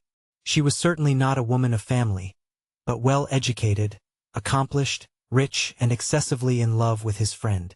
There had been the charm. She had sought him. Without that attraction, not all her money would have tempted Elliot, and Sir Walter was, moreover, assured of her having been a very fine woman. Here was a great deal to soften the business. A very fine woman with a large fortune, in love with him. Sir Walter seemed to admit it as complete apology, and though Elizabeth could not see the circumstance in quite so favorable a light, she allowed it be a great extenuation. Mr. Elliot had called repeatedly, had dined with them once, evidently delighted by the distinction of being asked, for they gave no dinners in general, delighted, in short, by every proof of cousinly notice, and placing his whole happiness in being on intimate terms in Camden Place, and listened, but without quite understanding it. Allowances, large allowances, she knew, must be made for the ideas of those who spoke. She heard it all under embellishment. All that sounded extravagant or irrational in the progress of the reconciliation might have no origin but in the language of the relators. Still, however, she had the sensation of there being something more than immediately appeared, in Mr. Elliot's wishing, after an interval of so many years, to be well received by them. In a worldly view, he had nothing to gain by being on terms with Sir Walter, nothing to risk by a state of variance. In all probability he was already the richer of the two, and the Kellynch estate would as surely be his hereafter as the title. A sensible man, and he had looked like a very sensible man. Why should it be an object to him? She could only offer one solution. It was, perhaps, for Elizabeth's sake. There might really have been a liking formerly, though convenience and accident had drawn him a different way, and now that he could afford to please himself, he might mean to pay his addresses to her. Elizabeth was certainly very handsome, with well-bred, elegant manners, and her character might never have been penetrated by Mr. Elliot, knowing her but in public, and when very young himself. How her temper and understanding might bear the investigation of his present keener time of life was another concern, and rather a fearful one. Most earnestly did she wish that he might not be too nice, or too observant if Elizabeth were his object, and that Elizabeth was disposed to believe herself so, and that her friend Mrs. Clay was encouraging the idea, seemed apparent by a glance or two between them, while Mr. Elliot's frequent visits were talked of, and mentioned the glimpses she had had of him at Lyme, but without being much attended to. Oh, yes, perhaps it had been Mr. Elliot. They did not know. It might be him, perhaps. They could not listen to her description of him. They were describing him themselves, Sir Walter especially. He did justice to his very gentlemanlike appearance, his air of elegance and fashion, his good-shaped face, his sensible eye, but at the same time must lament his being very much underhung, a defect which time seemed to have increased. Nor could he pretend to say that 10 years had not altered almost every feature for the worse. Mr. Elliot appeared to think that he, Sir Walter, was looking exactly as he had done when they last parted. But Sir Walter had not been able to return the compliment entirely, which had embarrassed him. He did not mean to complain, however. Mr. Elliot was better to look at than most men, and he had no objection to being seen with him anywhere. Mr. Elliot, and his friends in Marlborough Buildings, were talked of the whole evening. Colonel Wallis had been so impatient to be introduced to them, and Mr. Elliot so anxious that he should, and there was a Mrs. Wallis, at present known only to them by description, as she was in daily expectation of her confinement. But Mr. Elliot spoke of her as a most charming woman, quite worthy of being known in Camden Place, and as soon as she recovered they were to be acquainted. Sir Walter thought much of Mrs. Wallis. She was said to be an excessively pretty woman, beautiful. He longed to see her. He hoped she might make some amends for the many very plain faces he was continually passing in the streets. The worst of Bath was the number of its plain women. He did not mean to say that there were no pretty women, but the number of the plain was out of all proportion. He had frequently observed, as he walked, that one handsome face would be followed by 30 or 35 frights, and once, as he had stood in a shop on Bond Street, he had counted 87 women go by, one after another, without there being a tolerable face among them. It had been a frosty morning, to be sure, a sharp frost, which hardly one woman in 1,000 could stand the test of. But still, there certainly were a dreadful multitude of ugly women in Bath, and as for the men, they were infinitely worse. Such scarecrows as the streets were full of. It was evident how little the women were used to the sight of anything tolerable, by the effect which a man of decent appearance produced. He had never walked anywhere arm in arm with Colonel Wallis, who was a fine military figure, though sandy-haired, without observing that every woman's eye was upon him. Every woman's eye was sure to be upon Colonel Wallis. Modest Sir Walter. He was not allowed to escape, however.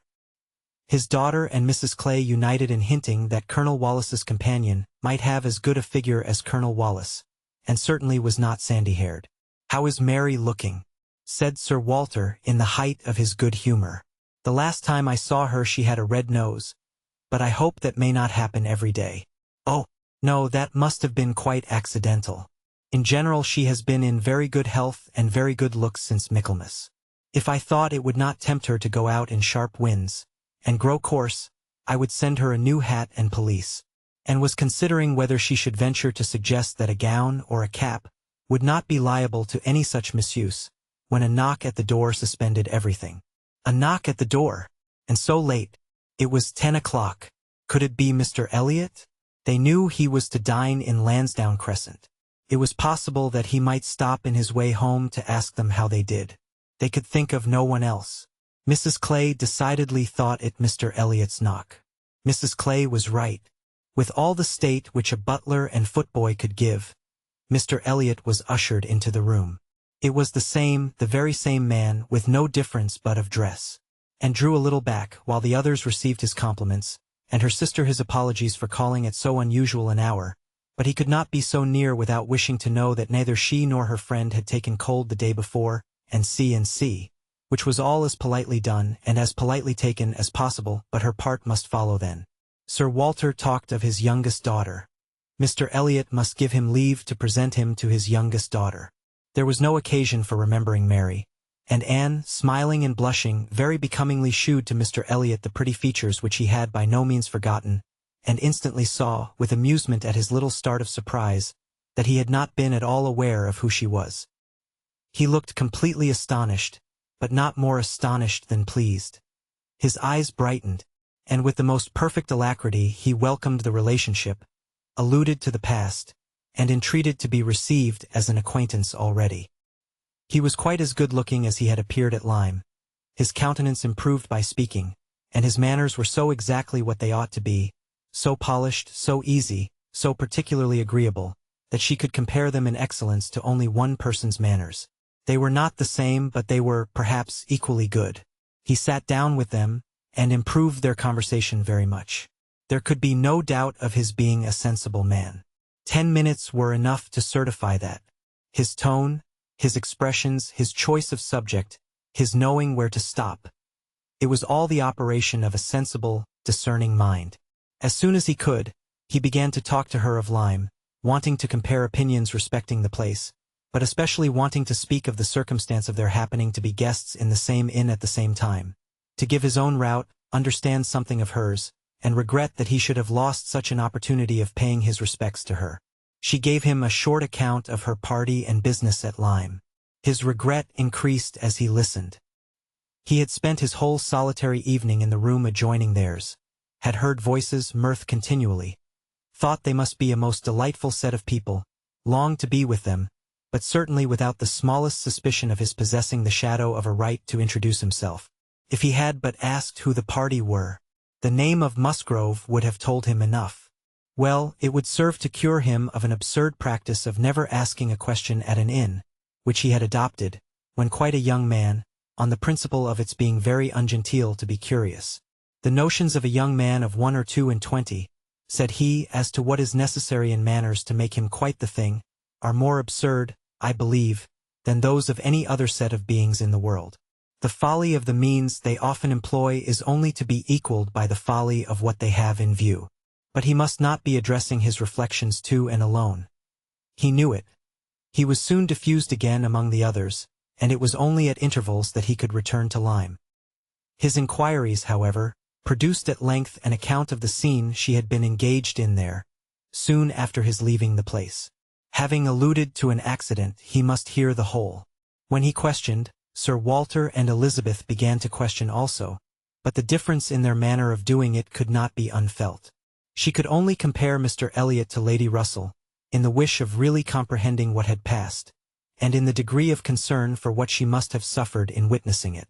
He stayed an hour with them. The elegant little clock on the mantelpiece had struck 11 with its silver sounds, and the watchman was beginning to be heard at a distance telling the same tale, before Mr. Elliot or any of them seemed to feel that he had been there long, and could not have supposed it possible that her first evening in Camden Place could have passed so well. Chapter 16. There was one point which Anne, on returning to her family, would have been more thankful to ascertain even than Mr. Elliot's being in love with Elizabeth, which was, her father's not being in love with Mrs. Clay, and she was very far from easy about it when she had been at home a few hours. On going down to breakfast the next morning, she found there had just been a decent pretense on the lady's side of meaning to leave them. She could imagine Mrs. Clay to have said that now Miss Anne was come, she could not suppose herself at all wanted. For Elizabeth was replying in a sort of whisper, that must not be any reason, indeed. I assure you I feel it none. She is nothing to me, compared with you. And she was in full time to hear her father say, My dear madam, this must not be. As yet, you have seen nothing of Bath. You have been here only to be useful. You must not run away from us now. You must stay to be acquainted with Mrs. Wallace, the beautiful Mrs. Wallace. To your fine mind, I well know the sight of beauty is a real gratification. He spoke and looked so much in earnest, that Anne was not surprised to see Mrs. Clay stealing a glance at Elizabeth and herself. Her countenance, perhaps, might express some watchfulness. But the praise of the fine mind did not appear to excite a thought in her sister. The lady could not but yield to such joint entreaties, and promised to stay. In the course of the same morning, and in her father chancing to be alone together, he began to compliment her on her improved looks. He thought her less thin in her person, in her cheeks, her skin, her complexion, greatly improved, clearer, fresher. Had she been using anything in particular? No, nothing. Merely Gowland, he supposed. No, nothing at all. Ha! He was surprised at that, and added, certainly you cannot do better than to continue as you are. You cannot be better than well, or I should recommend Gowland, the constant use of Gowland during the spring months. Mrs. Clay has been using it at my recommendation, and you see what it has done for her. You see how it has carried away her freckles. If Elizabeth could but have heard this, such personal praise might have struck her, especially as it did not appear to and that the freckles were at all lessened. But everything must take its chance. The evil of a marriage would be much diminished if Elizabeth were also to marry. As for herself, she might always command a home with Lady Russell. Lady Russell's composed mind and polite manners were put to some trial on this point, in her intercourse in Camden Place. The sight of Mrs. Clay in such favor, and so overlooked, was a perpetual provocation to her there, and vexed her as much when she was away, as a person in Bath who drinks the water, gets all the new publications, and has a very large acquaintance, has time to be vexed. As Mr. Elliot became known to her, she grew more charitable or more indifferent towards the others. His manners were an immediate recommendation, and on conversing with him she found the solid so fully supporting the superficial, that she was at first, as she told Anne, almost ready to exclaim, "Can this be Mr. Elliot?" and could not seriously picture to herself a more agreeable or estimable man. Everything united in him: good understanding, correct opinions, knowledge of the world, and a warm heart. He had strong feelings of family attachment and family honor without pride or weakness. He lived with the liberality of a man of fortune without display. He judged for himself in everything essential, without defying public opinion in any point of worldly decorum. He was steady, observant, moderate, candid. Never run away with by spirits or by selfishness, which fancied itself strong feeling, and yet with a sensibility to what was amiable and lovely, and a value for all the felicities of domestic life, which characters of fancied enthusiasm and violent agitation seldom really possess. She was sure that he had not been happy in marriage. Colonel Wallis said it and Lady Russell saw it, but it had been no unhappiness to sour his mind, nor, she began pretty soon to suspect, to prevent his thinking of a second choice. Her satisfaction in Mr. Elliot outweighed all the plague of Mrs. Clay. It was now some years since and had begun to learn that she and her excellent friend could sometimes think differently, and it did not surprise her, therefore, that Lady Russell should see nothing suspicious or inconsistent, nothing to require more motives than appeared, in Mr. Elliot's great desire of a reconciliation. In Lady Russell's view, it was perfectly natural that Mr. Elliot, at a mature time of life, should feel it a most desirable object, and what would very generally recommend him among all sensible people, to be on good terms with the head of his family, the simplest process in the world of time upon a head naturally clear, and only erring in the heyday of youth, and presumed, however, still to smile about it, and at last to mention Elizabeth. Lady Russell listened, and looked, and made only this cautious reply, "Elizabeth! Very well. Time will explain." It was a reference to the future, which Anne, after a little observation, felt she must submit to. She could determine nothing at present. In that house Elizabeth must be first, and she was in the habit of such general observance as Miss Elliot, that any particularity of attention seemed almost impossible. Mr. Elliot, too, it must be remembered, had not been a widower 7 months. A little delay on his side might be very excusable. In fact, and could never see the crape round his hat, without fearing that she was the inexcusable one, in attributing to him such imaginations. For though his marriage had not been very happy, still it had existed so many years that she could not comprehend a very rapid recovery from the awful impression of its being dissolved. However it might end, he was without any question their pleasantest acquaintance in Bath. She saw nobody equal to him, and it was a great indulgence now and then to talk to him about Lyme, which he seemed to have as lively a wish to see again, and to see more of, as herself. They went through the particulars of their first meeting a great many times. He gave her to understand that he had looked at her with some earnestness. She knew it well, and she remembered another person's look also. They did not always think alike. His value for rank and connection she perceived was greater than hers. It was not merely complaisance, it must be a liking to the cause, which made him enter warmly into her father and sister's solicitudes on a subject which she thought unworthy to excite them. The Bath paper one morning announced the arrival of the Dowager Viscountess Dalrymple, and her daughter, the Honorable Miss Carteret, and all the comfort of Camden Place was swept away for many days. For the Dalrymples, in Anne's opinion most unfortunately, were cousins of the Elliots, and the agony was how to introduce themselves properly. Anne had never seen her father and sister before in contact with nobility, and she must acknowledge herself disappointed. She had hoped better things from their high ideas of their own situation in life, and was reduced to form a wish which she had never foreseen. A wish that they had more pride. For our cousins Lady Dalrymple and Miss Carteret, our cousins, the Dalrymples, sounded in her ears all day long. Sir Walter had once been in company with the late Viscount, but had never seen any of the rest of the family, and the difficulties of the case arose from there having been a suspension of all intercourse by letters of ceremony, ever since the death of that said late Viscount, when, in consequence of a dangerous illness of Sir Walter's at the same time, there had been an unlucky omission at Kellynch. No letter of condolence had been sent to Ireland. The neglect had been visited on the head of the sinner, for when poor Lady Elliot died herself, no letter of condolence was received at Kellynch, and, consequently, there was but too much reason to apprehend that the Dalrymples considered the relationship as closed. How to have this anxious business set to rights, and be admitted as cousins again, was the question.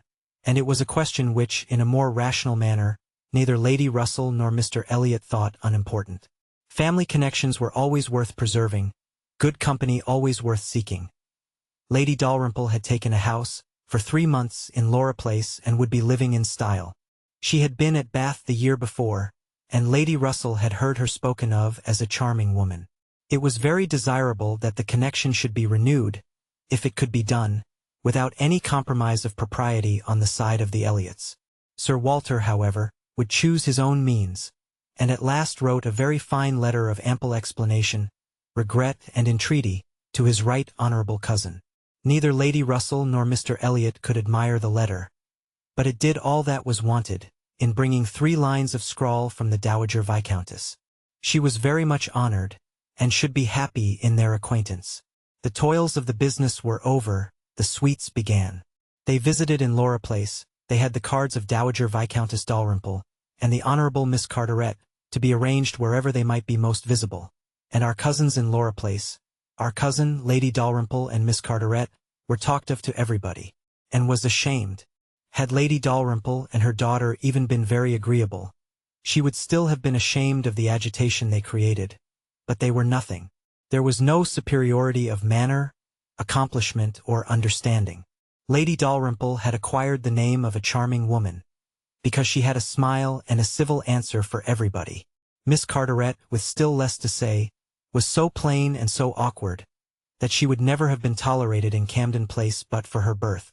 Lady Russell confessed she had expected something better, but yet it was an acquaintance worth having, and when Anne ventured to speak her opinion of them to Mr. Elliot, he agreed to their being nothing in themselves, but still maintained that, as a family connection, as good company, as those who would collect good company around them, they had their value.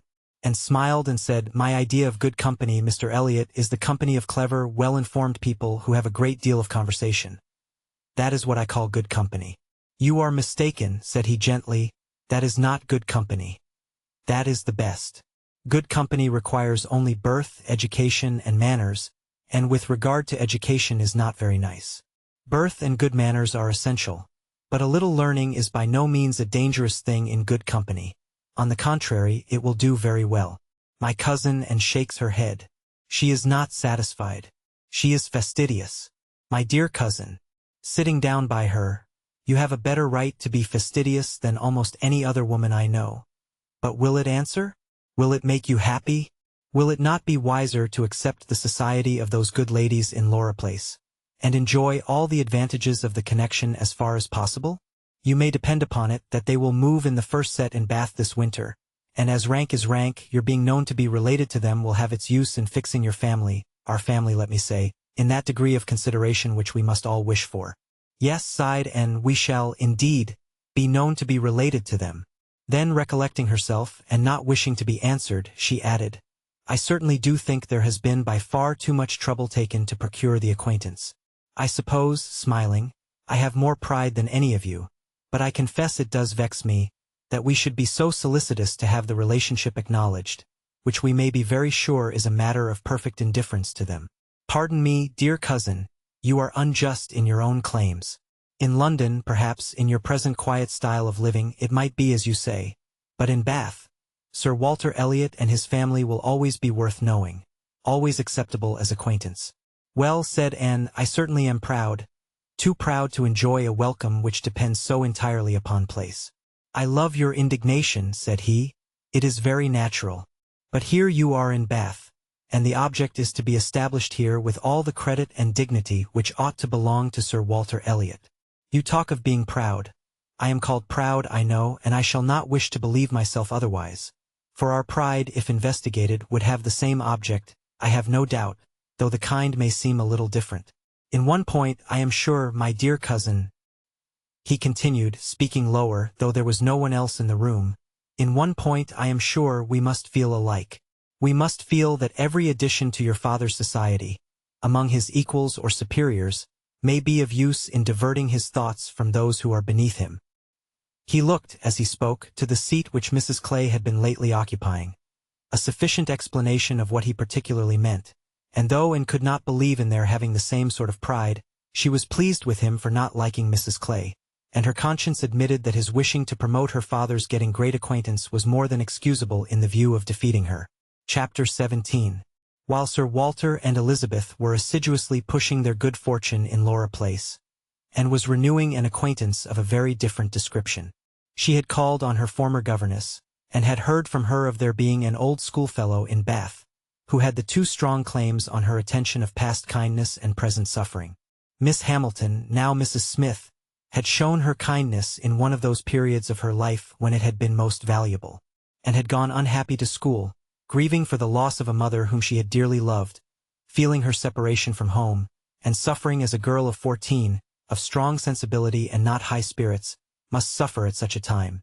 And Miss Hamilton, 3 years older than herself, but still from the want of near relations and a settled home, remaining another year at school, had been useful and good to her in a way which had considerably lessened her misery, and could never be remembered.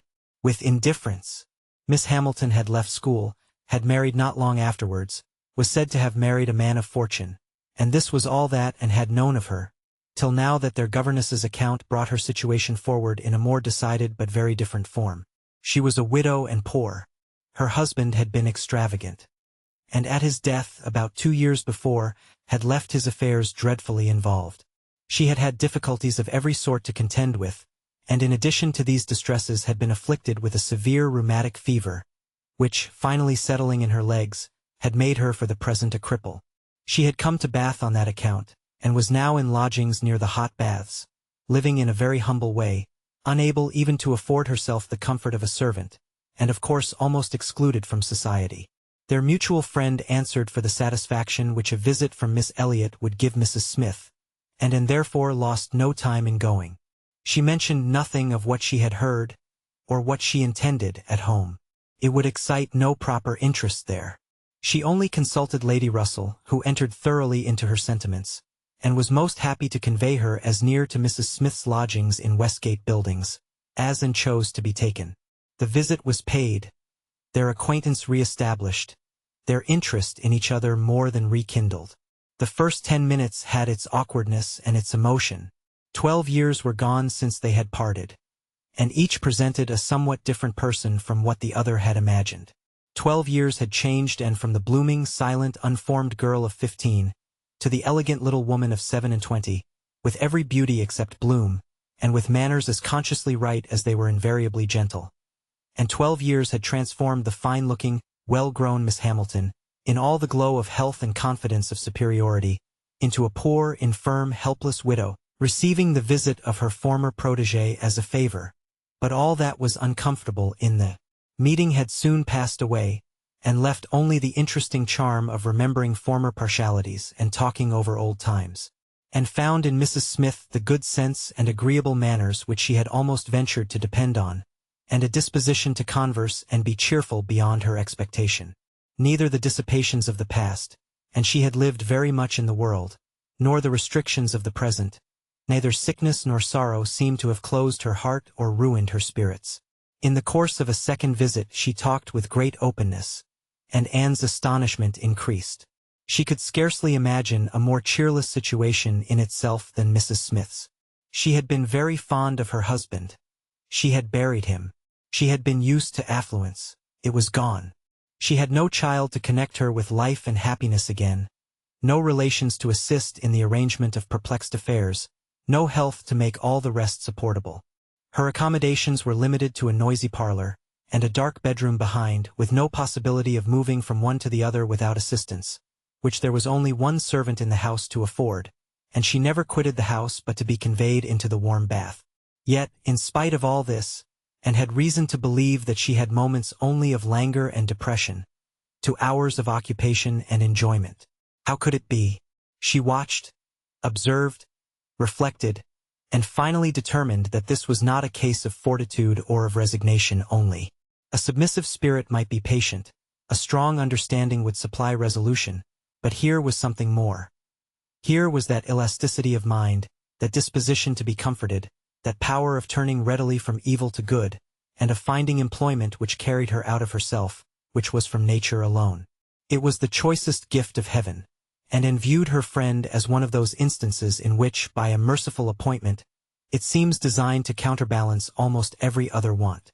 There had been a time, Mrs. Smith told her, when her spirits had nearly failed. She could not call herself an invalid now, compared with her state on first reaching Bath.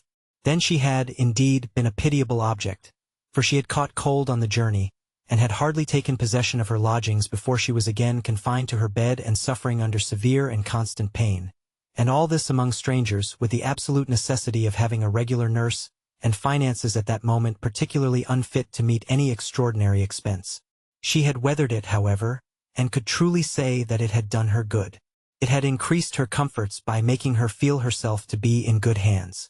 She had seen too much of the world to expect sudden or disinterested attachment anywhere, but her illness had proved to her that her landlady had a character to preserve, and would not use her ill, and she had been particularly fortunate in her nurse as a sister of her landlady, a nurse by profession, and who had always a home in that house when unemployed, chanced to be at liberty just in time to attend her. And she, said Mrs. Smith, besides nursing me most admirably, has really proved an invaluable acquaintance. As soon as I could use my hands she taught me to knit, which has been a great amusement, and she put me in the way of making these little thread cases, pin cushions and card racks, which you always find me so busy about, and which supply me with the means of doing a little good to one or two very poor families in this neighborhood. She had a large acquaintance, of course professionally, among those who can afford to buy, and she disposes of my merchandise. She always takes the right time for applying. Everybody's heart is open, you know, when they have recently escaped from severe pain, or are recovering the blessing of health, and Nurse Rook thoroughly understands when to speak. She is a shrewd, intelligent, sensible woman. Hers is a line for seeing human nature, and she has a fund of good sense and observation, which, as a companion, make her infinitely superior to thousands of those who, having only received the best education in the world, know nothing worth attending to. Call it gossip, if you will, but when Nurse Rook has half an hour's leisure to bestow on me, she is sure to have something to relate that is entertaining and profitable. Something that makes one know one's species better. One likes to hear what is going on, to be au fait as to the newest modes of being trifling and silly. To me, who live so much alone, her conversation, I assure you, is a treat. And, far from wishing to cavil at the pleasure, replied, I can easily believe it. Women of that class have great opportunities, and if they are intelligent may be well worth listening to. Such varieties of human nature as they are in the habit of witnessing. And it is not merely in its follies that they are well read, for they see it occasionally under every circumstance that can be most interesting or affecting. What instances must pass before them of ardent, disinterested, self-denying attachment, of heroism, fortitude, patience, resignation. Of all the conflicts and all the sacrifices that ennoble us most, a sick chamber may often furnish the worth of volumes. Yes, said Mrs. Smith more doubtingly, sometimes it may, though I fear its lessons are not often in the elevated style you describe. Here and there, human nature may be great in times of trial, but generally speaking, it is its weakness and not its strength that appears in a sick chamber. It is selfishness and impatience rather than generosity and fortitude that one hears of. There is so little real friendship in the world, and unfortunately, speaking low and tremulously, there are so many who forget to think seriously till it is almost too late, and saw the misery of such feelings. The husband had not been what he ought, and the wife had been led among that part of mankind which made her think worse of the world than she hoped it deserved. It was but a passing emotion, however, with Mrs. Smith. She shook it off and soon added in a different tone, I do not suppose the situation my friend Mrs. Rook is in at present will furnish much either to interest or edify me. She is only nursing Mrs. Wallace of Marlborough Buildings. A mere pretty, silly, expensive, fashionable woman, I believe, and of course will have nothing to report but of lace and finery. I mean to make my profit of Mrs. Wallace, however. She has plenty of money, and I intend she shall buy all the high-priced things I have in hand now, and had called several times on her friend, before the existence of such a person was known in Camden Place. At last it became necessary to speak of her. Sir Walter, Elizabeth, and Mrs. Clay returned one morning from Laura Place, with a sudden invitation from Lady Dalrymple for the same evening, and Anne was already engaged to spend that evening in Westgate Buildings. She was not sorry for the excuse. They were only asked, she was sure, because Lady Dalrymple, being kept at home by a bad cold, was glad to make use of the relationship which had been so pressed on her, and she declined on her own account with great alacrity. She was engaged to spend the evening with an old schoolfellow. They were not much interested in anything relative to Anne, but still there were questions enough asked to make it understood what this old schoolfellow was, and Elizabeth was disdainful and Sir Walter severe. Westgate Buildings, said he, and who is Miss Anne Elliot to be visiting in Westgate Buildings? A Mrs. Smith, a widow Mrs. Smith, and who was her husband? One of 5,000 Mr. Smiths whose names are to be met with everywhere. And what is her attraction? That she is old and sickly. Upon my word, Miss Anne Elliot, you have the most extraordinary taste. Everything that revolts other people, low company, paltry rooms, foul air, disgusting associations are inviting to you. But surely you may put off this old lady till tomorrow. She is not so near her end, I presume, but that she may hope to see another day. What is her age? 40? No, sir, she is not 31, but I do not think I can put off my engagement, because it is the only evening for some time which will at once suit her and myself. She goes into the warm bath tomorrow, and for the rest of the week, we are engaged. But what does Lady Russell think of this acquaintance? Asked Elizabeth. She sees nothing to blame in it, replied Anne. On the contrary, she approves it, and has generally taken me when I have called on Mrs. Smith. Westgate Buildings must have been rather surprised by the appearance of a carriage drawn up near its pavement, observed Sir Walter. Sir Henry Russell's widow, indeed, has no honors to distinguish her arms, but still it is a handsome equipage, and no doubt is well known to convey a Miss Elliot. A widow Mrs. Smith lodging in Westgate Buildings. A poor widow barely able to live between 30 and 40. A mere Mrs. Smith, an everyday Mrs. Smith, of all people and all names in the world, to be the chosen friend of Miss Anne Elliot, and to be preferred by her to her own family connections among the nobility of England and Ireland. Mrs. Smith. Such a name! Mrs. Clay, who had been present while all this passed, now thought it advisable to leave the room, and Anne could have said much, and did long to say a little in defense of her friends' not very dissimilar claims to theirs, but her sense of personal respect to her father prevented her. She made no reply. She left it to himself to recollect that Mrs. Smith was not the only widow in Bath between 30 and 40, with little to live on, and no surname of dignity, and kept her appointment. The others kept theirs, and of course she heard the next morning that they had had a delightful evening. She had been the only one of the set absent, for Sir Walter and Elizabeth had not only been quite at her ladyship's service themselves, but had actually been happy to be employed by her in collecting others, and had been at the trouble of inviting both Lady Russell and Mr. Elliot, and Mr. Elliot had made a point of leaving Colonel Wallis early, and Lady Russell had fresh arranged all her evening engagements in order to wait on her, and had the whole history of all that such an evening could supply from Lady Russell.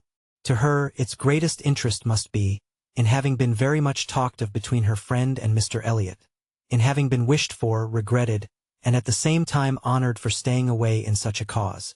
Her kind, compassionate visits to this old schoolfellow, sick and reduced, seemed to have quite delighted Mr. Elliot.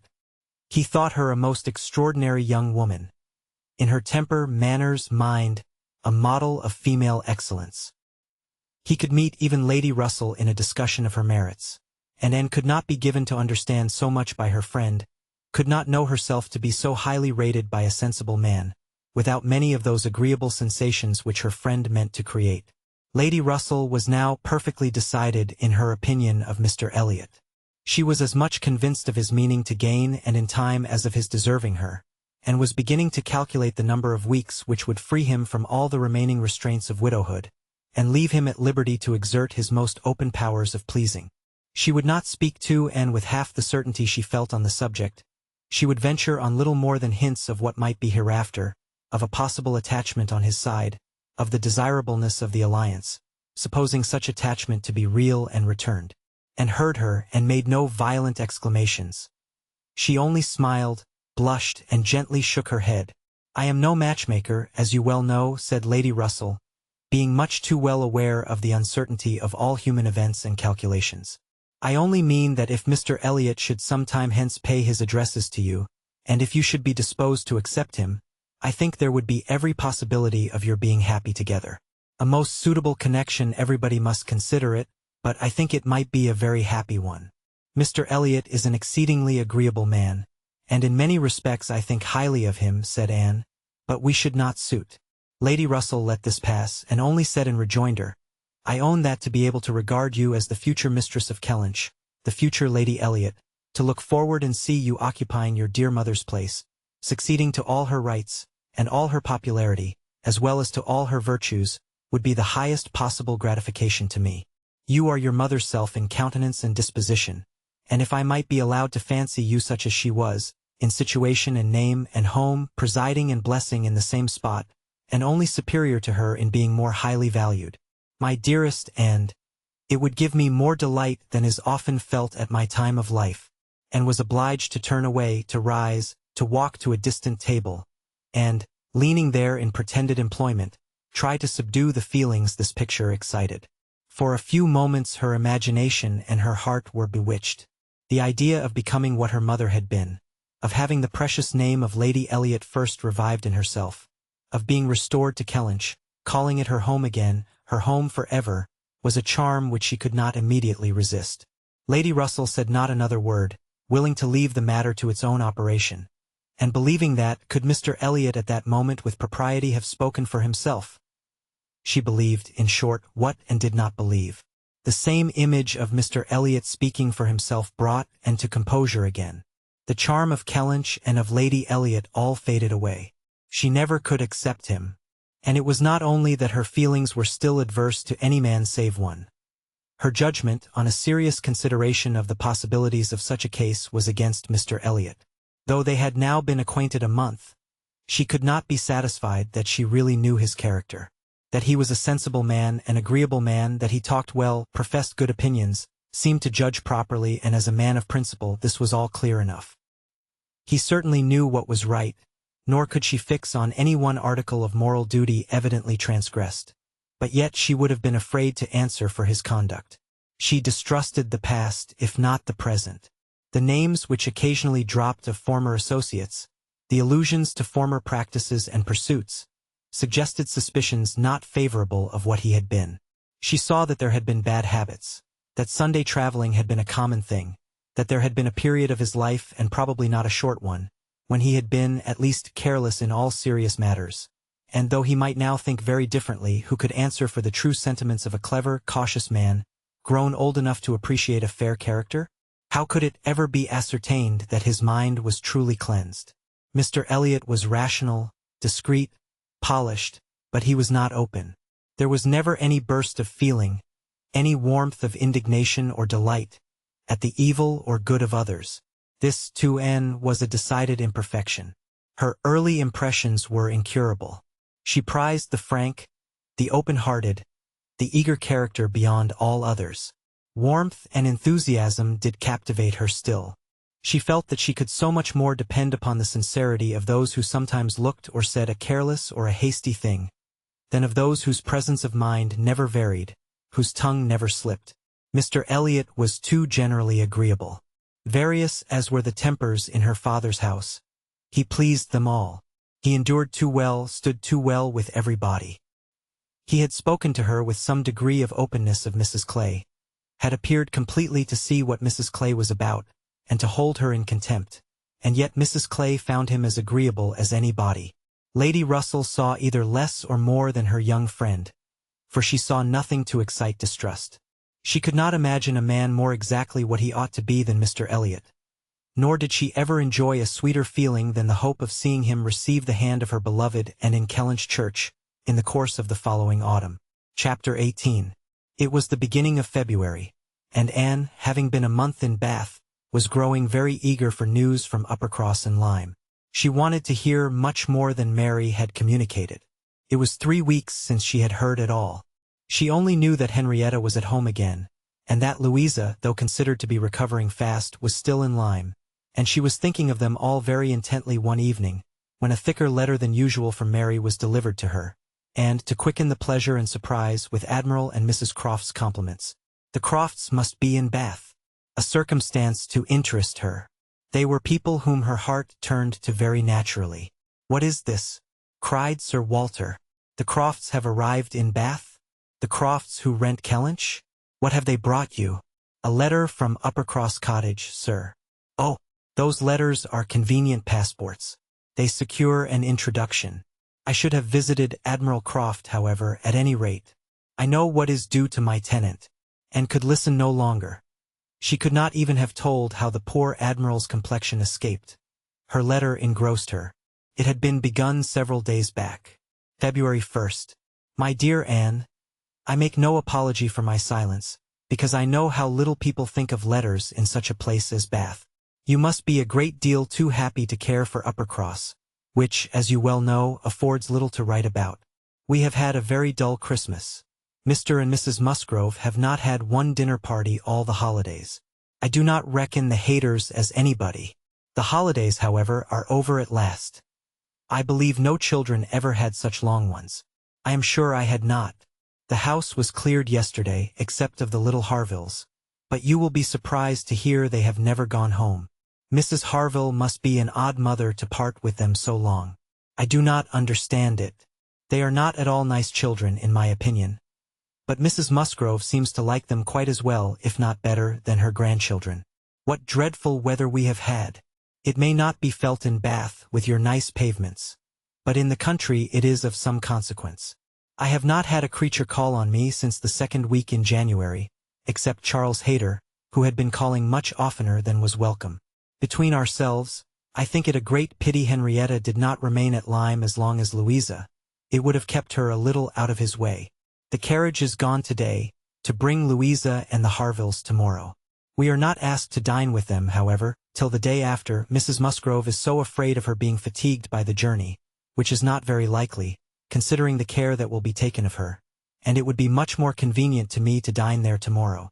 I am glad you find Mr. Elliot so agreeable, and wish I could be acquainted with him too, but I have my usual luck. I am always out of the way when anything desirable is going on, always the last of my family to be noticed. What an immense time Mrs. Clay has been staying with Elizabeth. Does she never mean to go away? But perhaps if she were to leave the room vacant, we might not be invited. Let me know what you think of this. I do not expect my children to be asked, you know. I can leave them at the great house very well, for a month or 6 weeks. I have this moment heard that the Crofts are going to Bath almost immediately. They think the Admiral gouty. Charles heard it quite by chance. They have not had the civility to give me any notice, or of offering to take anything. I do not think they improve at all as neighbors. We see nothing of them, and this is really an instance of gross inattention. Charles joins me in love, and everything proper. Yours affectionately, Mary M. I am sorry to say that I am very far from well, and Jemima has just told me that the butcher says there is a bad sore throat very much about. I dare say I shall catch it, and my sore throats, you know, are always worse than anybody's. So ended the first part, which had been afterwards put into an envelope, containing nearly as much more. I kept my letter open, that I might send you word how Louisa bore her journey, and now I am extremely glad I did, having a great deal to add. In the first place, I had a note from Mrs. Croft yesterday, offering to convey anything to you. A very kind, friendly note indeed, addressed to me just as it ought. I shall therefore be able to make my letter as long as I like. The Admiral does not seem very ill, and I sincerely hope Bath will do him all the good he wants. I shall be truly glad to have them back again. Our neighborhood cannot spare such a pleasant family. But now for Louisa. I have something to communicate that will astonish you not a little. She and the Harvilles came on Tuesday very safely, and in the evening we went to ask her how she did, when we were rather surprised not to find Captain Benwick of the party, for he had been invited as well as the Harvilles. And what do you think was the reason? Neither more nor less than his being in love with Louisa, and not choosing to venture to Uppercross till he had had an answer from Mr. Musgrove. For it was all settled between him and her before she came away, and he had written to her father by Captain Harville. True, upon my honor. Are not you astonished? I shall be surprised at least if you ever received a hint of it, for I never did. Mrs. Musgrove protests solemnly that she knew nothing of the matter. We are all very well pleased, however, for though it is not equal to her marrying Captain Wentworth, it is infinitely better than Charles Hayter, and Mr. Musgrove has written his consent, and Captain Benwick is expected today. Mrs. Harville says her husband feels a good deal on his poor sister's account.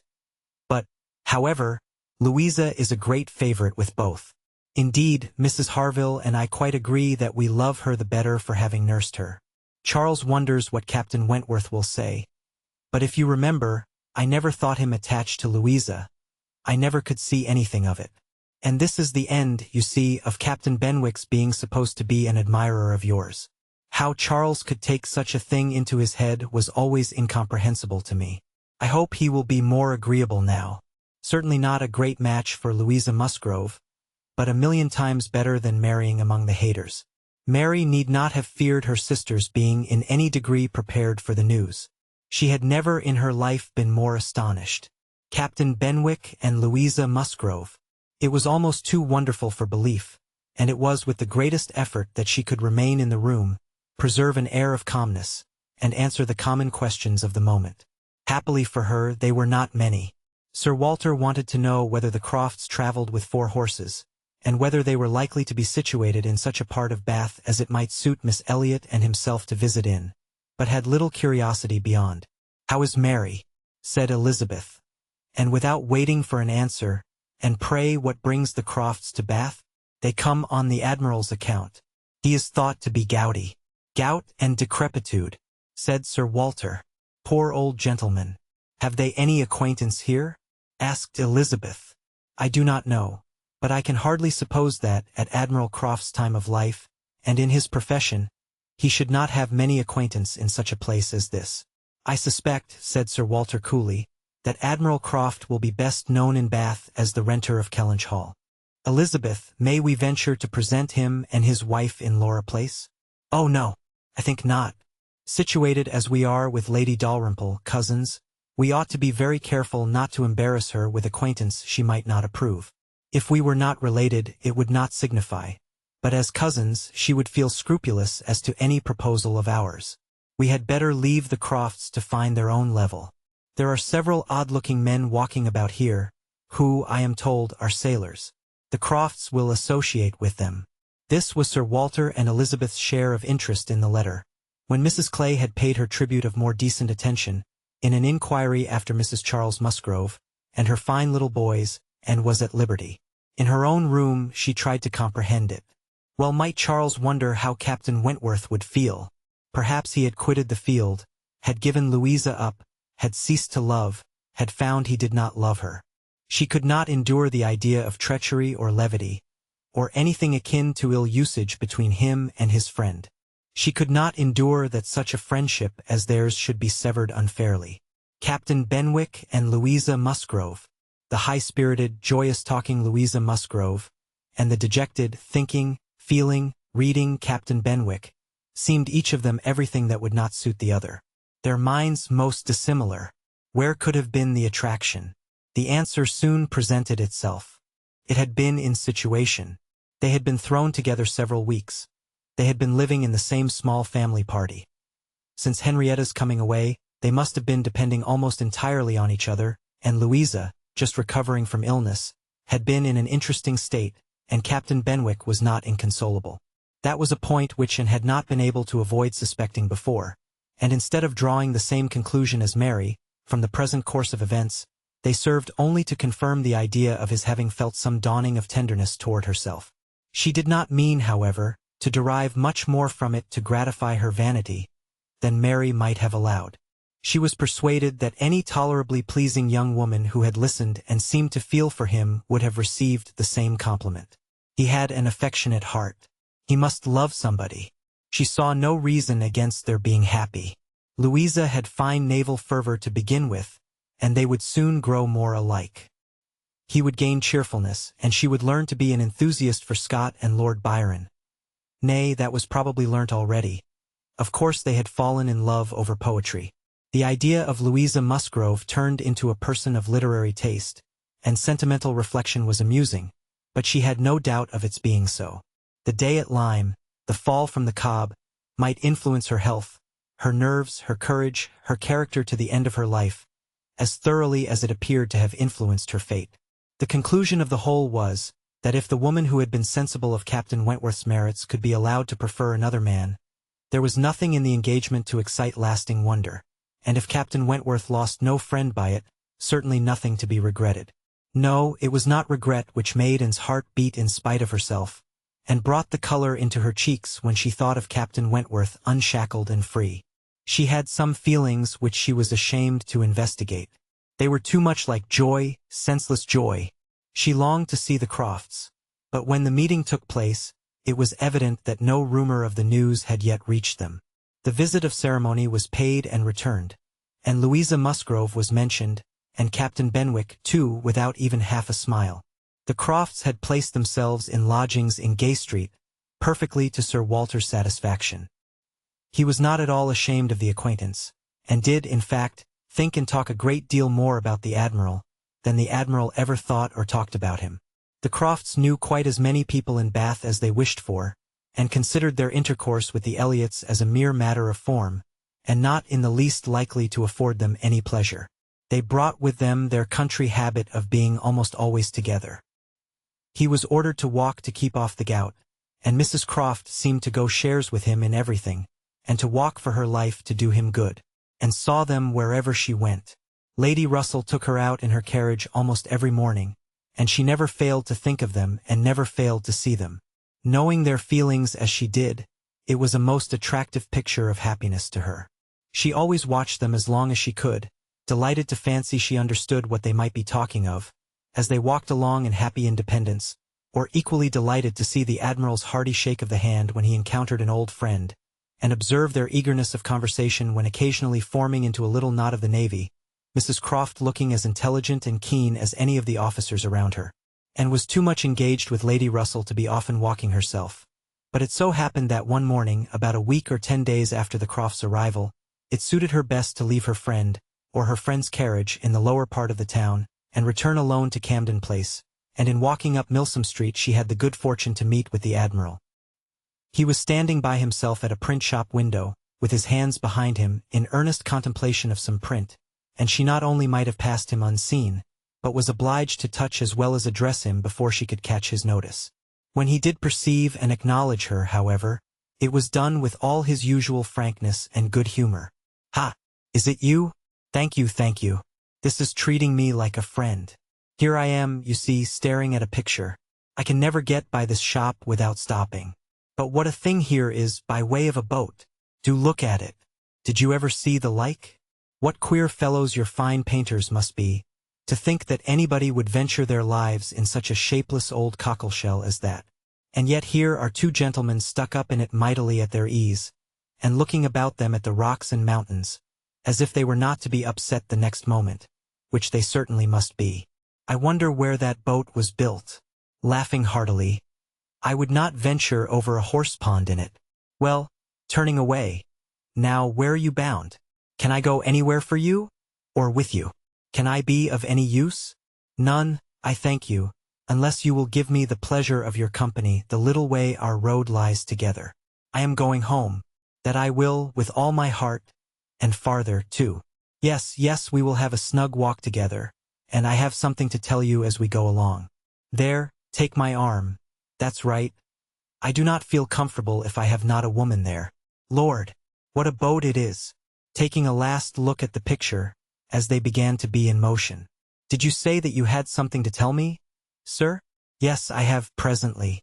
But here comes a friend, Captain Brigden. I shall only say, how d'ye do? As we pass, however, I shall not stop. How d'ye do? Brigden stares to see anybody with me but my wife. She, poor soul, is tied by the leg. She has a blister on one of her heels, as large as a 3-shilling piece. If you look across the street, you will see Admiral Brand coming down and his brother. Shabby fellows, both of them. I am glad they are not on this side of the way. Sophie cannot bear them. They played me a pitiful trick once. Got away with some of my best men. I will tell you the whole story another time. There comes old Sir Archibald Drew and his grandson. Look, he sees us. He kisses his hand to you. He takes you for my wife. Ah, the peace has come too soon for that younker. Poor old Sir Archibald. How do you like Bath, Miss Elliot? It suits us very well. We are always meeting with some old friend or other. The street's full of them every morning. Sure to have plenty of chat. And then we get away from them all and shut ourselves in our lodgings and draw in our chairs, and are snug as if we were at Kellynch, or as we used to be even at North Yarmouth and Deal. We do not like our lodgings here the worse, I can tell you, for putting us in mind of those we first had at North Yarmouth.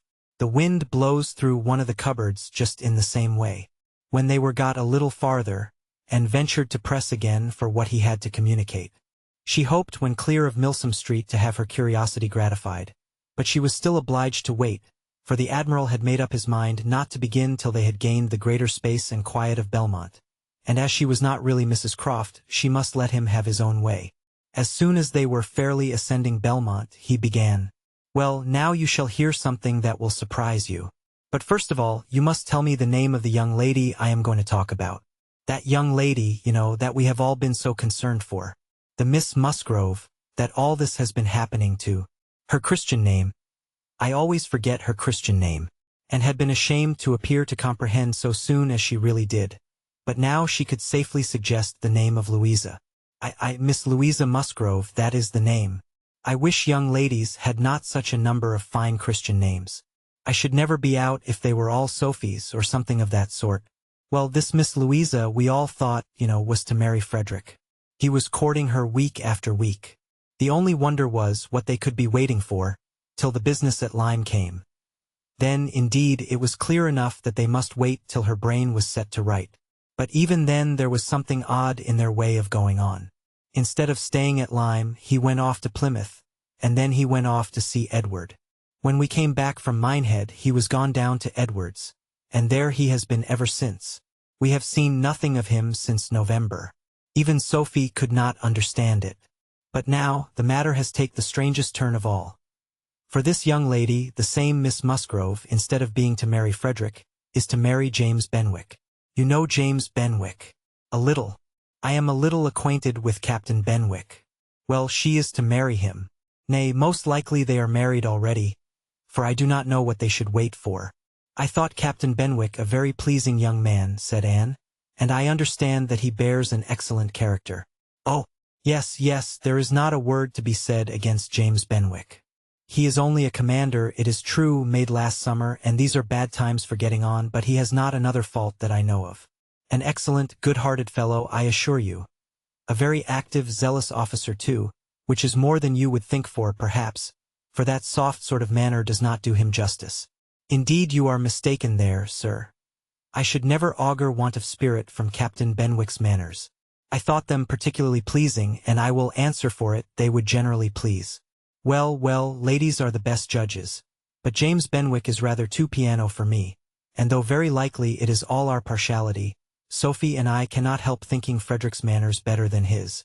There is something about Frederick more to our taste. And was caught. She had only meant to oppose the too common idea of spirit and gentleness being incompatible with each other. Not at all to represent Captain Benwick's manners as the very best that could possibly be. And, after a little hesitation, she was beginning to say, I was not entering into any comparison of the two friends. But the Admiral interrupted her with, and the thing is certainly true. It is not a mere bit of gossip. We have it from Frederick himself. His sister had a letter from him yesterday in which he tells us of it, and he had just had it in a letter from Harville, written upon the spot from Uppercross. I fancy they are all at Uppercross. This was an opportunity which Anne could not resist. She said, therefore, I hope, Admiral, I hope there is nothing in the style of Captain Wentworth's letter to make you and Mrs. Croft particularly uneasy. It did seem, last autumn, as if there were an attachment between him and Louisa Musgrove, but I hope it may be understood to have worn out on each side equally, and without violence. I hope his letter does not breathe the spirit of an ill-used man. Not at all, not at all. There is not an oath or a murmur from beginning to end. And looked down to hide her smile. No, no. Frederick is not a man to whine and complain. He has too much spirit for that. If the girl likes another man better, it is very fit she should have him. Certainly. But what I mean is, that I hope there is nothing in Captain Wentworth's manner of writing to make you suppose he thinks himself ill-used by his friend, which might appear, without its being absolutely said. I should be very sorry that such a friendship as has subsisted between him and Captain Benwick should be destroyed, or even wounded, by a circumstance of this sort. Yes, yes, I understand you. But there is nothing at all of that nature in the letter. He does not give the least fling at Benwick. Does not so much as say, I wonder at it, I have a reason of my own for wondering at it. No, you would not guess, from his way of writing, that he had ever thought of this Miss, what's her name? For himself. He very handsomely hopes they will be happy together, and there is nothing very unforgiving in that, I think. And did not receive the perfect conviction which the Admiral meant to convey, but it would have been useless to press the inquiry farther. She therefore satisfied herself with commonplace remarks or quiet attention, and the Admiral had it all his own way. Poor Frederick, said he at last. Now he must begin all over again with somebody else. I think we must get him to Bath. Sophie must write, and beg him to come to Bath. Here are pretty girls enough, I am sure. It would be of no use to go to Uppercross again, for that other Miss Musgrove, I find, is bespoke by her cousin, the young parson. Do not you think, Miss Elliot, we had better try to get him to Bath? Chapter 19. While Admiral Croft was taking this walk with Anne, and expressing his wish of getting Captain Wentworth to Bath, Captain Wentworth was already on his way thither. Before Mrs. Croft had written, he was arrived, and the very next time Anne walked out, she saw him. Mr. Elliot was attending his two cousins and Mrs. Clay. They were in Milsom Street. It began to rain, not much, but enough to make shelter desirable for women, and quite enough to make it very desirable for Miss Elliot to have the advantage of being conveyed home in Lady Dalrymple's carriage, which was seen waiting at a little distance. She, Anne, and Mrs. Clay, therefore, turned into Mullins, while Mr. Elliot stepped to Lady Dalrymple to request her assistance. He soon joined them again, successful, of course. Lady Dalrymple would be most happy to take them home, and would call for them in a few minutes. Her ladyship's carriage was a barouche, and did not hold more than 4 with any comfort. Miss Carteret was with her mother.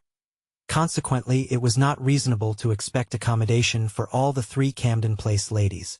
There could be no doubt as to Miss Elliot. Whoever suffered inconvenience, she must suffer none, but it occupied a little time to settle the point of civility between the other 2. The rain was a mere trifle, and Anne was most sincere in preferring a walk with Mr. Elliot. But the rain was also a mere trifle to Mrs. Clay. She would hardly allow it even to drop at all, and her boots were so thick, much thicker than Miss Anne's, and, in short, her civility rendered her quite as anxious to be left to walk with Mr. Elliot as Anne could be, and it was discussed between them with a generosity so polite and so determined, that the others were obliged to settle it for them.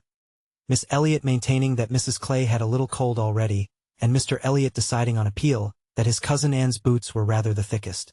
It was fixed accordingly that Mrs. Clay should be of the party in the carriage, and they had just reached this point, when Anne, as she sat near the window, descried, most decidedly and distinctly, Captain Wentworth walking down the street. Her start was perceptible only to herself. But she instantly felt that she was the greatest simpleton in the world, the most unaccountable and absurd. For a few minutes she saw nothing before her. It was all confusion. She was lost, and when she had scolded back her senses, she found the others still waiting for the carriage, and Mr. Elliot always obliging, just setting off for Union Street on a commission of Mrs. Clay's. She now felt a great inclination to go to the outer door. She wanted to see if it rained. Why was she to suspect herself of another motive? Captain Wentworth must be out of sight.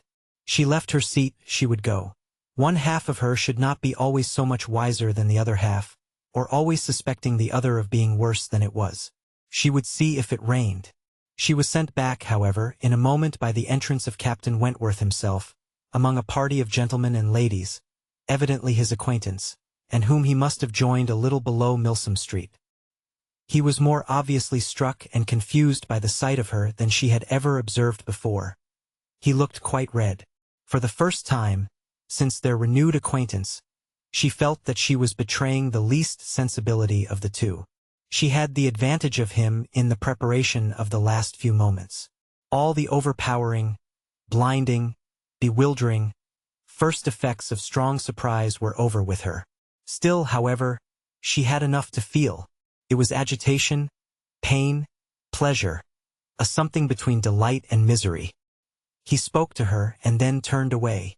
The character of his manner was embarrassment. She could not have called it either cold or friendly, or anything so certainly as embarrassed.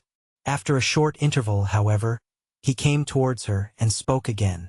Mutual inquiries on common subjects passed. Neither of them, probably, much the wiser for what they heard, and continuing fully sensible of his being less at ease than formerly. They had, by dint of being so very much together, got to speak to each other with a considerable portion of apparent indifference and calmness. But he could not do it now. Time had changed him, or Louisa had changed him. There was consciousness of some sort or other. He looked very well, not as if he had been suffering in health or spirits, and he talked of Uppercross, of the Musgroves, nay, even of Louisa, and had even a momentary look of his own arch significance as he named her. But yet it was Captain Wentworth not comfortable, not easy, not able to feign that he was. It did not surprise, but it grieved and to observe that Elizabeth would not know him. She saw that he saw Elizabeth, that Elizabeth saw him, that there was complete internal recognition on each side. She was convinced that he was ready to be acknowledged as an acquaintance, expecting it, and she had the pain of seeing her sister turn away with unalterable coldness. Lady Dalrymple's carriage, for which Miss Elliot was growing very impatient, now drew up. The servant came in to announce it. It was beginning to rain again, and altogether there was a delay, and a bustle, and a talking, which must make all the little crowd in the shop understand that Lady Dalrymple was calling to convey Miss Elliot. At last Miss Elliot and her friend, unattended but by the servant, for there was no cousin returned, were walking off, and Captain Wentworth, watching them, turned again to Anne and by manner, rather than words, was offering his services to her. "I am much obliged to you," was her answer, "but I am not going with them. The carriage would not accommodate so many. I prefer walking, but it rains." "Oh, very little, nothing that I regard." After a moment's pause he said, "Though I came only yesterday, I have equipped myself properly for Bath already, you see," pointing to a new umbrella. "I wish you would make use of it if you are determined to walk, though I think it would be more prudent to let me get you a chair." She was very much obliged to him, but declined it all, repeating her conviction that the rain would come to nothing at present, and adding, "I am only waiting for Mr. Elliot. He will be here in a moment, I am sure." She had hardly spoken the words when Mr. Elliot walked in. Captain Wentworth recollected him perfectly. There was no difference between him and the man who had stood on the steps at Lyme, admiring and as she passed, except in the air and look and manner of the privileged relation and friend. He came in with eagerness, appeared to see and think only of her, apologized for his stay, was grieved to have kept her waiting, and anxious to get her away without further loss of time and before the rain increased. And in another moment they walked off together, her arm under his, a gentle and embarrassed glance, and a good morning to you, being all that she had time for as she passed away. As soon as they were out of sight, the ladies of Captain Wentworth's party began talking of them. "Mr. Elliot does not dislike his cousin," I fancy? Oh, no, that is clear enough. One can guess what will happen there. He is always with them. Half lives in the family, I believe. What a very good-looking man. Yes, and Miss Atkinson, who dined with him once at the Wallaces, says he is the most agreeable man she ever was in company with. She is pretty, I think, and Elliot, very pretty when one comes to look at her. It is not the fashion to say so, but I confess I admire her more than her sister. Oh, so do I, and so do I. No comparison. But the men are all wild after Miss Elliot, and is too delicate for them, and would have been particularly obliged to her cousin, if he would have walked by her side all the way to Camden Place, without saying a word. She had never found it so difficult to listen to him, though nothing could exceed his solicitude and care, and though his subjects were principally such as were wont to be always interesting. Praise, warm, just, and discriminating, of Lady Russell, and insinuations highly rational against Mrs. Clay. But just now she could think only of Captain Wentworth. She could not understand his present feelings, whether he were really suffering much from disappointment or not. Until that point were settled, she could not be quite herself. She hoped to be wise and reasonable in time. But alas, alas, she must confess to herself that she was not wise yet. Another circumstance very essential for her to know was how long he meant to be in Bath. He had not mentioned it, or she could not recollect it. He might be only passing through, but it was more probable that he should be come to stay. In that case, so liable as everybody was to meet everybody in Bath, Lady Russell would in all likelihood see him somewhere. Would she recollect him? How would it all be? She had already been obliged to tell Lady Russell that Louisa Musgrove was to marry Captain Benwick. It had cost her something to encounter Lady Russell's surprise, and now, if she were by any chance to be thrown into company with Captain Wentworth, her imperfect knowledge of the matter might add another shade of prejudice against him. The following morning Anne was out with her friend, and for the first hour in an incessant and fearful sort of watch for him in vain. But at last, in returning down Pulteney Street, she distinguished him on the right-hand pavement at such a distance as to have him in view the greater part of the street. There were many other men about him, many groups walking the same way, but there was no mistaking him. She looked instinctively at Lady Russell, but not from any mad idea of her recognizing him so soon as she did herself. No, it was not to be supposed that Lady Russell would perceive him till they were nearly opposite. She looked at her, however, from time to time anxiously, and when the moment approached which must point him out, though not daring to look again, for her own countenance she knew was unfit to be seen, she was yet perfectly conscious of Lady Russell's eyes being turned exactly in the direction for him, of her being, in short, intently observing him. She could thoroughly comprehend the sort of fascination he must possess over Lady Russell's mind, the difficulty it must be for her to withdraw her eyes, the astonishment she must be feeling that 8 or 9 years should have passed over him, and in foreign climes and in active service too, without robbing him of one personal grace. At last Lady Russell drew back her head. Now, how would she speak of him? "You will wonder," said she, "what has been fixing my eye so long. But I was looking after some window curtains, which Lady Alicia and Mrs. Frankland were telling me of last night. They described the drawing-room window curtains of one of the houses on this side of the way, and this part of the street, as being the handsomest and best hung of any in Bath, but could not recollect the exact number, and I have been trying to find out which it could be. But I confess I can see no curtains hereabouts that answer their description." And sighed and blushed and smiled, in pity and disdain, either at her friend or herself. The part which provoked her most was that in all this waste of foresight and caution, she should have lost the right moment for seeing whether he saw them. A day or two passed without producing anything. The theatre or the rooms where he was most likely to be were not fashionable enough for the Elliots, whose evening amusements were solely in the elegant stupidity of private parties, in which they were getting more and more engaged. And Anne, wearied of such a state of stagnation, sick of knowing nothing, and fancying herself stronger because her strength was not tried, was quite impatient for the concert evening. It was a concert for the benefit of a person patronized by Lady Dalrymple. Of course they must attend. It was really expected to be a good one, and Captain Wentworth was very fond of music. If she could only have a few minutes' conversation with him again, she fancied she should be satisfied, and as to the power of addressing him, she felt all over courage if the opportunity occurred. Elizabeth had turned from him, Lady Russell overlooked him. Her nerves were strengthened by these circumstances. She felt that she owed him attention. She had once partly promised Mrs. Smith to spend the evening with her, but in a short hurried call she excused herself and put it off, with the more decided promise of a longer visit on the morrow. Mrs. Smith gave a most good-humored acquiescence. "By all means," said she, "only tell me all about it when you do come. Who is your party?" And named them all. Mrs. Smith made no reply, but when she was leaving her said, and with an expression half serious, half arch, "Well, I heartily wish your concert may answer, and do not fail me tomorrow if you can come, for I begin to have a foreboding that I may not have many more visits from you." Anne was startled and confused, but after standing in a moment's suspense, was obliged, and not sorry to be obliged, to hurry away. Chapter 20. Sir Walter, his 2 daughters, and Mrs. Clay were the earliest of all their party at the rooms in the evening, and as Lady Dalrymple must be waited for, they took their station by one of the fires in the octagon room. But hardly were they so settled, when the door opened again, and Captain Wentworth walked in alone. Anne was the nearest to him, and making yet a little advance, she instantly spoke. He was preparing only to bow and pass on, but her gentle "How do you do?" brought him out of the straight line to stand near her, and make inquiries in return, in spite of the formidable father and sister in the background.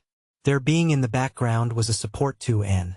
She knew nothing of their looks, and felt equal to everything which she believed right to be done. While they were speaking, a whispering between her father and Elizabeth caught her ear. She could not distinguish, but she must guess the subject, and on Captain Wentworth's making a distant bow, she comprehended that her father had judged so well as to give him that simple acknowledgment of acquaintance, and she was just in time by a side glance to see a slight curtsy from Elizabeth herself. This, though late, and reluctant, and ungracious, was yet better than nothing, and her spirits improved. After talking, however, of the weather and Bath and the concert, their conversation began to flag, and so little was said at last, that she was expecting him to go every moment, but he did not. He seemed in no hurry to leave her, and presently with renewed spirit, with a little smile, a little glow, he said, "I have hardly seen you since our day at Lyme.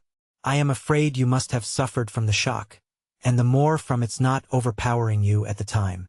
She assured him that she had not. "It was a frightful hour," said he, "a frightful day," and he passed his hand across his eyes, as if the remembrance were still too painful, but in a moment, half smiling again, added, "The day has produced some effects, however, has had some consequences which must be considered as the very reverse of frightful.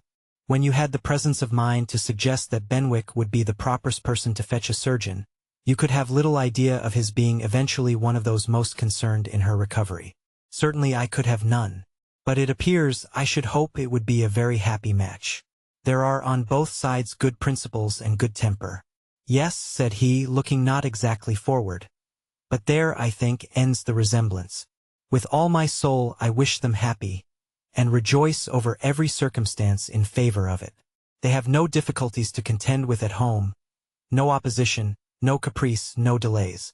The Musgroves are behaving like themselves, most honorably and kindly, only anxious with true parental hearts to promote their daughter's comfort. All this is much, very much in favor of their happiness.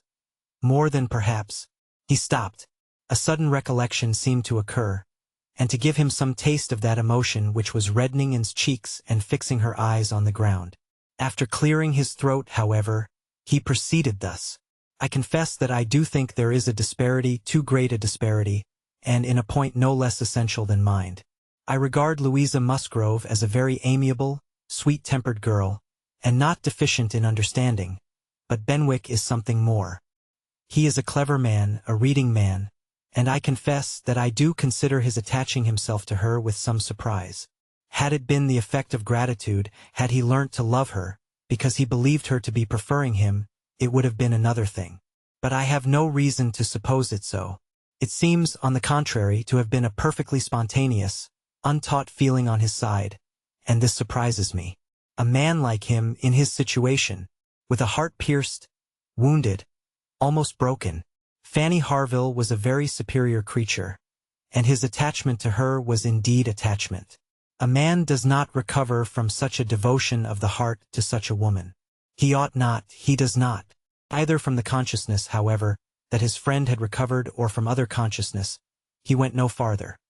and in who, in spite of the agitated voice in which the latter part had been uttered, and in spite of all the various noises of the room, the almost ceaseless slam of the door, and ceaseless buzz of persons walking through, had distinguished every word, was struck, gratified, confused, and beginning to breathe very quick, and feel 100 things in a moment.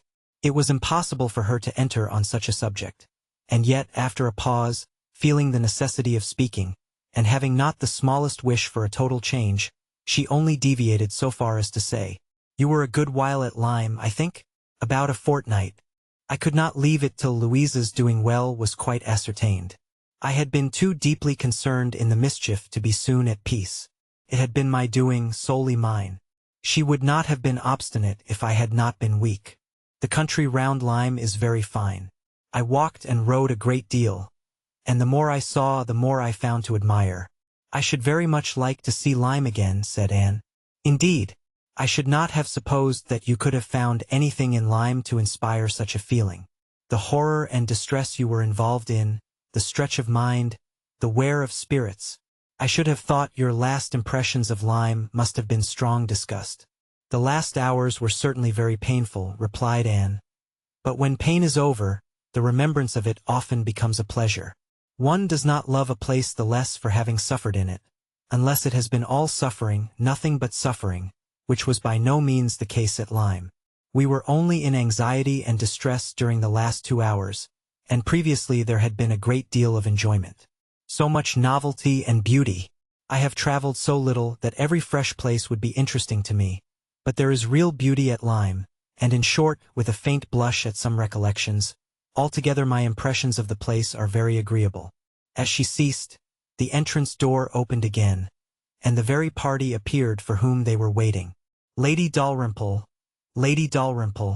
was the rejoicing sound, and with all the eagerness compatible with anxious elegance, Sir Walter and his 2 ladies stepped forward to meet her.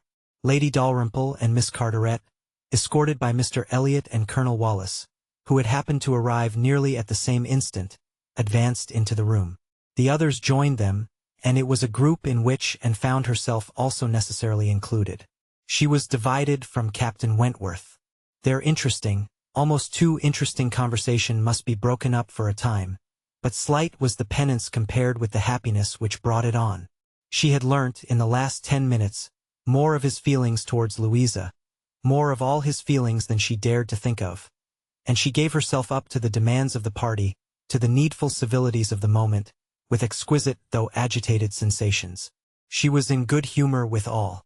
She had received ideas which disposed her to be courteous and kind to all, and to pity every one, as being less happy than herself.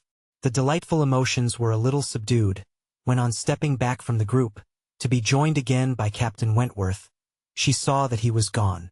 She was just in time to see him turn into the concert-room. He was gone. He had disappeared. She felt a moment's regret. But they should meet again. He would look for her. He would find her out before the evening were over, and at present, perhaps, it was as well to be asunder.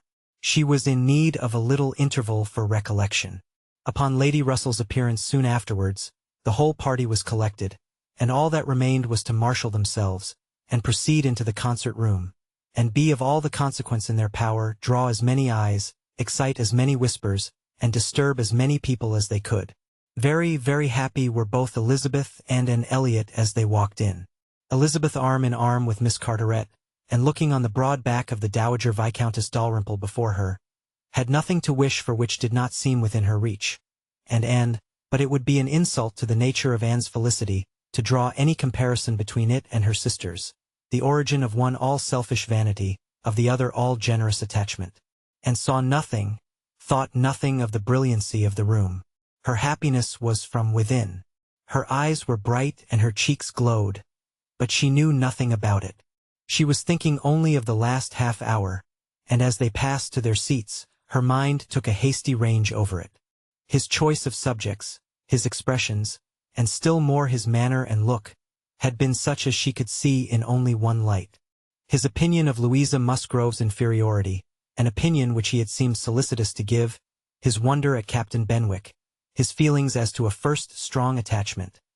Sentences begun which he could not finish, his half-averted eyes and more than half-expressive glance, all declared that he had a heart returning to her at least, that anger, resentment, avoidance were no more, and that they were succeeded, not merely by friendship and regard, but by the tenderness of the past. Yes, some share of the tenderness of the past. She could not contemplate the change as implying less. He must love her. These were thoughts, with their attendant visions, which occupied and flurried her too much to leave her any power of observation. And she passed along the room without having a glimpse of him, without even trying to discern him. When their places were determined on, and they were all properly arranged, she looked round to see if he should happen to be in the same part of the room, but he was not. Her eye could not reach him, and the concert being just opening, she must consent for a time to be happy in a humbler way. The party was divided and disposed of on 2 contiguous benches, and was among those on the foremost, and Mr. Elliot had maneuvered so well, with the assistance of his friend Colonel Wallace, as to have a seat by her. Miss Elliot, surrounded by her cousins, and the principal object of Colonel Wallace's gallantry, was quite contented. Anne's mind was in a most favorable state for the entertainment of the evening. It was just occupation enough. She had feelings for the tender, spirits for the gay, attention for the scientific and patience for the wearisome, and had never liked a concert better, at least during the first act. Towards the close of it, in the interval succeeding an Italian song, she explained the words of the song to Mr. Elliot. They had a concert bill between them. This, said she, is nearly the sense, or rather the meaning of the words, for certainly the sense of an Italian love song must not be talked of, but it is as nearly the meaning as I can give, for I do not pretend to understand the language. I am a very poor Italian scholar. Yes, I see you are. I see you know nothing of the matter. You have only knowledge enough of the language to translate at sight these inverted, transposed, curtailed Italian lines into clear, comprehensible, elegant English. You need not say anything more of your ignorance. Here is complete proof. I will not oppose such kind politeness, but I should be sorry to be examined by a real proficient. I have not had the pleasure of visiting in Camden Place so long, replied he, without knowing something of Miss Anne Elliot, and I do regard her as one who is too modest for the world in general to be aware of half her accomplishments, and too highly accomplished for modesty to be natural in any other woman. For shame! For shame! This is too much flattery. I forget what we are to have next, turning to the bill. Perhaps, said Mr. Elliot, speaking low, I have had a longer acquaintance with your character than you are aware of. Indeed? How so? You can have been acquainted with it only since I came to Bath, excepting as you might hear me previously spoken of in my own family. I knew you by report long before you came to Bath. I had heard you described by those who knew you intimately. I have been acquainted with you by character many years. Your person, your disposition, accomplishments, manner, they were all present to me. Mr. Elliot was not disappointed in the interest he hoped to raise. No one can withstand the charm of such a mystery. To have been described long ago to a recent acquaintance, by nameless people, is irresistible, and Anne was all curiosity. She wondered, and questioned him eagerly, but in vain. He delighted in being asked, but he would not tell. No, some time or other, perhaps, but not now. He would mention no names now, but such, he could assure her, had been the fact. He had many years ago received such a description of Miss Anne Elliot as had inspired him with the highest idea of her merit, and excited the warmest curiosity to know her, and could think of no one so likely to have spoken with partiality of her many years ago as the Mr. Wentworth of Monkford, Captain Wentworth's brother. He might have been in Mr. Elliot's company, but she had not courage to ask the question. The name of Anne Elliot, said he, has long had an interesting sound to me. Very long has it possessed a charm over my fancy, and, if I dared, I would breathe my wishes that the name might never change. Such, she believed, were his words. But scarcely had she received their sound, than her attention was caught by other sounds immediately behind her, which rendered everything else trivial. Her father and Lady Dalrymple were speaking. A well-looking man, said Sir Walter, a very well-looking man. A very fine young man indeed, said Lady Dalrymple. More air than one often sees in Bath. Irish, I dare say. No, I just know his name. A bowing acquaintance. Wentworth. Captain Wentworth of the Navy. His sister married my tenant in Somersetshire, the croft, who rents Kellynch. Before Sir Walter had reached this point, Anne's eyes had caught the right direction, and distinguished Captain Wentworth standing among a cluster of men at a little distance. As her eyes fell on him, his seemed to be withdrawn from her. It had that appearance. It seemed as if she had been one moment too late, and as long as she dared observe, he did not look again.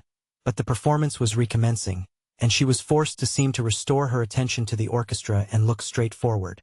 When she could give another glance, he had moved away. He could not have come nearer to her if he would.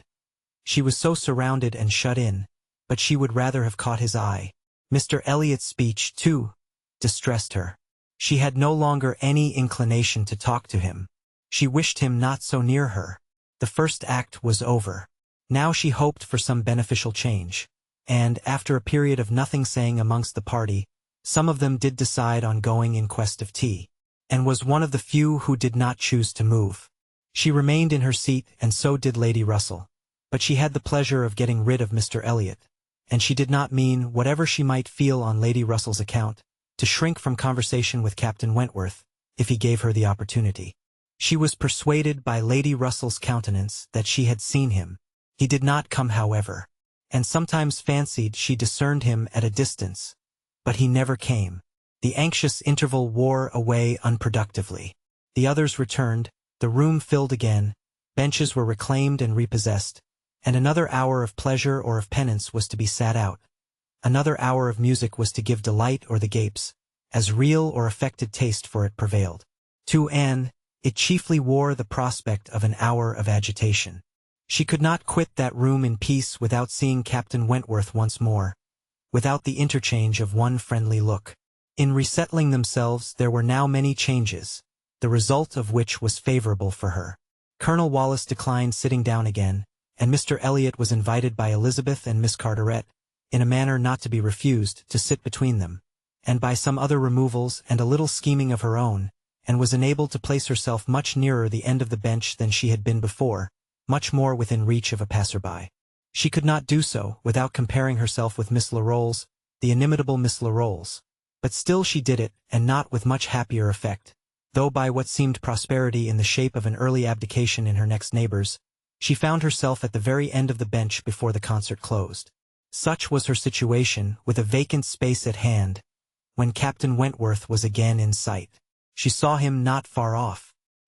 He saw her too, yet he looked grave and seemed irresolute, and only by very slow degrees came at last near enough to speak to her. She felt that something must be the matter. The change was indubitable. The difference between his present air and what it had been in the octagon room was strikingly great. Why was it? She thought of her father, of Lady Russell. Could there have been any unpleasant glances? He began by speaking of the concert gravely, more like the Captain Wentworth of Uppercross, owned himself disappointed, had expected singing, and in short must confess that he should not be sorry when it was over, and replied and spoke in defense of the performance so well, and yet in allowance for his feelings so pleasantly, that his countenance improved, and he replied again with almost a smile. They talked for a few minutes more. The improvement held. He even looked down towards the bench, as if he saw a place on it well worth occupying, when at that moment a touch on her shoulder obliged and to turn round. It came from Mr. Elliot. He begged her pardon, but she must be applied to explain Italian again. Miss Carteret was very anxious to have a general idea of what was next to be sung, and could not refuse, but never had she sacrificed to politeness with a more suffering spirit.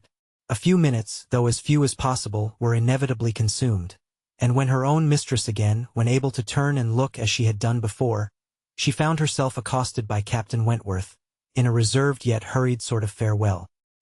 He must wish her good night. He was going. He should get home as fast as he could. "Is not this song worth staying for?" said Anne, suddenly struck by an idea which made her yet more anxious to be encouraging. "No," he replied impressively, "there is nothing worth my staying for," and he was gone directly. Jealousy of Mr. Elliot. It was the only intelligible motive. Captain Wentworth jealous of her affection. Could she have believed it a week ago? 3 hours ago? For a moment the gratification was exquisite. But, alas, there were very different thoughts to succeed. How was such jealousy to be quieted? How was the truth to reach him? How, in all the peculiar disadvantages of their respective situations, would he ever learn of her real sentiments? It was misery to think of Mr. Elliot's attentions. Their evil was incalculable. Chapter 21. And recollected with pleasure the next morning her promise of going to Mrs. Smith, meaning that it should engage her from home at the time when Mr. Elliot would be most likely to call. For to avoid Mr. Elliot was almost a first object. She felt a great deal of goodwill towards him. In spite of the mischief of his attentions, she owed him gratitude and regard, perhaps compassion. She could not help thinking much of the extraordinary circumstances attending their acquaintance, of the right which he seemed to have to interest her, by everything in situation, by his own sentiments, by his early prepossession. It was altogether very extraordinary. Flattering, but painful. There was much to regret. How she might have felt had there been no Captain Wentworth in the case, was not worth inquiry. For there was a Captain Wentworth, and be the conclusion of the present suspense good or bad, her affection would be his forever. Their union, she believed, could not divide her more from other men than their final separation. Prettier musings of high-wrought love and eternal constancy could never have passed along the streets of Bath than Anne was sporting with from Camden Place to Westgate Buildings. It was almost enough to spread purification and perfume all the way. She was sure of a pleasant reception, and her friend seemed this morning particularly obliged to her for coming, seemed hardly to have expected her, though it had been an appointment. An account of the concert was immediately claimed, and Anne's recollections of the concert were quite happy enough to animate her features and make her rejoice to talk of it. All that she could tell she told most gladly, but the all was little for one who had been there, and unsatisfactory for such an inquirer as Mrs. Smith, who had already heard, through the short cut of a laundress and a waiter, rather more of the general success and produce of the evening than Anne could relate, and who now asked in vain for several particulars of the company. Everybody of any consequence or notoriety in Bath was well known by name to Mrs. Smith. The little Durands were there, I conclude, said she, with their mouths open to catch the music, like unfledged sparrows ready to be fed. They never miss a concert. Yes. I did not see them myself, but I heard Mr. Elliot say they were in the room. The Ibbotsons, were they there? And the two new beauties, with the tall Irish officer, who is talked of for one of them. I do not know. I do not think they were. Old Lady Mary MacLane? I need not ask after her. She never misses, I know. And you must have seen her. She must have been in your own circle, for as you went with Lady Dalrymple, you were in the seats of grandeur round the orchestra, of course. No, that was what I dreaded. It would have been very unpleasant to me in every respect. But happily Lady Dalrymple always chooses to be farther off, and we were exceedingly well placed, that is, for hearing. I must not say for seeing, because I appear to have seen very little. Oh, you saw enough for your own amusement. I can understand. There is a sort of domestic enjoyment to be known even in a crowd, and this you had. You were a large party in yourselves, and you wanted nothing beyond. But I ought to have looked about me more, said Anne, conscious while she spoke that there had in fact been no want of looking about, that the object only had been deficient. No, you were better employed. You need not tell me that you had a pleasant evening. I see it in your eye. I perfectly see how the hours passed. That you had always something agreeable to listen to. In the intervals of the concert it was conversation.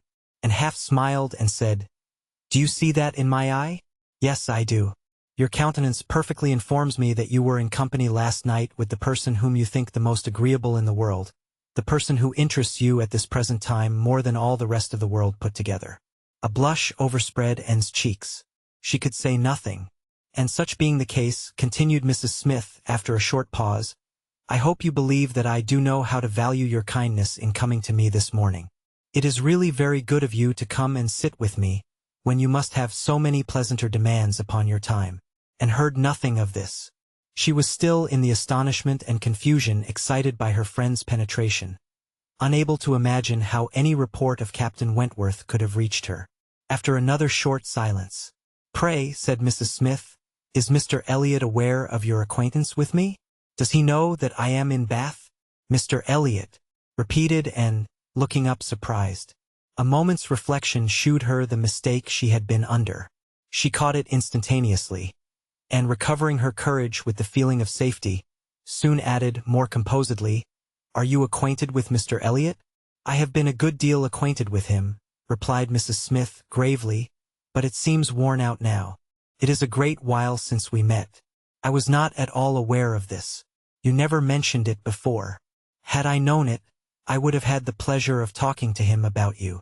"To confess the truth," said Mrs. Smith, assuming her usual air of cheerfulness, "that is exactly the pleasure I want you to have. I want you to talk about me to Mr. Elliot. I want your interest with him. He can be of essential service to me, and if you would have the goodness, my dear Miss Elliot, to make it an object to yourself, of course it is done.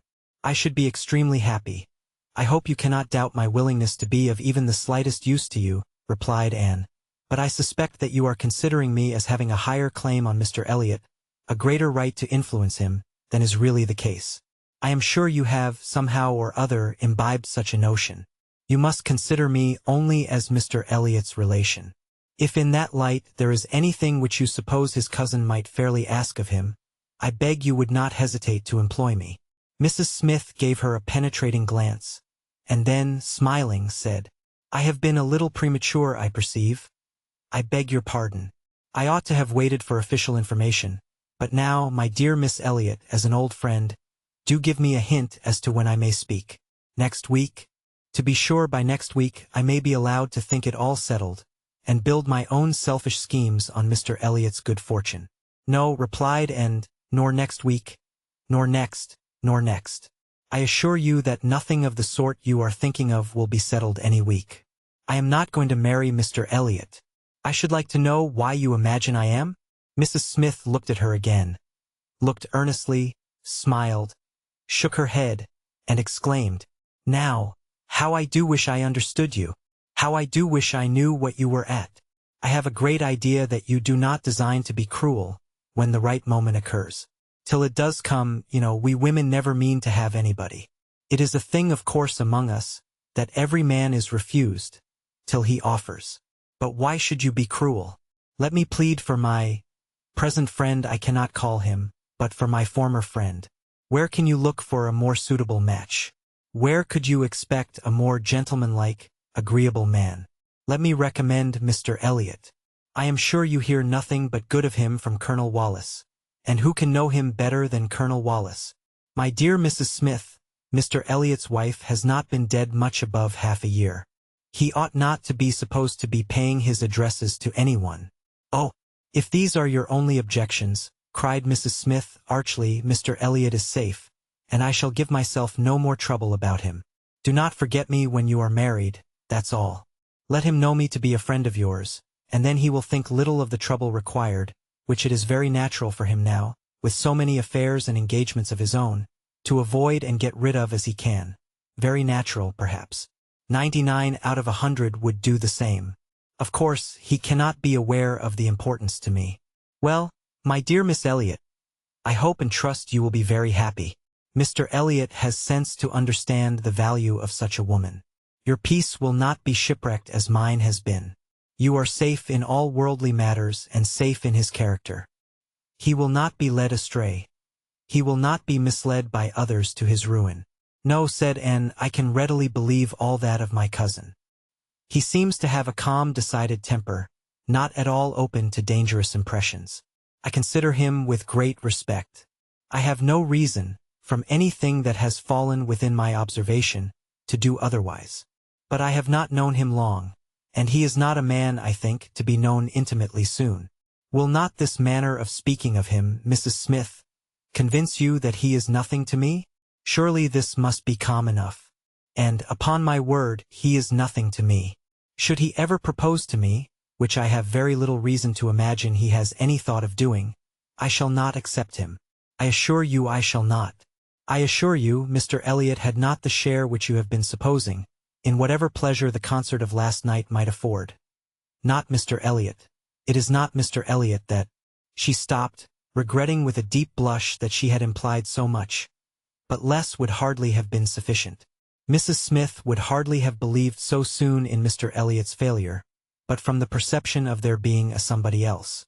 As it was, she instantly submitted, and with all the semblance of seeing nothing beyond, and Anne, eager to escape farther notice, was impatient to know why Mrs. Smith should have fancied she was to marry Mr. Elliot, where she could have received the idea, or from whom she could have heard it. "Do tell me how it first came into your head."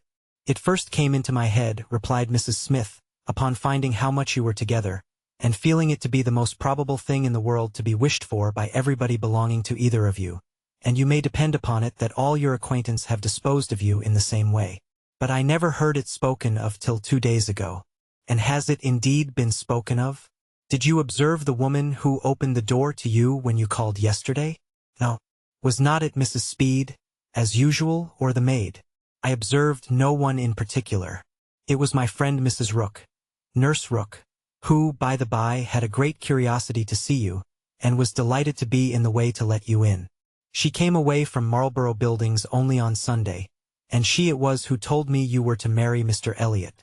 She had had it from Mrs. Wallace herself, which did not seem bad authority. She sat an hour with me on Monday evening, and gave me the whole history, repeated and, laughing. She could not make a very long history, I think, of one such little article of unfounded news." Mrs. Smith said nothing. "But," continued Anne presently, "though there is no truth in my having this claim on Mr. Elliot, I should be extremely happy to be of use to you in any way that I could. Shall I mention to him your being in Bath? Shall I take any message?" "No, I thank you, no, certainly not. In the warmth of the moment, and under a mistaken impression, I might, perhaps, have endeavored to interest you in some circumstances. But not now. No, I thank you, I have nothing to trouble you with." "I think you spoke of having known Mr. Elliot many years?" "I did." "Not before he was married, I suppose?" "Yes, he was not married when I knew him first." "And were you much acquainted?" "Intimately." "Indeed?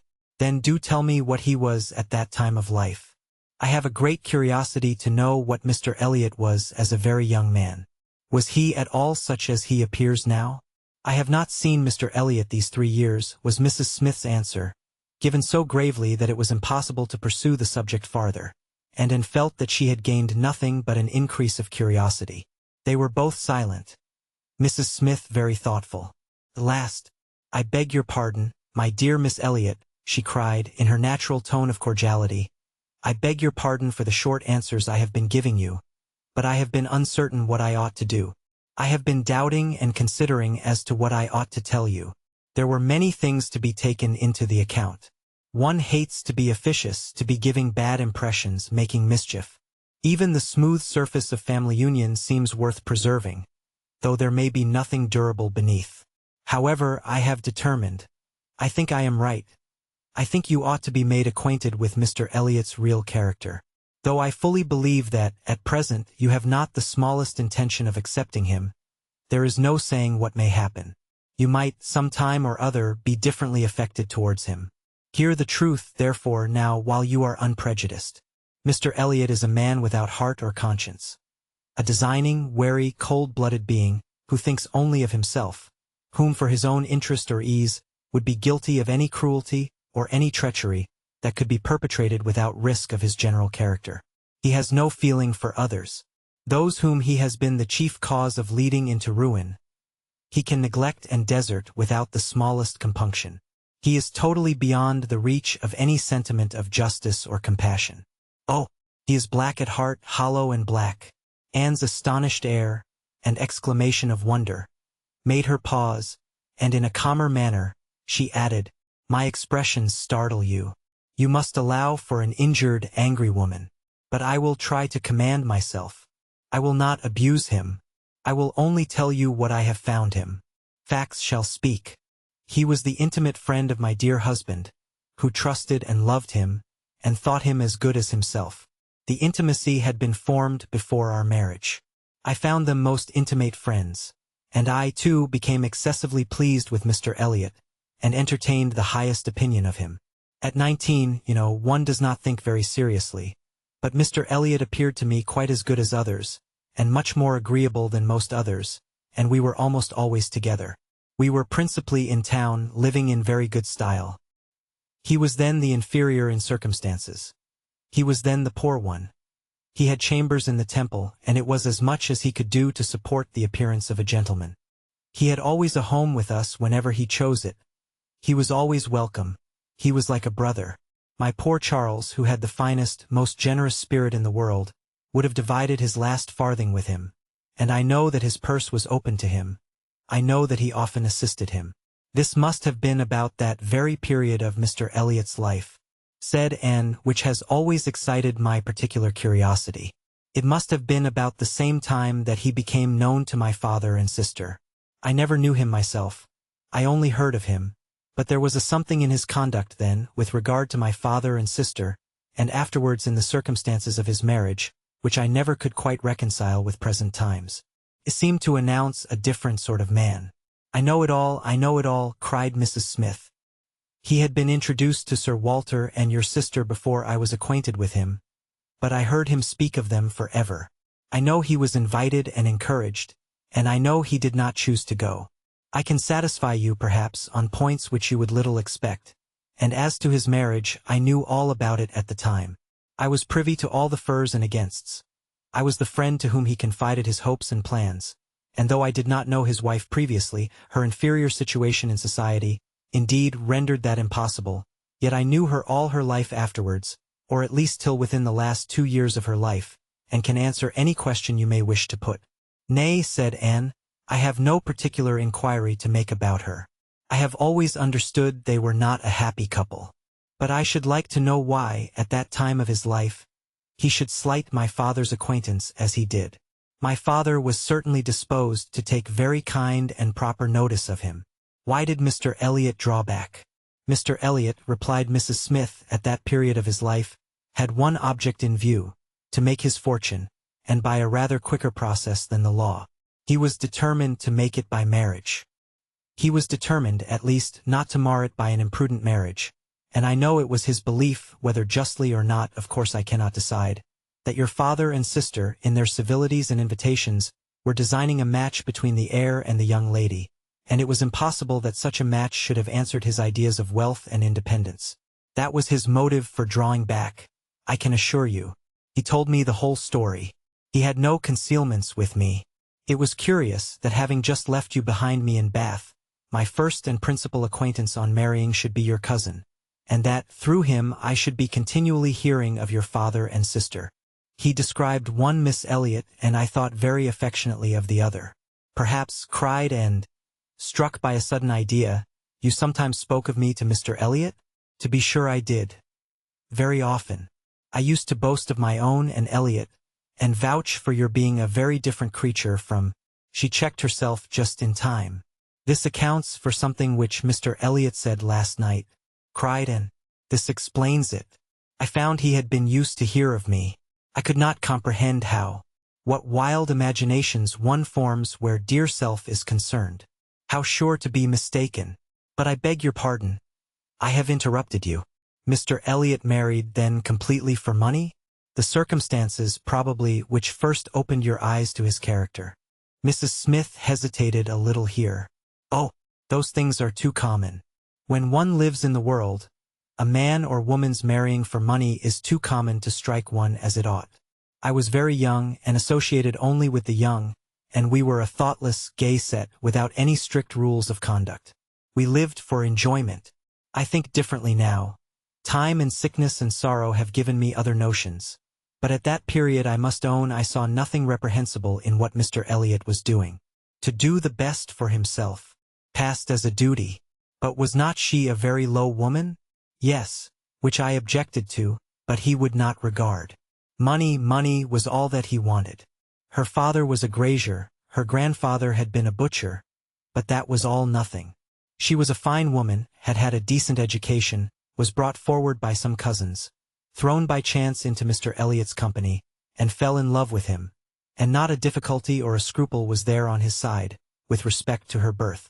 All his caution was spent in being secured of the real amount of her fortune, before he committed himself. Depend upon it, whatever esteem Mr. Elliot may have for his own situation in life now, as a young man he had not the smallest value for it. His chance for the Kellynch estate was something, but all the honor of the family he held as cheap as dirt. I have often heard him declare that if baronetcies were saleable, anybody should have his for £50, arms and motto, name and livery included. But I will not pretend to repeat half that I used to hear him say on that subject. It would not be fair, and yet you ought to have proof, for what is all this but assertion, and you shall have proof. Indeed, my dear Mrs. Smith, I want none, cried Anne. You have asserted nothing contradictory to what Mr. Elliot appeared to be some years ago. This is all in confirmation, rather, of what we used to hear and believe. I am more curious to know why he should be so different now. But for my satisfaction, if you will have the goodness to ring for Mary. Stay. I am sure you will have the still greater goodness of going yourself into my bedroom, and bringing me the small inlaid box which you will find on the upper shelf of the closet. And, seeing her friend to be earnestly bent on it, did as she was desired. The box was brought and placed before her, and Mrs. Smith, sighing over it as she unlocked it, said, "This is full of papers belonging to him, to my husband. A small portion only of what I had to look over when I lost him. The letter I am looking for was one written by Mr. Elliot to him before our marriage, and happened to be saved. Why, one can hardly imagine. But he was careless and immethodical like other men about those things, and when I came to examine his papers, I found it with others still more trivial, from different people scattered here and there, while many letters and memorandums of real importance had been destroyed. Here it is.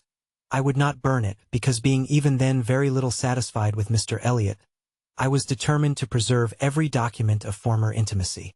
I have now another motive for being glad that I can produce it."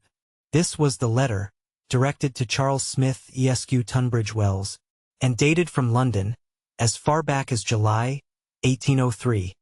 "Dear Smith, I have received yours. Your kindness almost overpowers me. I wish nature had made such hearts as yours more common. But I have lived 23 years in the world, and have seen none like it. Present, believe me, I have no need of your services, being in cash again. Give me joy. I have got rid of Sir Walter and Mississippi. They are gone back to Kellynch, and almost made me swear to visit them this summer. But my first visit to Kellynch will be with a surveyor, to tell me how to bring it with best advantage to the hammer. The baronet, nevertheless, is not unlikely to marry again. He is quite fool enough. If he does, however, they will leave me in peace, which may be a decent equivalent for the reversion. He is worse than last year. I wish I had any name but Elliot. I am sick of it. The name of Walter I can drop, thank God, and I desire you will never insult me with my second W. Again, meaning, for the rest of my life, to be only yours truly, William Elliot." Such a letter could not be read without putting and in a glow, and Mrs. Smith, observing the high color in her face, said, "The language, I know, is highly disrespectful. Though I have forgot the exact terms, I have a perfect impression of the general meaning. But it shows you the man. Mark his professions to my poor husband. Can anything be stronger?" And could not immediately get over the shock and mortification of finding such words applied to her father. She was obliged to recollect that her seeing the letter was a violation of the laws of honor, that no one ought to be judged or to be known by such testimonies, that no private correspondence could bear the eye of others, before she could recover calmness enough to return the letter which she had been meditating over, and say, "Thank you. This is full proof undoubtedly. Proof of everything you were saying. But why be acquainted with us now?" "I can explain this too," cried Mrs. Smith, smiling. "Can you really?" "Yes. I have shown you Mr. Elliot as he was a dozen years ago, and I will shew him as he is now. I cannot produce written proof again, but I can give as authentic oral testimony as you can desire, of what he is now wanting, and what he is now doing. He is no hypocrite now. He truly wants to marry you. His present attentions to your family are very sincere, quite from the heart. I will give you my authority, his friend Colonel Wallace." "Colonel Wallace? You are acquainted with him?" "No. It does not come to me in quite so direct a line as that. It takes a bend or two, but nothing of consequence. The stream is as good as at first. The little rubbish it collects in the turnings is easily moved away. Mr. Elliot talks unreservedly to Colonel Wallace of his views on you, which said Colonel Wallace I imagine to be in himself a sensible, careful, discerning sort of character. But Colonel Wallace has a very pretty silly wife, to whom he tells things which he had better not, and he repeats it all to her. She, in the overflowing spirits of her recovery, repeats it all to her nurse, and the nurse, knowing my acquaintance with you, very naturally brings it all to me. On Monday evening, my good friend Mrs. Rook let me thus much into the secrets of Marlborough Buildings.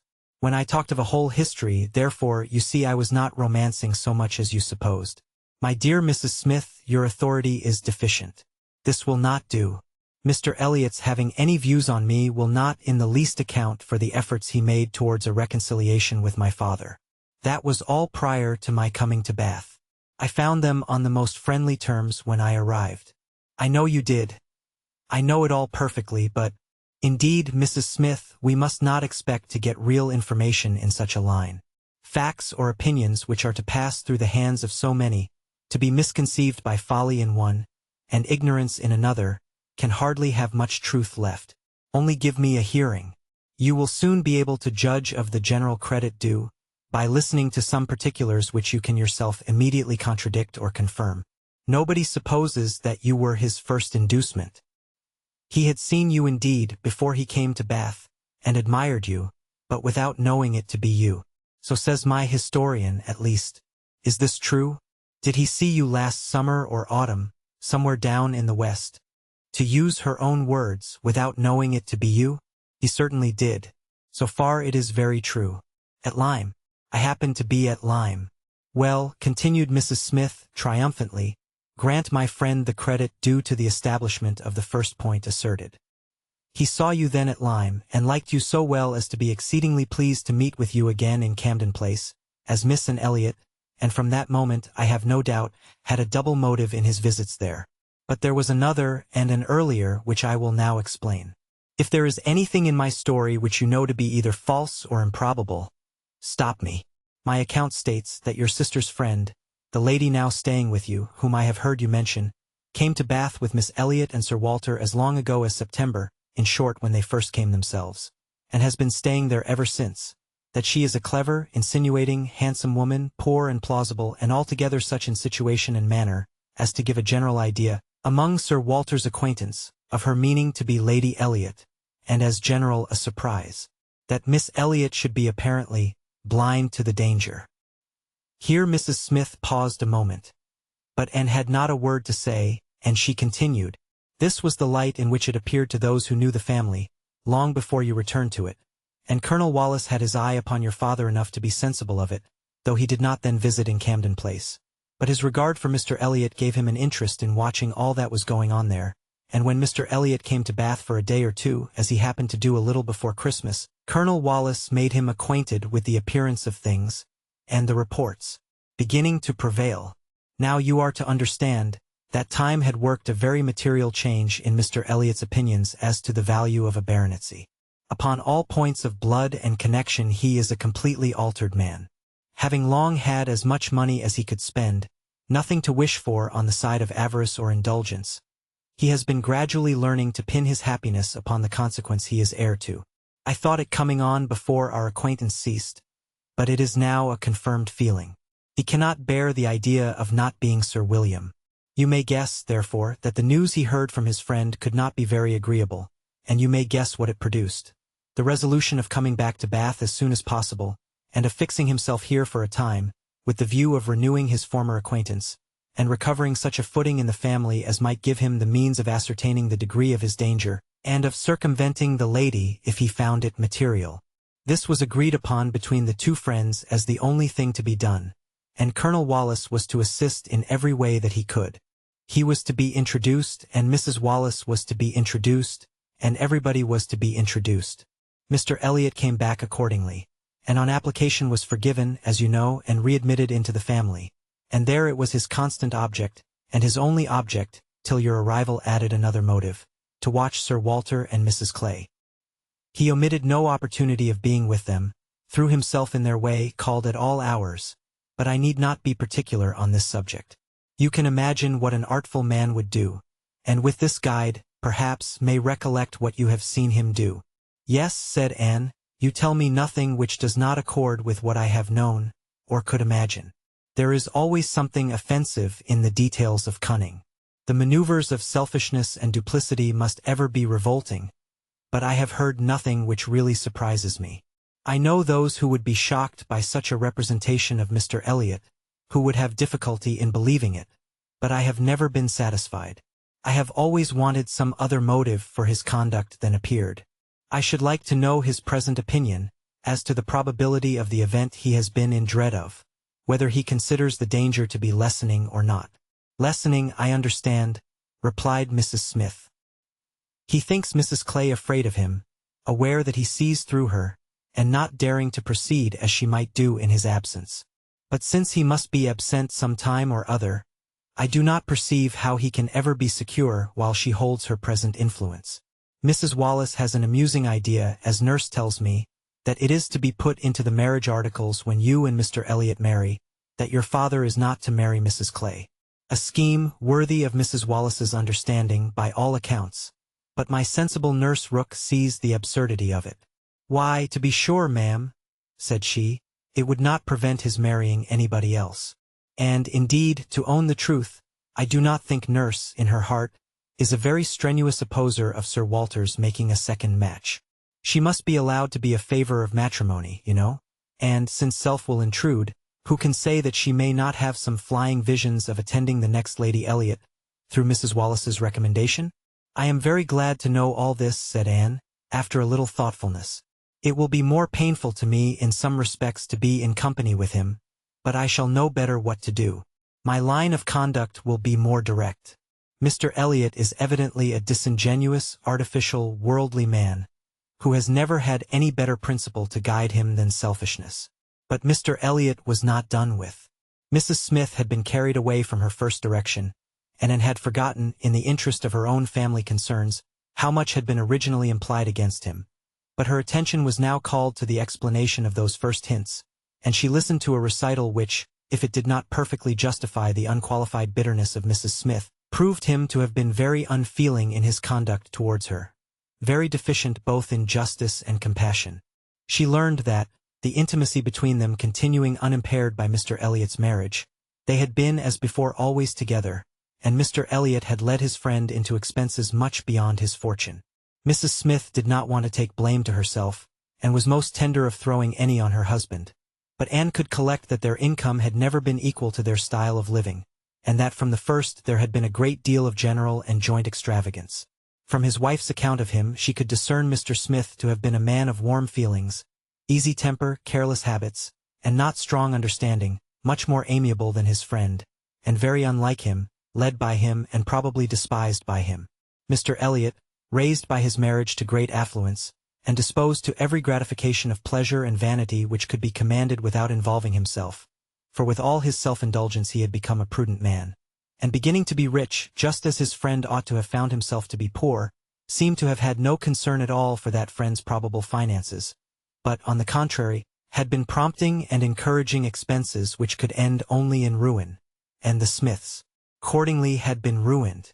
The husband had died just in time to be spared the full knowledge of it. They had previously known embarrassments enough to try the friendship of their friends, and to prove that Mr. Elliot's had better not be tried, but it was not till his death that the wretched state of his affairs was fully known. With a confidence in Mr. Elliot's regard, more creditable to his feelings than his judgment, Mr. Smith had appointed him the executor of his will, but Mr. Elliot would not act, and the difficulties and distress which this refusal had heaped on her, in addition to the inevitable sufferings of her situation, had been such as could not be related without anguish of spirit, or listened to without corresponding indignation, and was shown some letters of his on the occasion, answers to urgent applications from Mrs. Smith, which all breathed the same stern resolution of not engaging in a fruitless trouble, and, under a cold civility, the same hard-hearted indifference to any of the evils it might bring on her. It was a dreadful picture of ingratitude and inhumanity, and Anne felt, at some moments, that no flagrant open crime could have been worse. She had a great deal to listen to. All the particulars of past sad scenes, all the minutiae of distress upon distress, which in former conversations had been merely hinted at, were dwelt on now with a natural indulgence, and could perfectly comprehend the exquisite relief, and was only the more inclined to wonder at the composure of her friend's usual state of mind. There was one circumstance in the history of her grievances of particular irritation. She had good reason to believe that some property of her husband in the West Indies, which had been for many years under a sort of sequestration for the payment of its own encumbrances, might be recoverable by proper measures. and this property, though not large, would be enough to make her comparatively rich. But there was nobody to stir in it. Mr. Elliot would do nothing, and she could do nothing herself, equally disabled from personal exertion by her state of bodily weakness, and from employing others by her want of money. She had no natural connections to assist her even with their counsel, and she could not afford to purchase the assistance of the law. This was a cruel aggravation of actually straitened means. To feel that she ought to be in better circumstances, that a little trouble in the right place might do it, and to fear that delay might be even weakening her claims, was hard to bear. It was on this point that she had hoped to engage Anne's good offices with Mr. Elliot. She had previously, in the anticipation of their marriage, been very apprehensive of losing her friend by it, but on being assured that he could have made no attempt of that nature, since he did not even know her to be in Bath, it immediately occurred that something might be done in her favor by the influence of the woman he loved, and she had been hastily preparing to interest Anne's feelings as far as the observances due to Mr. Elliot's character would allow, when Anne's refutation of the supposed engagement changed the face of everything, and while it took from her the new-formed hope of succeeding in the object of her first anxiety, left her at least the comfort of telling the whole story her own way. After listening to this full description of Mr. Elliot, and could not but express some surprise at Mrs. Smith's having spoken of him so favorably in the beginning of their conversation. She had seemed to recommend and praise him. "My dear," was Mrs. Smith's reply, "there was nothing else to be done. I considered your marrying him as certain, though he might not yet have made the offer, and I could no more speak the truth of him than if he had been your husband. My heart bled for you as I talked of happiness. And yet he is sensible, he is agreeable, and with such a woman as you, it was not absolutely hopeless. He was very unkind to his first wife. They were wretched together. But she was too ignorant and giddy for respect, and he had never loved her. I was willing to hope that you must fare better, and could just acknowledge within herself such a possibility of having been induced to marry him, as made her shudder at the idea of the misery which must have followed. It was just possible that she might have been persuaded by Lady Russell, and under such a supposition, which would have been most miserable, when time had disclosed all too late, it was very desirable that Lady Russell should be no longer deceived, and one of the concluding arrangements of this important conference, which carried them through the greater part of the morning, was that Anne had full liberty to communicate to her friend everything relative to Mrs. Smith, in which his conduct was involved. Chapter 22. And went home to think over all that she had heard. In one point, her feelings were relieved by this knowledge of Mr. Elliot. There was no longer anything of tenderness due to him. He stood as opposed to Captain Wentworth in all his own unwelcome obtrusiveness, and the evil of his attentions last night, the irremediable mischief he might have done, was considered with sensations unqualified, unperplexed. Pity for him was all over. But this was the only point of relief. In every other respect, in looking around her or penetrating forward, she saw more to distrust and to apprehend. She was concerned for the disappointment and pain Lady Russell would be feeling, for the mortifications which must be hanging over her father and sister, and had all the distress of foreseeing many evils, without knowing how to avert any one of them. She was most thankful for her own knowledge of him. She had never considered herself as entitled to reward for not slighting an old friend like Mrs. Smith, but here was a reward indeed springing from it. Mrs. Smith had been able to tell her what no one else could have done. Could the knowledge have been extended through her family? But this was a vain idea. She must talk to Lady Russell, tell her, consult with her, and having done her best, wait the event with as much composure as possible. And after all, her greatest want of composure would be in that quarter of the mind which could not be open to Lady Russell, in that flow of anxieties and fears which must be all to herself. She found on reaching home that she had, as she intended, escaped seeing Mr. Elliot, that he had called and paid them a long morning visit, but hardly had she congratulated herself and felt safe, when she heard that he was coming again in the evening. "I had not the smallest intention of asking him," said Elizabeth with affected carelessness, "but he gave so many hints. So Mrs. Clay says, at least. Indeed, I do say it. I never saw anybody in my life spell harder for an invitation. Poor man. I was really in pain for him. For your hard-hearted sister, Miss, and seems bent on cruelty."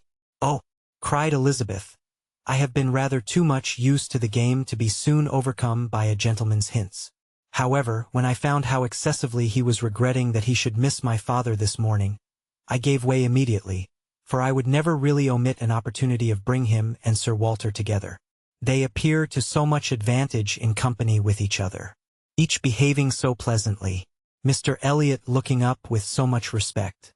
Quite delightful, cried Mrs. Clay, not daring, however, to turn her eyes towards Anne. Exactly like father and son. Dear Miss Elliot, may I not say father and son? Oh, I lay no embargo on anybody's words, if you will have such ideas.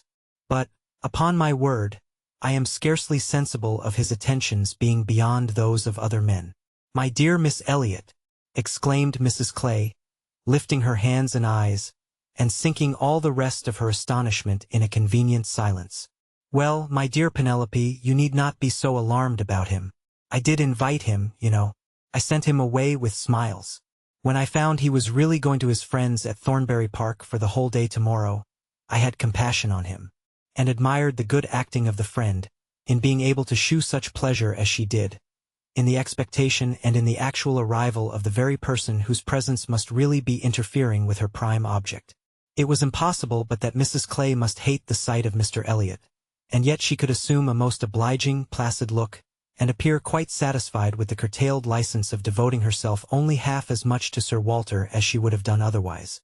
To Anne herself it was most distressing to see Mr. Elliot enter the room, and quite painful to have him approach and speak to her. She had been used before to feel that he could not be always quite sincere, but now she saw insincerity in everything.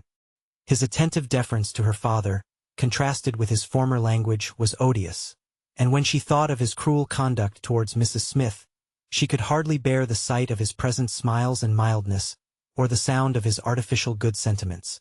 She meant to avoid any such alteration of manners as might provoke a remonstrance on his side. It was a great object to her to escape all inquiry or éclat, but it was her intention to be as decidedly cool to him as might be compatible with their relationship, and to retrace, as quietly as she could, the few steps of unnecessary intimacy she had been gradually led along. She was accordingly more guarded, and more cool, than she had been the night before. He wanted to animate her curiosity again as to how and where he could have heard her formerly praised, wanted very much to be gratified by more solicitation, but the charm was broken. He found that the heat and animation of a public room was necessary to kindle his modest cousin's vanity. He found, at least, that it was not to be done now, by any of those attempts which he could hazard among the too commanding claims of the others. He little surmised that it was a subject acting now exactly against his interest, bringing immediately to her thoughts all those parts of his conduct which were least excusable. She had some satisfaction in finding that he was really going out of Bath the next morning, going early, and that he would be gone the greater part of 2 days. He was invited again to Camden Place the very evening of his return, but from Thursday to Saturday evening his absence was certain. It was bad enough that a Mrs. Clay should be always before her, but that a deeper hypocrite should be added to their party seemed the destruction of everything like peace and comfort. It was so humiliating to reflect on the constant deception practiced on her father and Elizabeth, to consider the various sources of mortification preparing for them. Mrs. Clay's selfishness was not so complicated nor so revolting as his, and Anne would have compounded for the marriage at once, with all its evils, to be clear of Mr. Elliot's subtleties in endeavoring to prevent it. On Friday morning she meant to go very early to Lady Russell, and accomplish the necessary communication, and she would have gone directly after breakfast, but that Mrs. Clay was also going out on some obliging purpose of saving her sister trouble, which determined her to wait till she might be safe from such a companion. She saw Mrs. Clay fairly off, therefore, before she began to talk of spending the morning in Rivers Street. "Very well," said Elizabeth. "I have nothing to send but my love.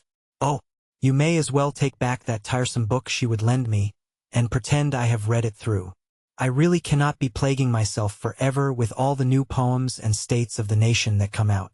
Lady Russell quite bores one with her new publications. You need not tell her so, but I thought her dress hideous the other night. I used to think she had some taste in dress, but I was ashamed of her at the concert. Something so formal and arranged in her air, and she sits so upright. My best love, of course. And mine," added Sir Walter. "Kindest regards. And you may say that I mean to call upon her soon. Make a civil message. but I shall only leave my card. Morning visits are never fair by women at her time of life, who make themselves up so little. If she would only wear rouge she would not be afraid of being seen. But last time I called, I observed the blinds were let down immediately. While her father spoke, there was a knock at the door. Who could it be? And, remembering the preconcerted visits at all hours of Mr. Elliot, would have expected him, but for his known engagement 7 miles off. After the usual period of suspense, the usual sounds of approach were heard, and Mr. and Mrs. Charles Musgrove were ushered into the room. Surprise was the strongest emotion raised by their appearance. But Anne was really glad to see them, and the others were not so sorry but that they could put on a decent air of welcome. And as soon as it became clear that these, their nearest relations, were not arrived within views of accommodation in that house, Sir Walter and Elizabeth were able to rise in cordiality, and do the honors of it very well. They were come to Bath for a few days with Mrs. Musgrove, and were at the White Hart. So much was pretty soon understood, but till Sir Walter and Elizabeth were walking Mary into the other drawing-room, and regaling themselves with her admiration, and could not draw upon Charles's brain for a regular history of their coming, or an explanation of some smiling hints of particular business, which had been ostentatiously dropped by Mary, as well as of some apparent confusion as to whom their party consisted of. She then found that it consisted of Mrs. Musgrove, Henrietta, and Captain Harville, beside their 2 selves. He gave her a very plain, intelligible account of the whole, a narration in which she saw a great deal of most characteristic proceeding. The scheme had received its first impulse by Captain Harville's wanting to come to Bath on business. He had begun to talk of it a week ago, and by way of doing something as shooting was over, Charles had proposed coming with him, and Mrs. Harville had seemed to like the idea of it very much as an advantage to her husband. But Mary could not bear to be left, and had made herself so unhappy about it, that for a day or two everything seemed to be in suspense or at an end. But then, it had been taken up by his father and mother. His mother had some old friends in Bath whom she wanted to see. It was thought a good opportunity for Henrietta to come and buy wedding clothes for herself and her sister, and in short it ended in being his mother's party, that everything might be comfortable and easy to Captain Harville, and he and Mary were included in it by way of general convenience. They had arrived late the night before. Mrs. Harville, her children, and Captain Benwick remained with Mr. Musgrove and Louisa at Uppercross. Anne's only surprise was that affairs should be in forwardness enough for Henrietta's wedding clothes to be talked of. She had imagined such difficulties of fortune to exist there as must prevent the marriage from being near at hand, but she learned from Charles that very recently, since Mary's last letter to herself, Charles Hayter had been applied to by a friend to hold a living for a youth who could not possibly claim it under many years, and that on the strength of his present income, with almost a certainty of something more permanent long before the term in question, the 2 families had consented to the young people's wishes, and that their marriage was likely to take place in a few months, quite as soon as Louisa's. And a very good living it was, Charles added, only 25 miles from Uppercross, and in a very fine country, fine part of Dorsetshire, in the centre of some of the best preserves in the kingdom, surrounded by 3 great proprietors, each more careful and jealous than the other, and to 2 of the 3 at least, Charles Hayter might get a special recommendation. Not that he will value it as he ought. He observed, Charles is too cool about sporting. That's the worst of him. I am extremely glad, indeed, cried Anne, particularly glad that this should happen, and that of 2 sisters who both deserve equally well, and who have always been such good friends, the pleasant prospect of one should not be dimming those of the other, that they should be so equal in their prosperity and comfort. I hope your father and mother are quite happy with regard to both. Oh, yes. My father would be well pleased if the gentleman were richer, but he has no other fault to find. Money, coming down with money, 2 daughters at once. It cannot be a very agreeable operation, and it straightens him as to many things. However, I do not mean to say they have not a right to it. It is very fit they should have daughters' shares, and I am sure he has always been a very kind, liberal father to me. Mary does not above half like Henrietta's match. She never did, but she does not do him justice, nor think enough about Winthrop. I cannot make her attend to the value of the property. It is a very fair match as times go, and I have liked Charles Hayter all my life, and I shall not leave off now. Such excellent parents as Mr. and Mrs. Musgrove, exclaimed Anne, should be happy in their children's marriages. They do everything to confer happiness, I am sure. What a blessing to young people to be in such hands. Your father and mother seem so totally free from all those ambitious feelings which have led to so much misconduct and misery, both in young and old. I hope you think Louisa perfectly recovered now? He answered rather hesitatingly, yes, I believe I do. Very much recovered, but she is altered. There is no running or jumping about, no laughing or dancing. It is quite different.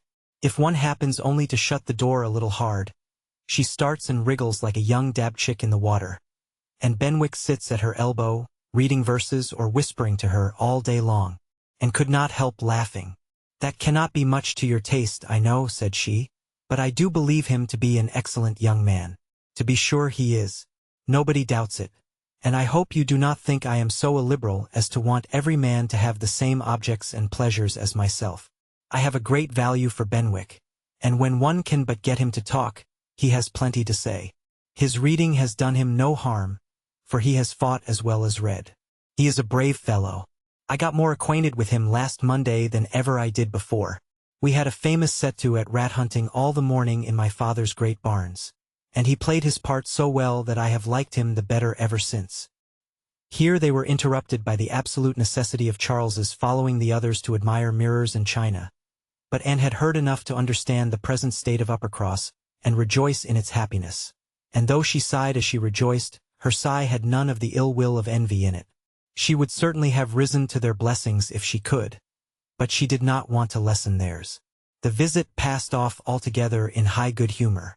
Mary was in excellent spirits, enjoying the gaiety and the change, and so well satisfied with the journey in her mother-in-law's carriage with 4 horses, and with her own complete independence of Camden Place, that she was exactly in a temper to admire everything as she ought, and enter most readily into all the superiorities of the house, as they were detailed to her.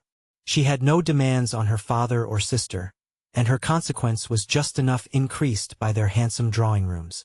Elizabeth was, for a short time, suffering a good deal. She felt that Mrs. Musgrove and all her party ought to be asked to dine with them, but she could not bear to have the difference of style, the reduction of servants, which a dinner must betray, witnessed by those who had been always so inferior to the Elliots of Kellynch. It was a struggle between propriety and vanity. But vanity got the better, and then Elizabeth was happy again. These were her internal persuasions, old-fashioned notions, country hospitality. We do not profess to give dinners. Few people in Bath do. Lady Alicia never does, did not even ask her own sister's family, though they were here a month, and I dare say it would be very inconvenient to Mrs. Musgrove, put her quite out of her way. I am sure she would rather not come. She cannot feel easy with us. I will ask them all for an evening. That will be much better. That will be a novelty and a treat. They have not seen 2 such drawing-rooms before. They will be delighted to come tomorrow evening. It shall be a regular party, small but most elegant. And this satisfied Elizabeth.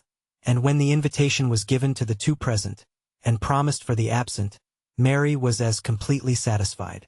She was particularly asked to meet Mr. Elliot, and be introduced to Lady Dalrymple and Miss Carteret, who were fortunately already engaged to come, and she could not have received a more gratifying attention. Miss Elliot was to have the honor of calling on Mrs. Musgrove in the course of the morning, and Anne walked off with Charles and Mary, to go and see her and Henrietta directly. Her plan of sitting with Lady Russell must give way for the present. They all 3 called in River Street for a couple of minutes, but Anne convinced herself that a day's delay of the intended communication could be of no consequence, and hastened forward to the White Hart, to see again the friends and companions of the last autumn, with an eagerness of goodwill which many associations contributed to form. They found Mrs. Musgrove and her daughter within, and by themselves, and Anne had the kindest welcome from each.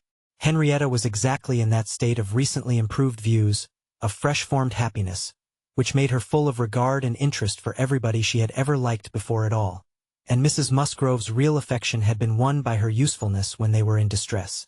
It was a heartiness, and a warmth, and a sincerity which Anne delighted in the more, from the sad want of such blessings at home. She was entreated to give them as much of her time as possible, invited for every day and all day long, or rather claimed as part of the family, and in return she naturally fell into all her wonted ways of attention and assistance, and on Charles's leaving them together, was listening to Mrs. Musgrove's history of Louisa, and to Henrietta's of herself, giving opinions on business and recommendations to shops, with intervals of every help which Mary required, from altering her ribbon to settling her accounts, from finding her keys and assorting her trinkets, to trying to convince her that she was not ill-used by anybody, which Mary, well amused as she generally was, in her station at a window overlooking the entrance to the pump room, could not but have her moments of imagining. A morning of thorough confusion was to be expected. A large party in an hotel ensured a quick changing, unsettled scene.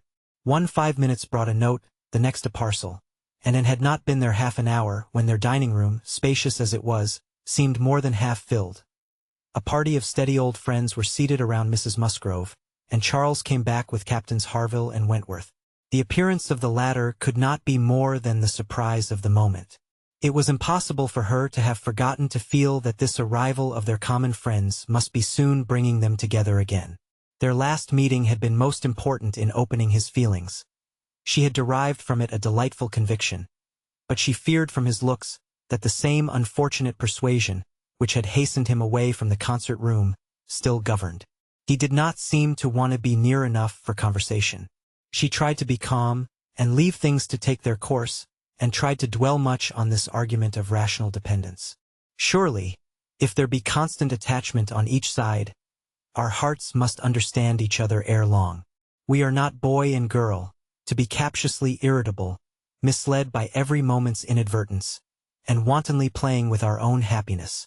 And yet, a few minutes afterwards, she felt as if their being in company with each other, under their present circumstances, could only be exposing them to inadvertencies and misconstructions of the most mischievous kind. And, cried Mary, still at her window, there is Mrs. Clay, I am sure, standing under the colonnade, and a gentleman with her. I saw them turn the corner from Bath Street just now. They seemed deep in talk. Who is it? Come and tell me. Good heavens! I recollect. It is Mr. Elliot himself. No, cried Anne quickly, it cannot be Mr. Elliot, I assure you.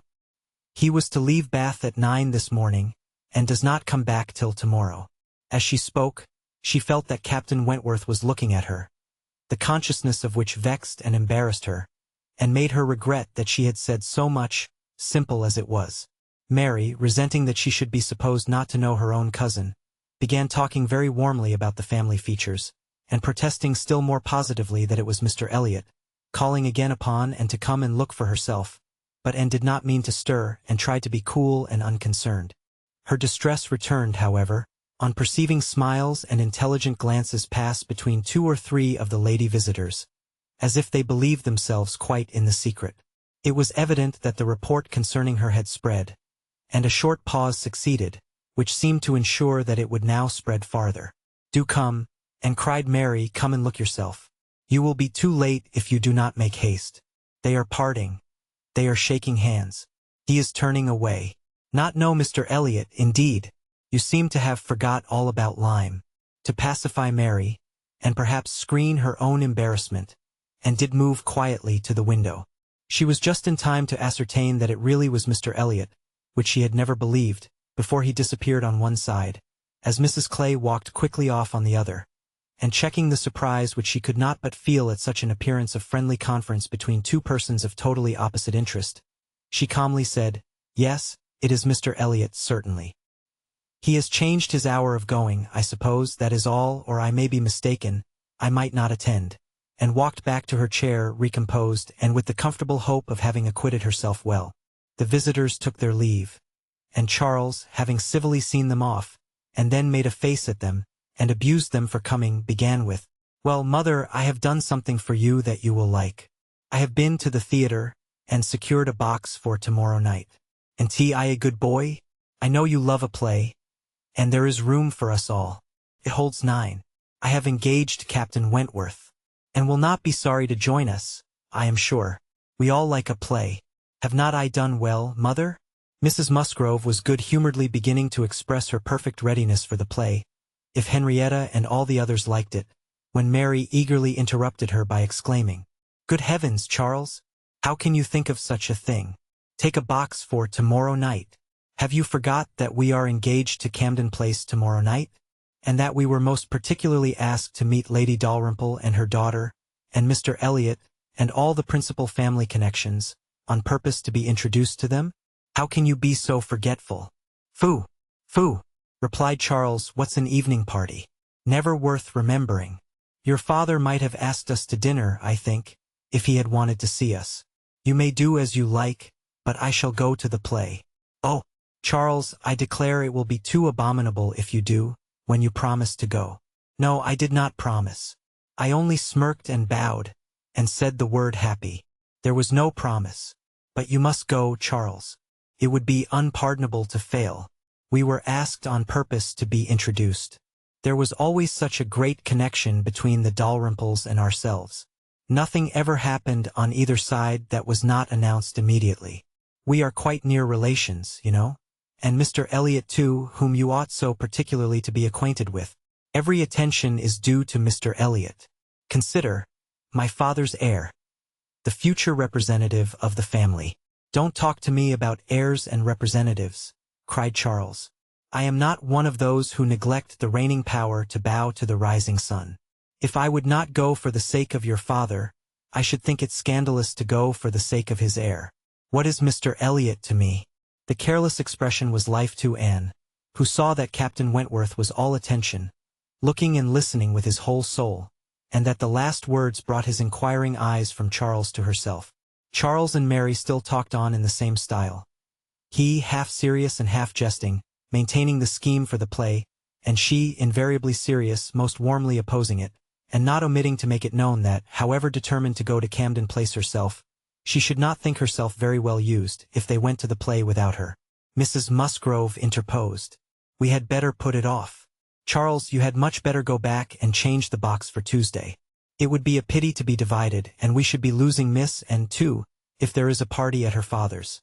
And I am sure neither Henrietta nor I should care at all for the play, if Miss and could not be with us.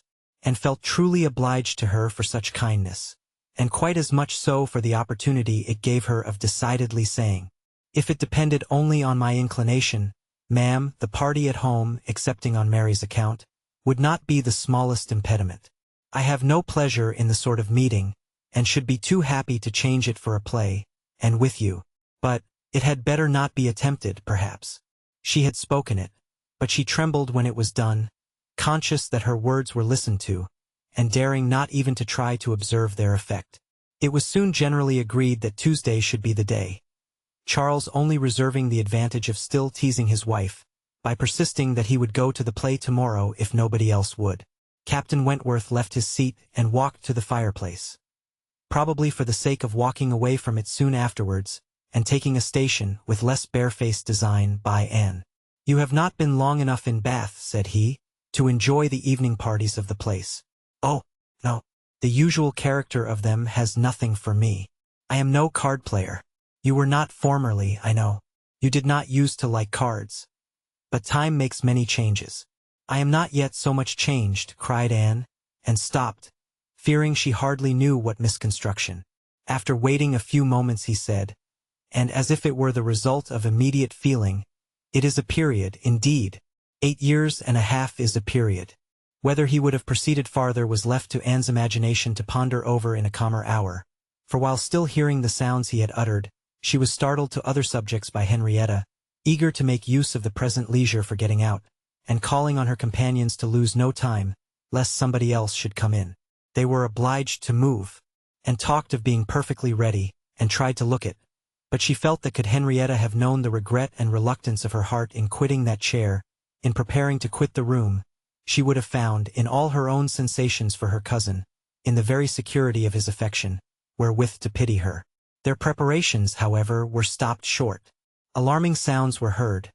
Other visitors approached, and the door was thrown open for Sir Walter and Miss Elliot, whose entrance seemed to give a general chill, and felt an instant oppression, and wherever she looked saw symptoms of the same.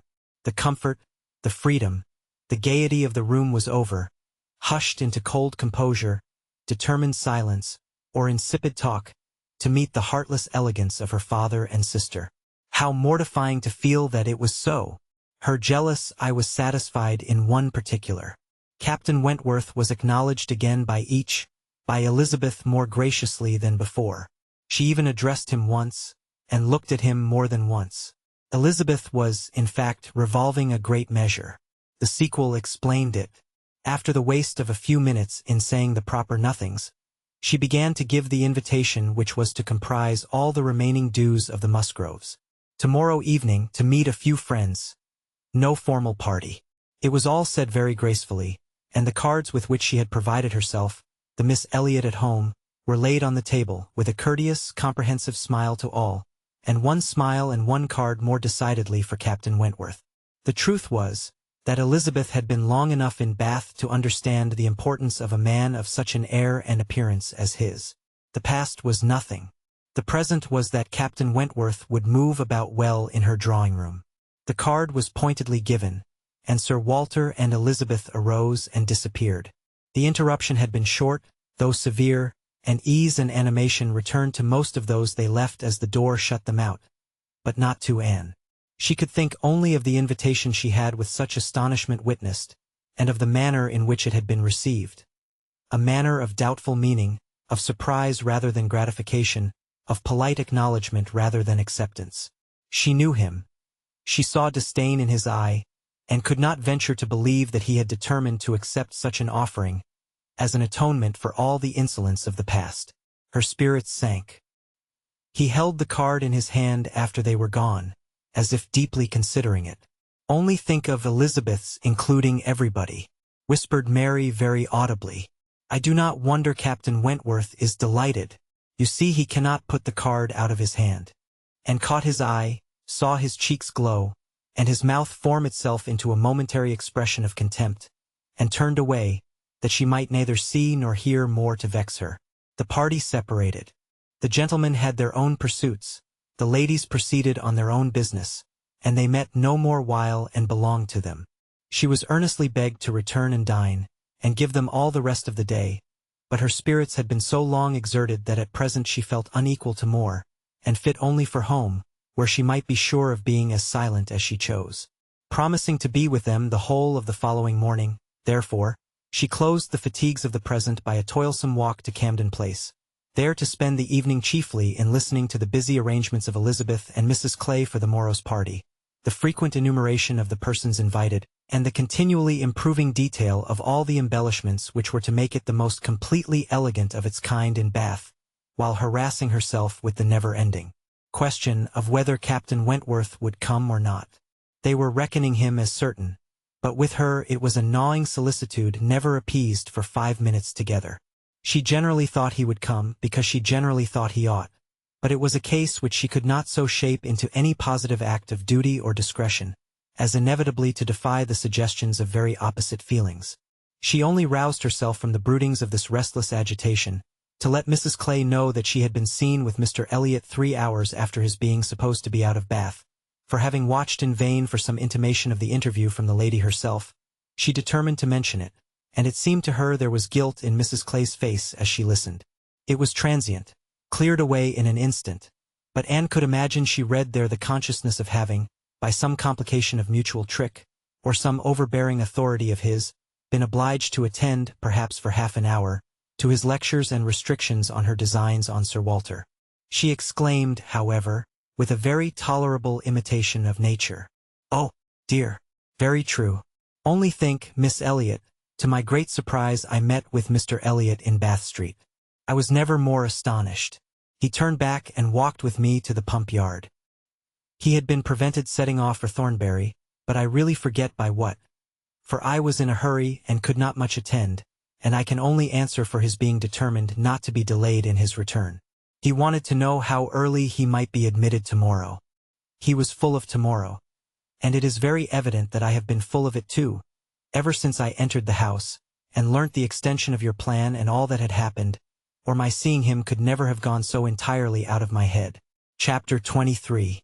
1 day only had passed since Anne's conversation with Mrs. Smith, but a keener interest had succeeded, and she was now so little touched by Mr. Elliot's conduct, except by its effects in one quarter, that it became a matter of course the next morning, still to defer her explanatory visit in Rivers Street. She had promised to be with the Musgroves from breakfast to dinner. Her faith was plighted, and Mr. Elliot's character, like the Sultaness Scheherazada's head, must live another day. She could not keep her appointment punctually, however, The weather was unfavorable, and she had grieved over the rain on her friend's account, and felt it very much on her own, before she was able to attempt the walk. When she reached the White Hart, and made her way to the proper apartment, she found herself neither arriving quite in time, nor the first to arrive. The party before her were Mrs. Musgrove talking to Mrs. Croft and Captain Harville to Captain Wentworth, and she immediately heard that Mary and Henrietta, too impatient to wait, had gone out the moment it had cleared, but would be back again soon, and that the strictest injunctions had been left with Mrs. Musgrove to keep her there till they returned. She had only to submit, sit down, be outwardly composed, and feel herself plunged at once in all the agitations which she had merely laid her account of tasting a little before the morning closed. There was no delay, no waste of time. She was deep in the happiness of such misery, or the misery of such happiness, instantly. 2 minutes after her entering the room, Captain Wentworth said, "We will write the letter we were talking of, Harville, now if you will give me materials." Materials were at hand on a separate table. He went to it, and nearly turning his back to them all, was engrossed by writing.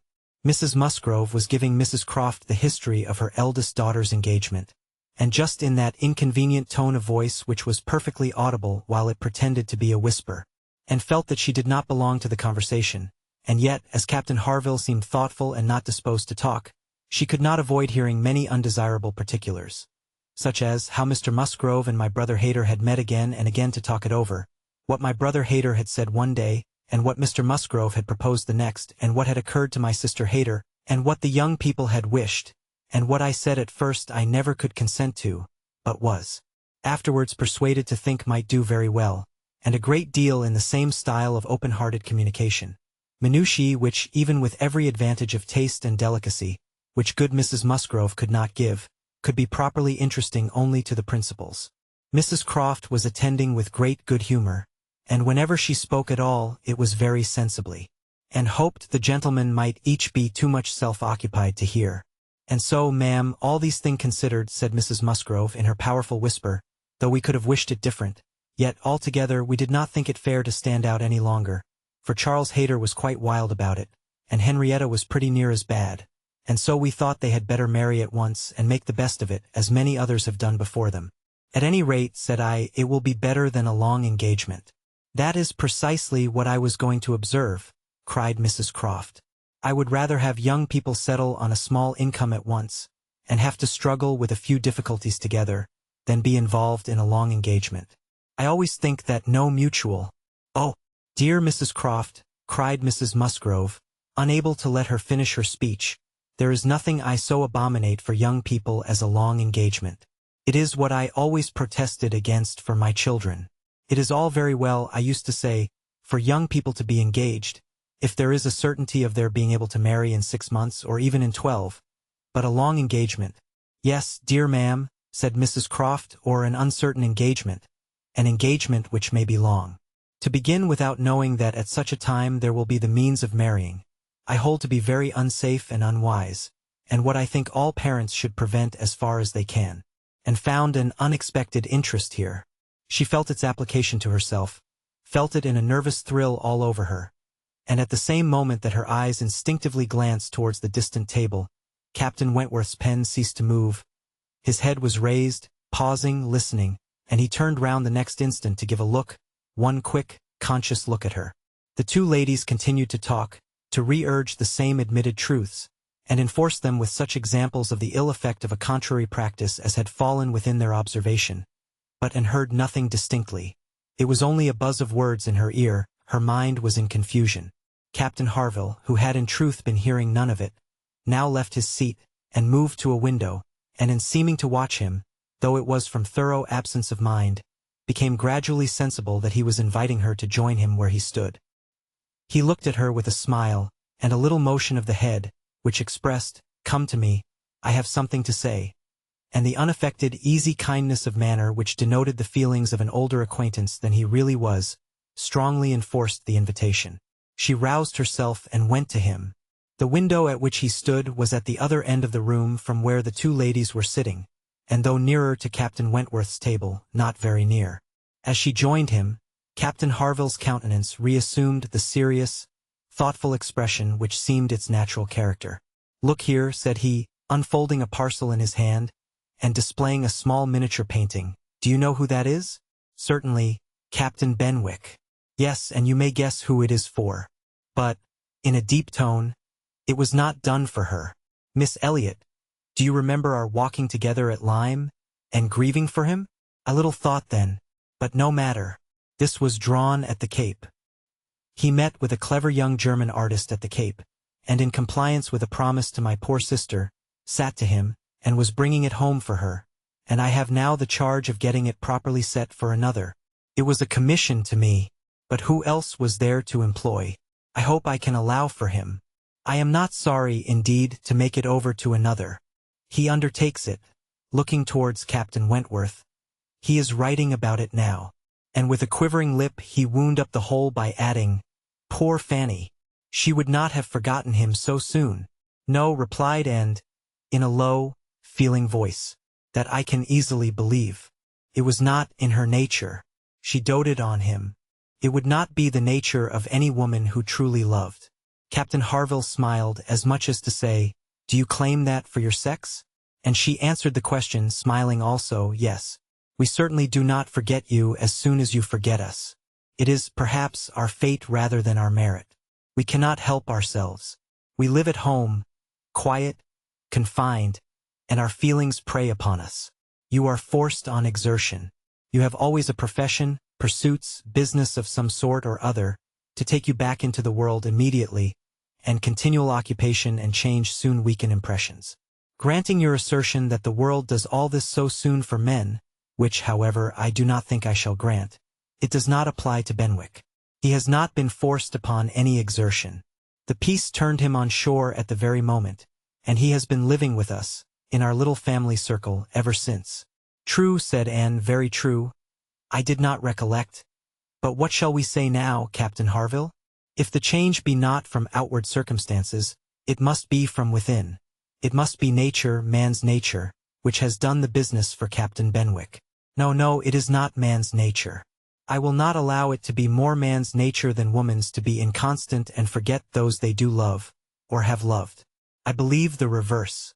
I believe in a true analogy between our bodily frames and our mental, and that as our bodies are the strongest, so are our feelings, capable of bearing most rough usage, and riding out the heaviest weather." "Your feelings may be the strongest," replied Anne, "but the same spirit of analogy will authorize me to assert that ours are the most tender.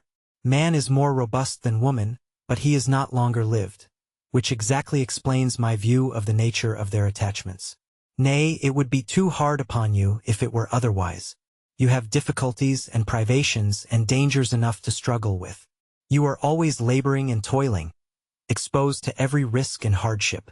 Your home, country, friends, all quitted. Neither time, nor health, nor life to be called your own. It would be hard, indeed."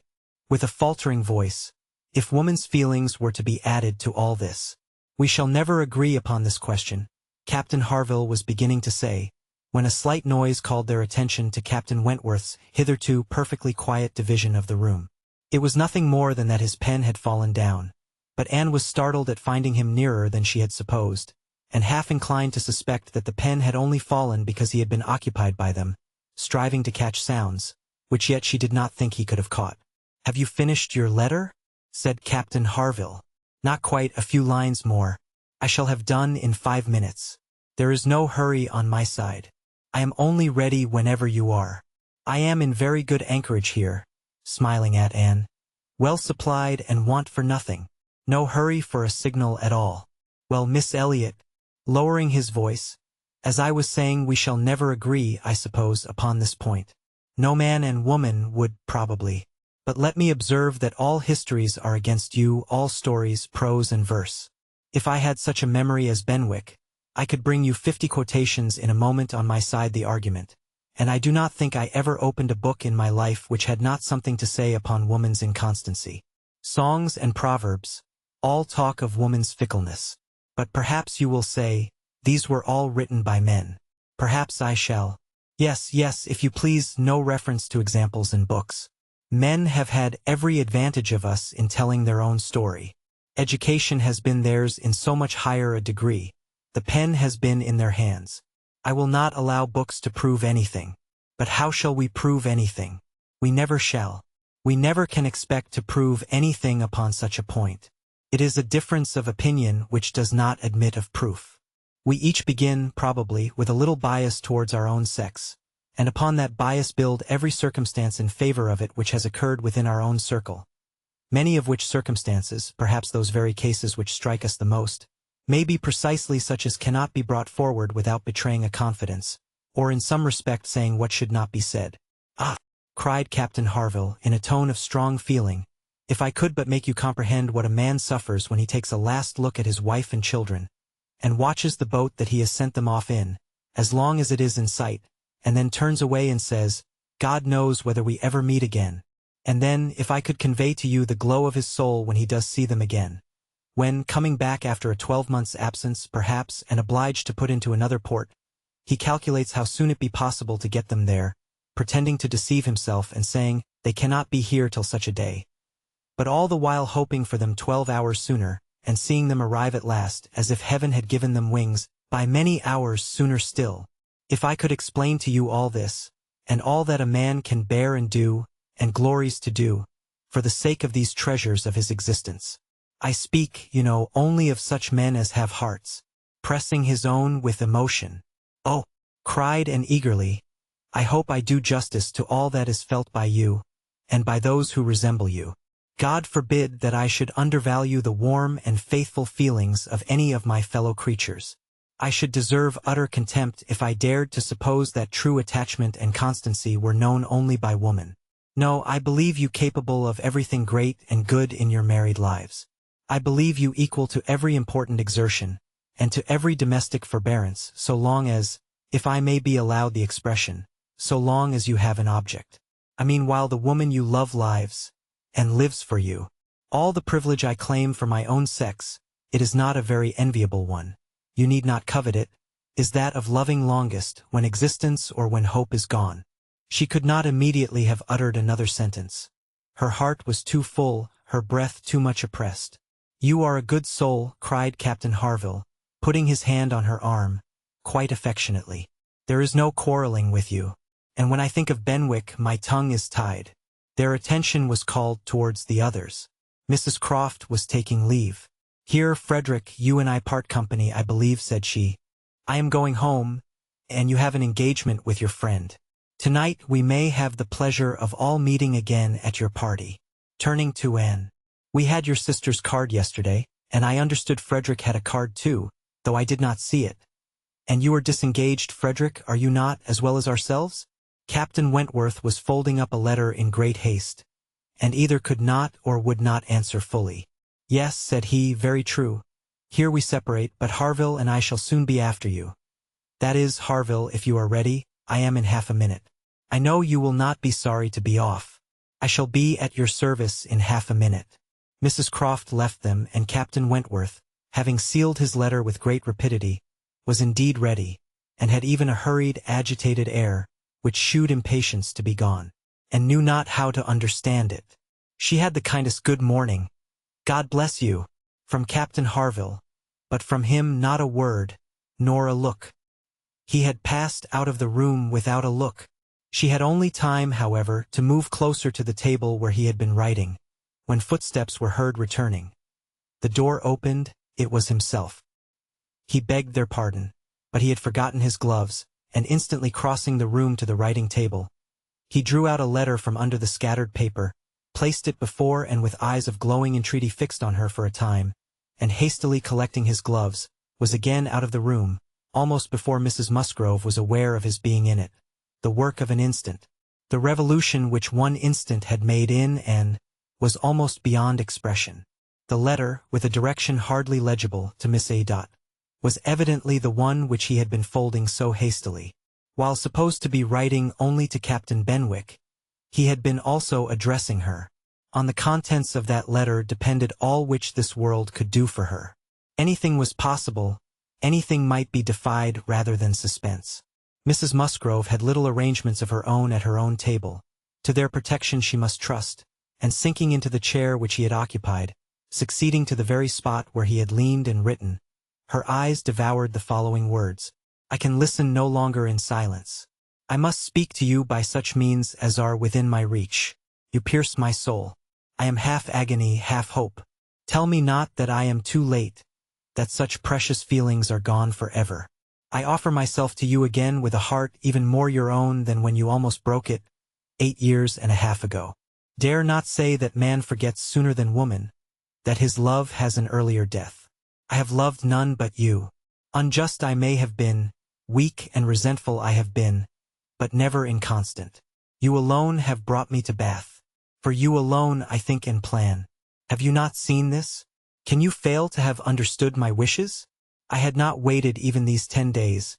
Could I have read your feelings, as I think you must have penetrated mine? I can hardly write. I am every instant hearing something which overpowers me. You sink your voice, but I can distinguish the tones of that voice when they would be lost on others. Too good, too excellent creature. You do us justice, indeed. You do believe that there is true attachment and constancy among men. Believe it to be most fervent, most undeviating in F.W. I must go, uncertain of my fate, but I shall return hither or follow your party as soon as possible. A word, a look, will be enough to decide whether I enter your father's house this evening or never. Such a letter was not to be soon recovered from. Half an hour's solitude and reflection might have tranquilized her, but the 10 minutes only which now passed before she was interrupted, with all the restraints of her situation, could do nothing towards tranquility. Every moment rather brought fresh agitation. It was overpowering happiness. And before she was beyond the first stage of full sensation, Charles, Mary, and Henrietta all came in. The absolute necessity of seeming like herself produced then an immediate struggle, but after a while she could do no more. She began not to understand a word they said, and was obliged to plead indisposition and excuse herself. They could then see that she looked very ill, were shocked and concerned, and would not stir without her for the world. This was dreadful. Would they only have gone away, and left her in the quiet possession of that room, it would have been her cure. But to have them all standing or waiting around her was distracting, and in desperation she said she would go home. "By all means, my dear," cried Mrs. Musgrove, "go home directly, and take care of yourself, that you may be fit for the evening. I wish Sarah was here to doctor you, but I am no doctor myself. Charles, ring and order a chair. She must not walk." But the chair would never do. Worse than all, to lose the possibility of speaking 2 words to Captain Wentworth in the course of her quiet, solitary progress up the town, and she felt almost certain of meeting him, could not be borne. The chair was earnestly protested against, and Mrs. Musgrove, who thought only of one sort of illness, having assured herself with some anxiety that there had been no fall in the case, that and had not at any time lately slipped down and got a blow on her head, that she was perfectly convinced of having had no fall, could part with her cheerfully and depend on finding her better at night. Anxious to omit no possible precaution, and struggled and said, "I am afraid, ma'am, that it is not perfectly understood. Pray be so good as to mention to the other gentlemen that we hope to see your whole party this evening. I am afraid there had been some mistake, and I wish you particularly to assure Captain Harville and Captain Wentworth that we hope to see them both." "Oh, my dear, it is quite understood. I give you my word. Captain Harville has no thought but of going." "Do you think so? But I am afraid, and I should be so very sorry. Will you promise me to mention it when you see them again? You will see them both this morning, I dare say. Do promise me." "To be sure I will, if you wish it. Charles, if you see Captain Harville anywhere, remember to give Miss N's message. But indeed, my dear, you need not be uneasy. Captain Harville holds himself quite engaged, I'll answer for it, and Captain Wentworth the same, I dare say, and could do no more." But her heart prophesied some mischance to damp the perfection of her felicity. Could not be very lasting, however. Even if he did not come to Camden Place himself, it would be in her power to send an intelligible sentence by Captain Harville. Another momentary vexation occurred. Charles, in his real concern and good nature, would go home with her. There was no preventing him. This was almost cruel. But she could not be long ungrateful. He was sacrificing an engagement at a gunsmith's, to be of use to her, and she set off with him, with no feeling but gratitude apparent. They were on Union Street, when a quicker step behind, a something of familiar sound, gave her 2 moments' preparation for the sight of Captain Wentworth. He joined them, but, as if irresolute whether to join or to pass on, said nothing, only looked, and could command herself enough to receive that look, and not repulsively. The cheeks which had been pale now glowed, and the movements which had hesitated were decided. He walked by her side. Presently, struck by a sudden thought, Charles said, "Captain Wentworth, which way are you going? Only to Gay Street, or farther up the town?" "I hardly know," replied Captain Wentworth, surprised. "Are you going as high as Belmont? Are you going near Camden Place? Because, if you are, I shall have no scruple in asking you to take my place, and give your arm to her father's door. She is rather done for this morning, and must not go so far without help, and I ought to be at that fellow's in the marketplace. He promised me the sight of a capital gun he is just going to send off. Said he would keep it unpacked to the last possible moment, that I might see it, and if I do not turn back now I have no chance. By his description, a good deal like the second-size double-barrel of mine, which you shot with one day round Winthrop. There could not be an objection. There could be only the most proper alacrity, a most obliging compliance for public view, and smiles reigned in and spirits dancing in private rapture. In half a minute Charles was at the bottom of Union Street again, and the other 2 proceeding together, and soon words enough had passed between them to decide their direction towards the comparatively quiet and retired gravel walk, where the power of conversation would make the present hour a blessing indeed, and prepare it for all the immortality which the happiest recollections of their own future lives could bestow. There they exchanged again those feelings and those promises which had once before seemed to secure everything, but which had been followed by so many years of division and estrangement. There they returned again into the past, more exquisitely happy, perhaps, in their reunion, than when it had been first projected. More tender, more tried, more fixed in a knowledge of each other's character, truth and attachment. More equal to act, more justified in acting. And there, as they slowly paced the gradual ascent, heedless of every group around them, seeing neither sauntering politicians, bustling housekeepers, flirting girls, nor nursery maids and children, they could indulge in those retrospections and acknowledgments, and especially in those explanations of what had directly preceded the present moment, which were so poignant and so ceaseless in interest. All the little variations of the last week were gone through, and of yesterday and today there could scarcely be an end. She had not mistaken him.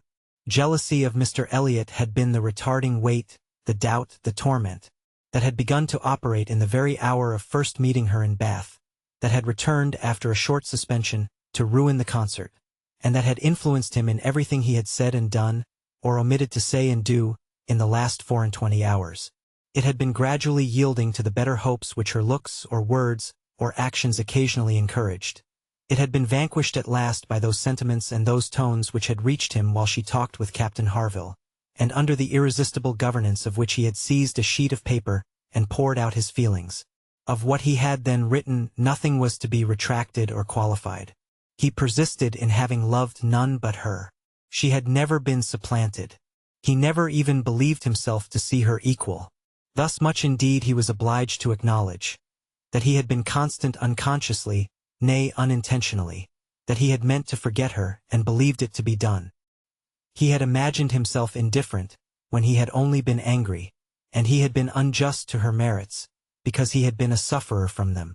Her character was now fixed on his mind as perfection itself, maintaining the loveliest medium of fortitude and gentleness. But he was obliged to acknowledge that only at Uppercross had he learnt to do her justice, and only at Lyme had he begun to understand himself. At Lyme he had received lessons of more than one sort. The passing admiration of Mr. Elliot had at least roused him, and the scenes on the Cobb and at Captain Harville's had fixed her superiority. In his preceding attempts to attach himself to Louisa Musgrove, the attempts of angry pride, he protested that he had forever felt it to be impossible, that he had not cared, could not care for Louisa, though till that day, till the leisure for reflection which followed it, he had not understood the perfect excellence of the mind with which Louisa's could so ill bear a comparison, or the perfect unrivaled hold it possessed over his own. There, he had learnt to distinguish between the steadiness of principle and the obstinacy of self-will, between the darings of heedlessness and the resolution of a collected mind. There he had seen everything to exalt in his estimation the woman he had lost, and there begun to deplore the pride, the folly, the madness of resentment, which had kept him from trying to regain her when thrown in his way. From that period his penance had become severe. He had no sooner been free from the horror and remorse attending the first few days of Louisa's accident, no sooner begun to feel himself alive again, than he had begun to feel himself, though alive, not at liberty. "I found," said he, "that I was considered by Harville an engaged man, that neither Harville nor his wife entertained a doubt of our mutual attachment. I was startled and shocked. To a degree I could contradict this instantly. But when I began to reflect that others might have felt the same, her own family, nay, perhaps herself, I was no longer at my own disposal. I was hers in honor if she wished it. I had been unguarded. I had not thought seriously on this subject before. I had not considered that my excessive intimacy must have its danger of ill consequence in many ways, and that I had no right to be trying whether I could attach myself to either of the girls, at the risk of raising even an unpleasant report, were there no other ill effects. I had been grossly wrong, and must abide the consequences." He found too late, in short, that he had entangled himself, and that precisely as he became fully satisfied of his not caring for Louisa at all, he must regard himself as bound to her, if her sentiments for him were what the Harvilles supposed. It determined him to leave Lyme, and await her complete recovery elsewhere. He would gladly weaken, by any fair means, whatever feelings or speculations concerning him might exist, and he went, therefore, to his brother's, meaning after a while to return to Kellynch, and act as circumstances might require. "I was 6 weeks with Edward," said he, "and saw him happy. I could have no other pleasure. I deserved none. He inquired after you very particularly. Asked even if you were personally altered, little suspecting that to my eye you could never alter, and smiled and let it pass. It was too pleasing a blunder for a reproach. It is something for a woman to be assured, in her 28th year, that she has not lost one charm of earlier youth. But the value of such homage was inexpressibly increased to Anne, by comparing it with former words, and feeling it to be the result, not the cause of a revival of his warm attachment.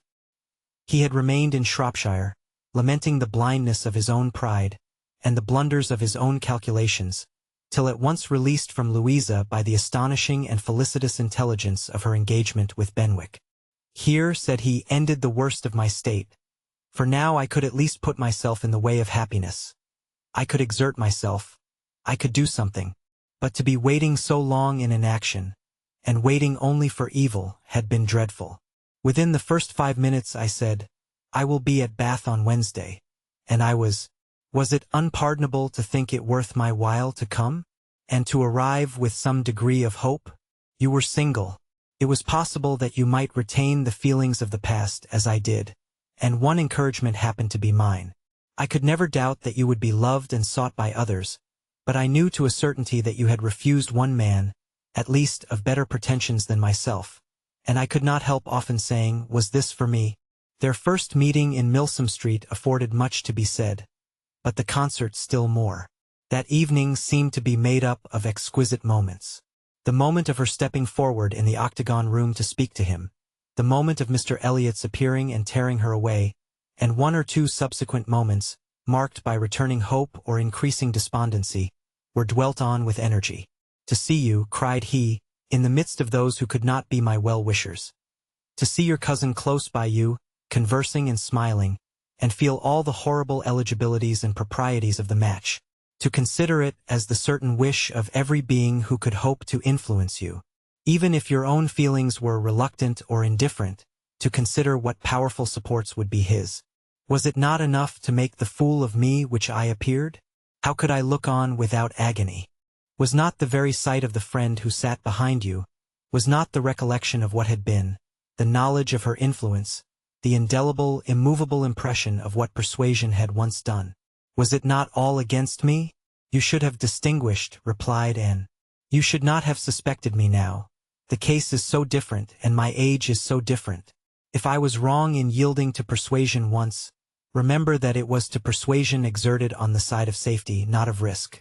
When I yielded, I thought it was to duty, but no duty could be called in aid here.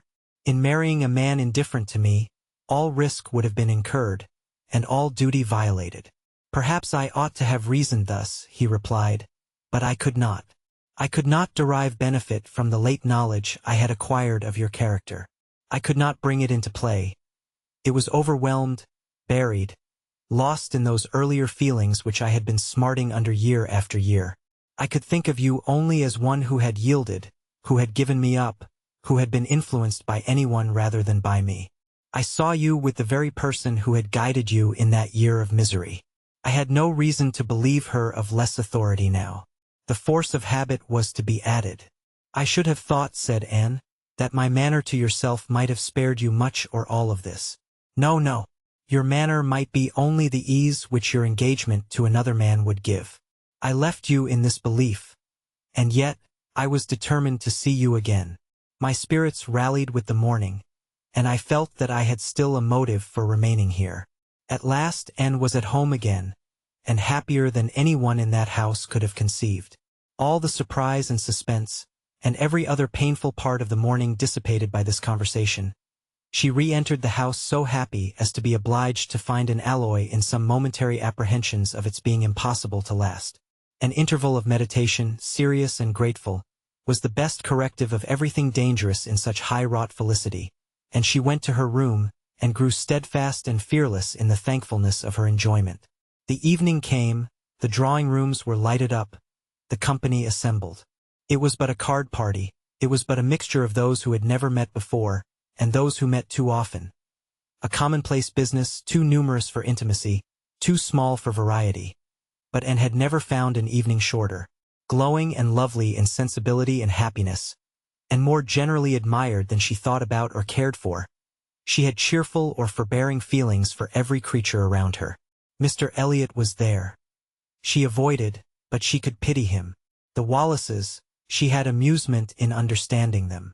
Lady Dalrymple and Miss Carteret, they would soon be innoxious cousins to her. She cared not for Mrs. Clay, and had nothing to blush for in the public manners of her father and sister. With the Musgroves, there was the happy chat of perfect ease. With Captain Harville, the kind-hearted intercourse of brother and sister. With Lady Russell, attempts at conversation, which a delicious consciousness cut short. With Admiral and Mrs. Croft, everything of peculiar cordiality and fervent interest, which the same consciousness sought to conceal. And with Captain Wentworth, some moments of communications continually occurring, and always the hope of more, and always the knowledge of his being there. It was in one of these short meetings, each apparently occupied in admiring a fine display of greenhouse plants, that she said, I have been thinking over the past and trying impartially to judge of the right and wrong, I mean with regard to myself, and I must believe that I was right much as I suffered from it, that I was perfectly right in being guided by the friend whom you will love better than you do now. To me she was in the place of a parent. Do not mistake me, however. I am not saying that she did not err in her advice. It was, perhaps, one of those cases in which advice is good or bad only as the event decides. And for myself, I certainly never should, in any circumstance of tolerable similarity, give such advice. But I mean that I was right in submitting to her, and that if I had done otherwise, I should have suffered more in continuing the engagement than I did even in giving it up, because I should have suffered in my conscience. I have now, as far as such a sentiment is allowable in human nature, nothing to reproach myself with. And if I mistake not, a strong sense of duty is no bad part of a woman's portion. He looked at her, looked at Lady Russell, and looking again at her, replied as if in cool deliberation, Not yet, but there are hopes of her being forgiven in time. I trust to being in charity with her soon. But I too have been thinking over the past, and a question has suggested itself, whether there may not have been one person more my enemy even than that lady. My own self. Tell me if, when I returned to England in the year 8, with a few £1,000, and was posted into the Laconia, if I had then written to you, would you have answered my letter? Would you, in short, have renewed the engagement then? Would I? Was all her answer. But the accent was decisive enough. Good God! He cried, you would. It is not that I did not think of it or desire it as what could alone crown all my other success. But I was proud, too proud to ask again. I did not understand you. I shut my eyes, and would not understand you, or do you justice. This is a recollection which ought to make me forgive every one sooner than myself. 6 years of separation and suffering might have been spared. It is a sort of pain, too, which is new to me. I have been used to the gratification of believing myself to earn every blessing that I enjoyed. I have valued myself on honorable toils and just rewards. Like other great men under reverses, he added with a smile. I must endeavor to subdue my mind to my fortune. I must learn to brook being happier than I deserve. Chapter 24. Who can be in doubt of what followed? When any two young people take it into their heads to marry, they are pretty sure by perseverance to carry their point, be they ever so poor, or ever so imprudent, or ever so little likely to be necessary to each other's ultimate comfort. This may be bad morality to conclude with, but I believe it to be truth. And if such parties succeed, how should a Captain Wentworth and Anne Elliot, with the advantage of maturity of mind, consciousness of right, and one independent fortune between them, fail of bearing down every opposition? They might, in fact, have borne down a great deal more than they met with, for there was little to distress them beyond the want of graciousness and warmth. Sir Walter made no objection, and Elizabeth did nothing worse than look cold and unconcerned. Captain Wentworth, with £25,000, and as high in his profession as merit and activity could place him, was no longer nobody. He was now esteemed quite worthy to address the daughter of a foolish, spendthrift baronet, who had not had principle or sense enough to maintain himself in the situation in which Providence had placed him, and who could give his daughter at present but a small part of the share of £10,000 which must be hers hereafter. Sir Walter, indeed, though he had no affection for Anne, and no vanity flattered, to make him really happy on the occasion, was very far from thinking it a bad match for her. On the contrary, when he saw more of Captain Wentworth, saw him repeatedly by daylight, and eyed him well, he was very much struck by his personal claims, and felt that his superiority of appearance might be not unfairly balanced against her superiority of rank. And all this, assisted by his well-sounding name, enabled Sir Walter at last to prepare his pen, with a very good grace, for the insertion of the marriage in the volume of honor. The only one among them, whose opposition of feeling could excite any serious anxiety, was Lady Russell, and knew that Lady Russell must be suffering some pain in understanding and relinquishing Mr. Elliot, and be making some struggles to become truly acquainted with, and do justice to Captain Wentworth. This, however, was what Lady Russell had now to do. She must learn to feel that she had been mistaken with regard to both, that she had been unfairly influenced by appearances in each, that because Captain Wentworth's manners had not suited her own ideas, she had been too quick in suspecting them to indicate a character of dangerous impetuosity, and that because Mr. Elliot's manners had precisely pleased her in their propriety and correctness, their general politeness and suavity, she had been too quick in receiving them as the certain result of the most correct opinions and well-regulated mind. There was nothing less for Lady Russell to do than to admit that she had been pretty completely wrong, and to take up a new set of opinions and of hopes. There is a quickness of perception in some, a nicety in the discernment of character, a natural penetration, in short, which no experience in others can equal, and Lady Russell had been less gifted in this part of understanding than her young friend. But she was a very good woman, and if her second object was to be sensible and well-judging, her first was to see and happy. She loved and better than she loved her own abilities, and when the awkwardness of the beginning was over, found little hardship in attaching herself as a mother to the man who was securing the happiness of her other child. Of all the family, Mary was probably the one most immediately gratified by the circumstance. It was creditable to have a sister married, and she might flatter herself with having been greatly instrumental to the connection, by keeping and with her in the autumn, and as her own sister must be better than her husband's sisters, it was very agreeable that Captain Wentworth should be a richer man than either Captain Benwick or Charles Hayter. She had something to suffer, perhaps, when they came into contact again, in seeing and restored to the rights of seniority, and the mistress of a very pretty landaulette, but she had a future to look forward to of powerful consolation, and had no Uppercross Hall before her, no landed estate, no headship of a family, and if they could but keep Captain Wentworth from being made a baronet, she would not change situations with Anne. It would be well for the eldest sister if she were equally satisfied with her situation, for a change is not very probable there. She had soon the mortification of seeing Mr. Elliot withdraw, and no one of proper condition has since presented himself to raise even the unfounded hopes which sunk with him. The news of his cousin's Anne's engagement burst on Mr. Elliot most unexpectedly. It deranged his best plan of domestic happiness, his best hope of keeping Sir Walter single by the watchfulness which a son-in-law's rights would have given. But, though discomfited and disappointed, he could still do something for his own interest and his own enjoyment. He soon quitted Bath, and on Mrs. Clay's quitting it soon afterwards, and being next heard of as established under his protection in London, it was evident how double a game he had been playing, and how determined he was to save himself from being cut out by one artful woman, at least. Mrs. Clay's affections had overpowered her interest, and she had sacrificed, for the young man's sake, the possibility of scheming longer for Sir Walter.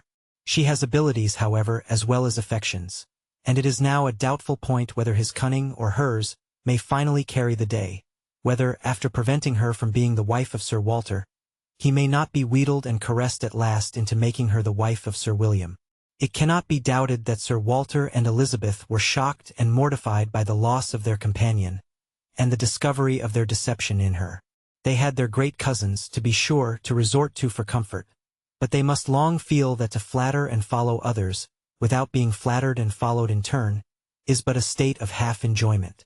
And, satisfied at a very early period of Lady Russell's meaning to love Captain Wentworth as she ought, had no other alloy to the happiness of her prospects than what arose from the consciousness of having no relations to bestow on him which a man of sense could value. There she felt her own inferiority very keenly. The disproportion in their fortune was nothing. It did not give her a moment's regret. But to have no family to receive and estimate him properly, nothing of respectability, of harmony, of goodwill to offer in return for all the worth and all the prompt welcome which met her in his brothers and sisters, was a source of as lively pain as her mind could well be sensible of under circumstances of otherwise strong felicity. She had but two friends in the world to add to his list, Lady Russell and Mrs. Smith. To those, however, he was very well disposed to attach himself. Lady Russell, in spite of all her former transgressions, he could now value from his heart. While he was not obliged to say that he believed her to have been right in originally dividing them, he was ready to say almost everything else in her favor, and as for Mrs. Smith, she had claims of various kinds to recommend her quickly and permanently. Her recent good offices by and had been enough in themselves, and their marriage, instead of depriving her of one friend, secured her two. She was their earliest visitor in their settled life, and Captain Wentworth, by putting her in the way of recovering her husband's property in the West Indies, by writing for her, acting for her, and seeing her through all the petty difficulties of the case with the activity and exertion of a fearless man and a determined friend, fully requited the services which she had rendered, or ever meant to render, to his wife. Mrs. Smith's enjoyments were not spoiled by this improvement of income, with some improvement of health, and the acquisition of such friends to be often with, for her cheerfulness and mental alacrity did not fail her, and while these prime supplies of good remained, she might have bid defiance even to greater accessions of worldly prosperity. She might have been absolutely rich and perfectly healthy, and yet be happy. Her spring of felicity was in the glow of her spirits, as her friend Anne's was in the warmth of her heart. Anne was tenderness itself, and she had the full worth of it in Captain Wentworth's affection. His profession was all that could ever make her friends wish that tenderness less, the dread of a future war all that could dim her sunshine. She gloried in being a sailor's wife, but she must pay the tax of quick alarm for belonging to that profession which is, if possible, more distinguished in its domestic virtues than in its national importance. Finesse,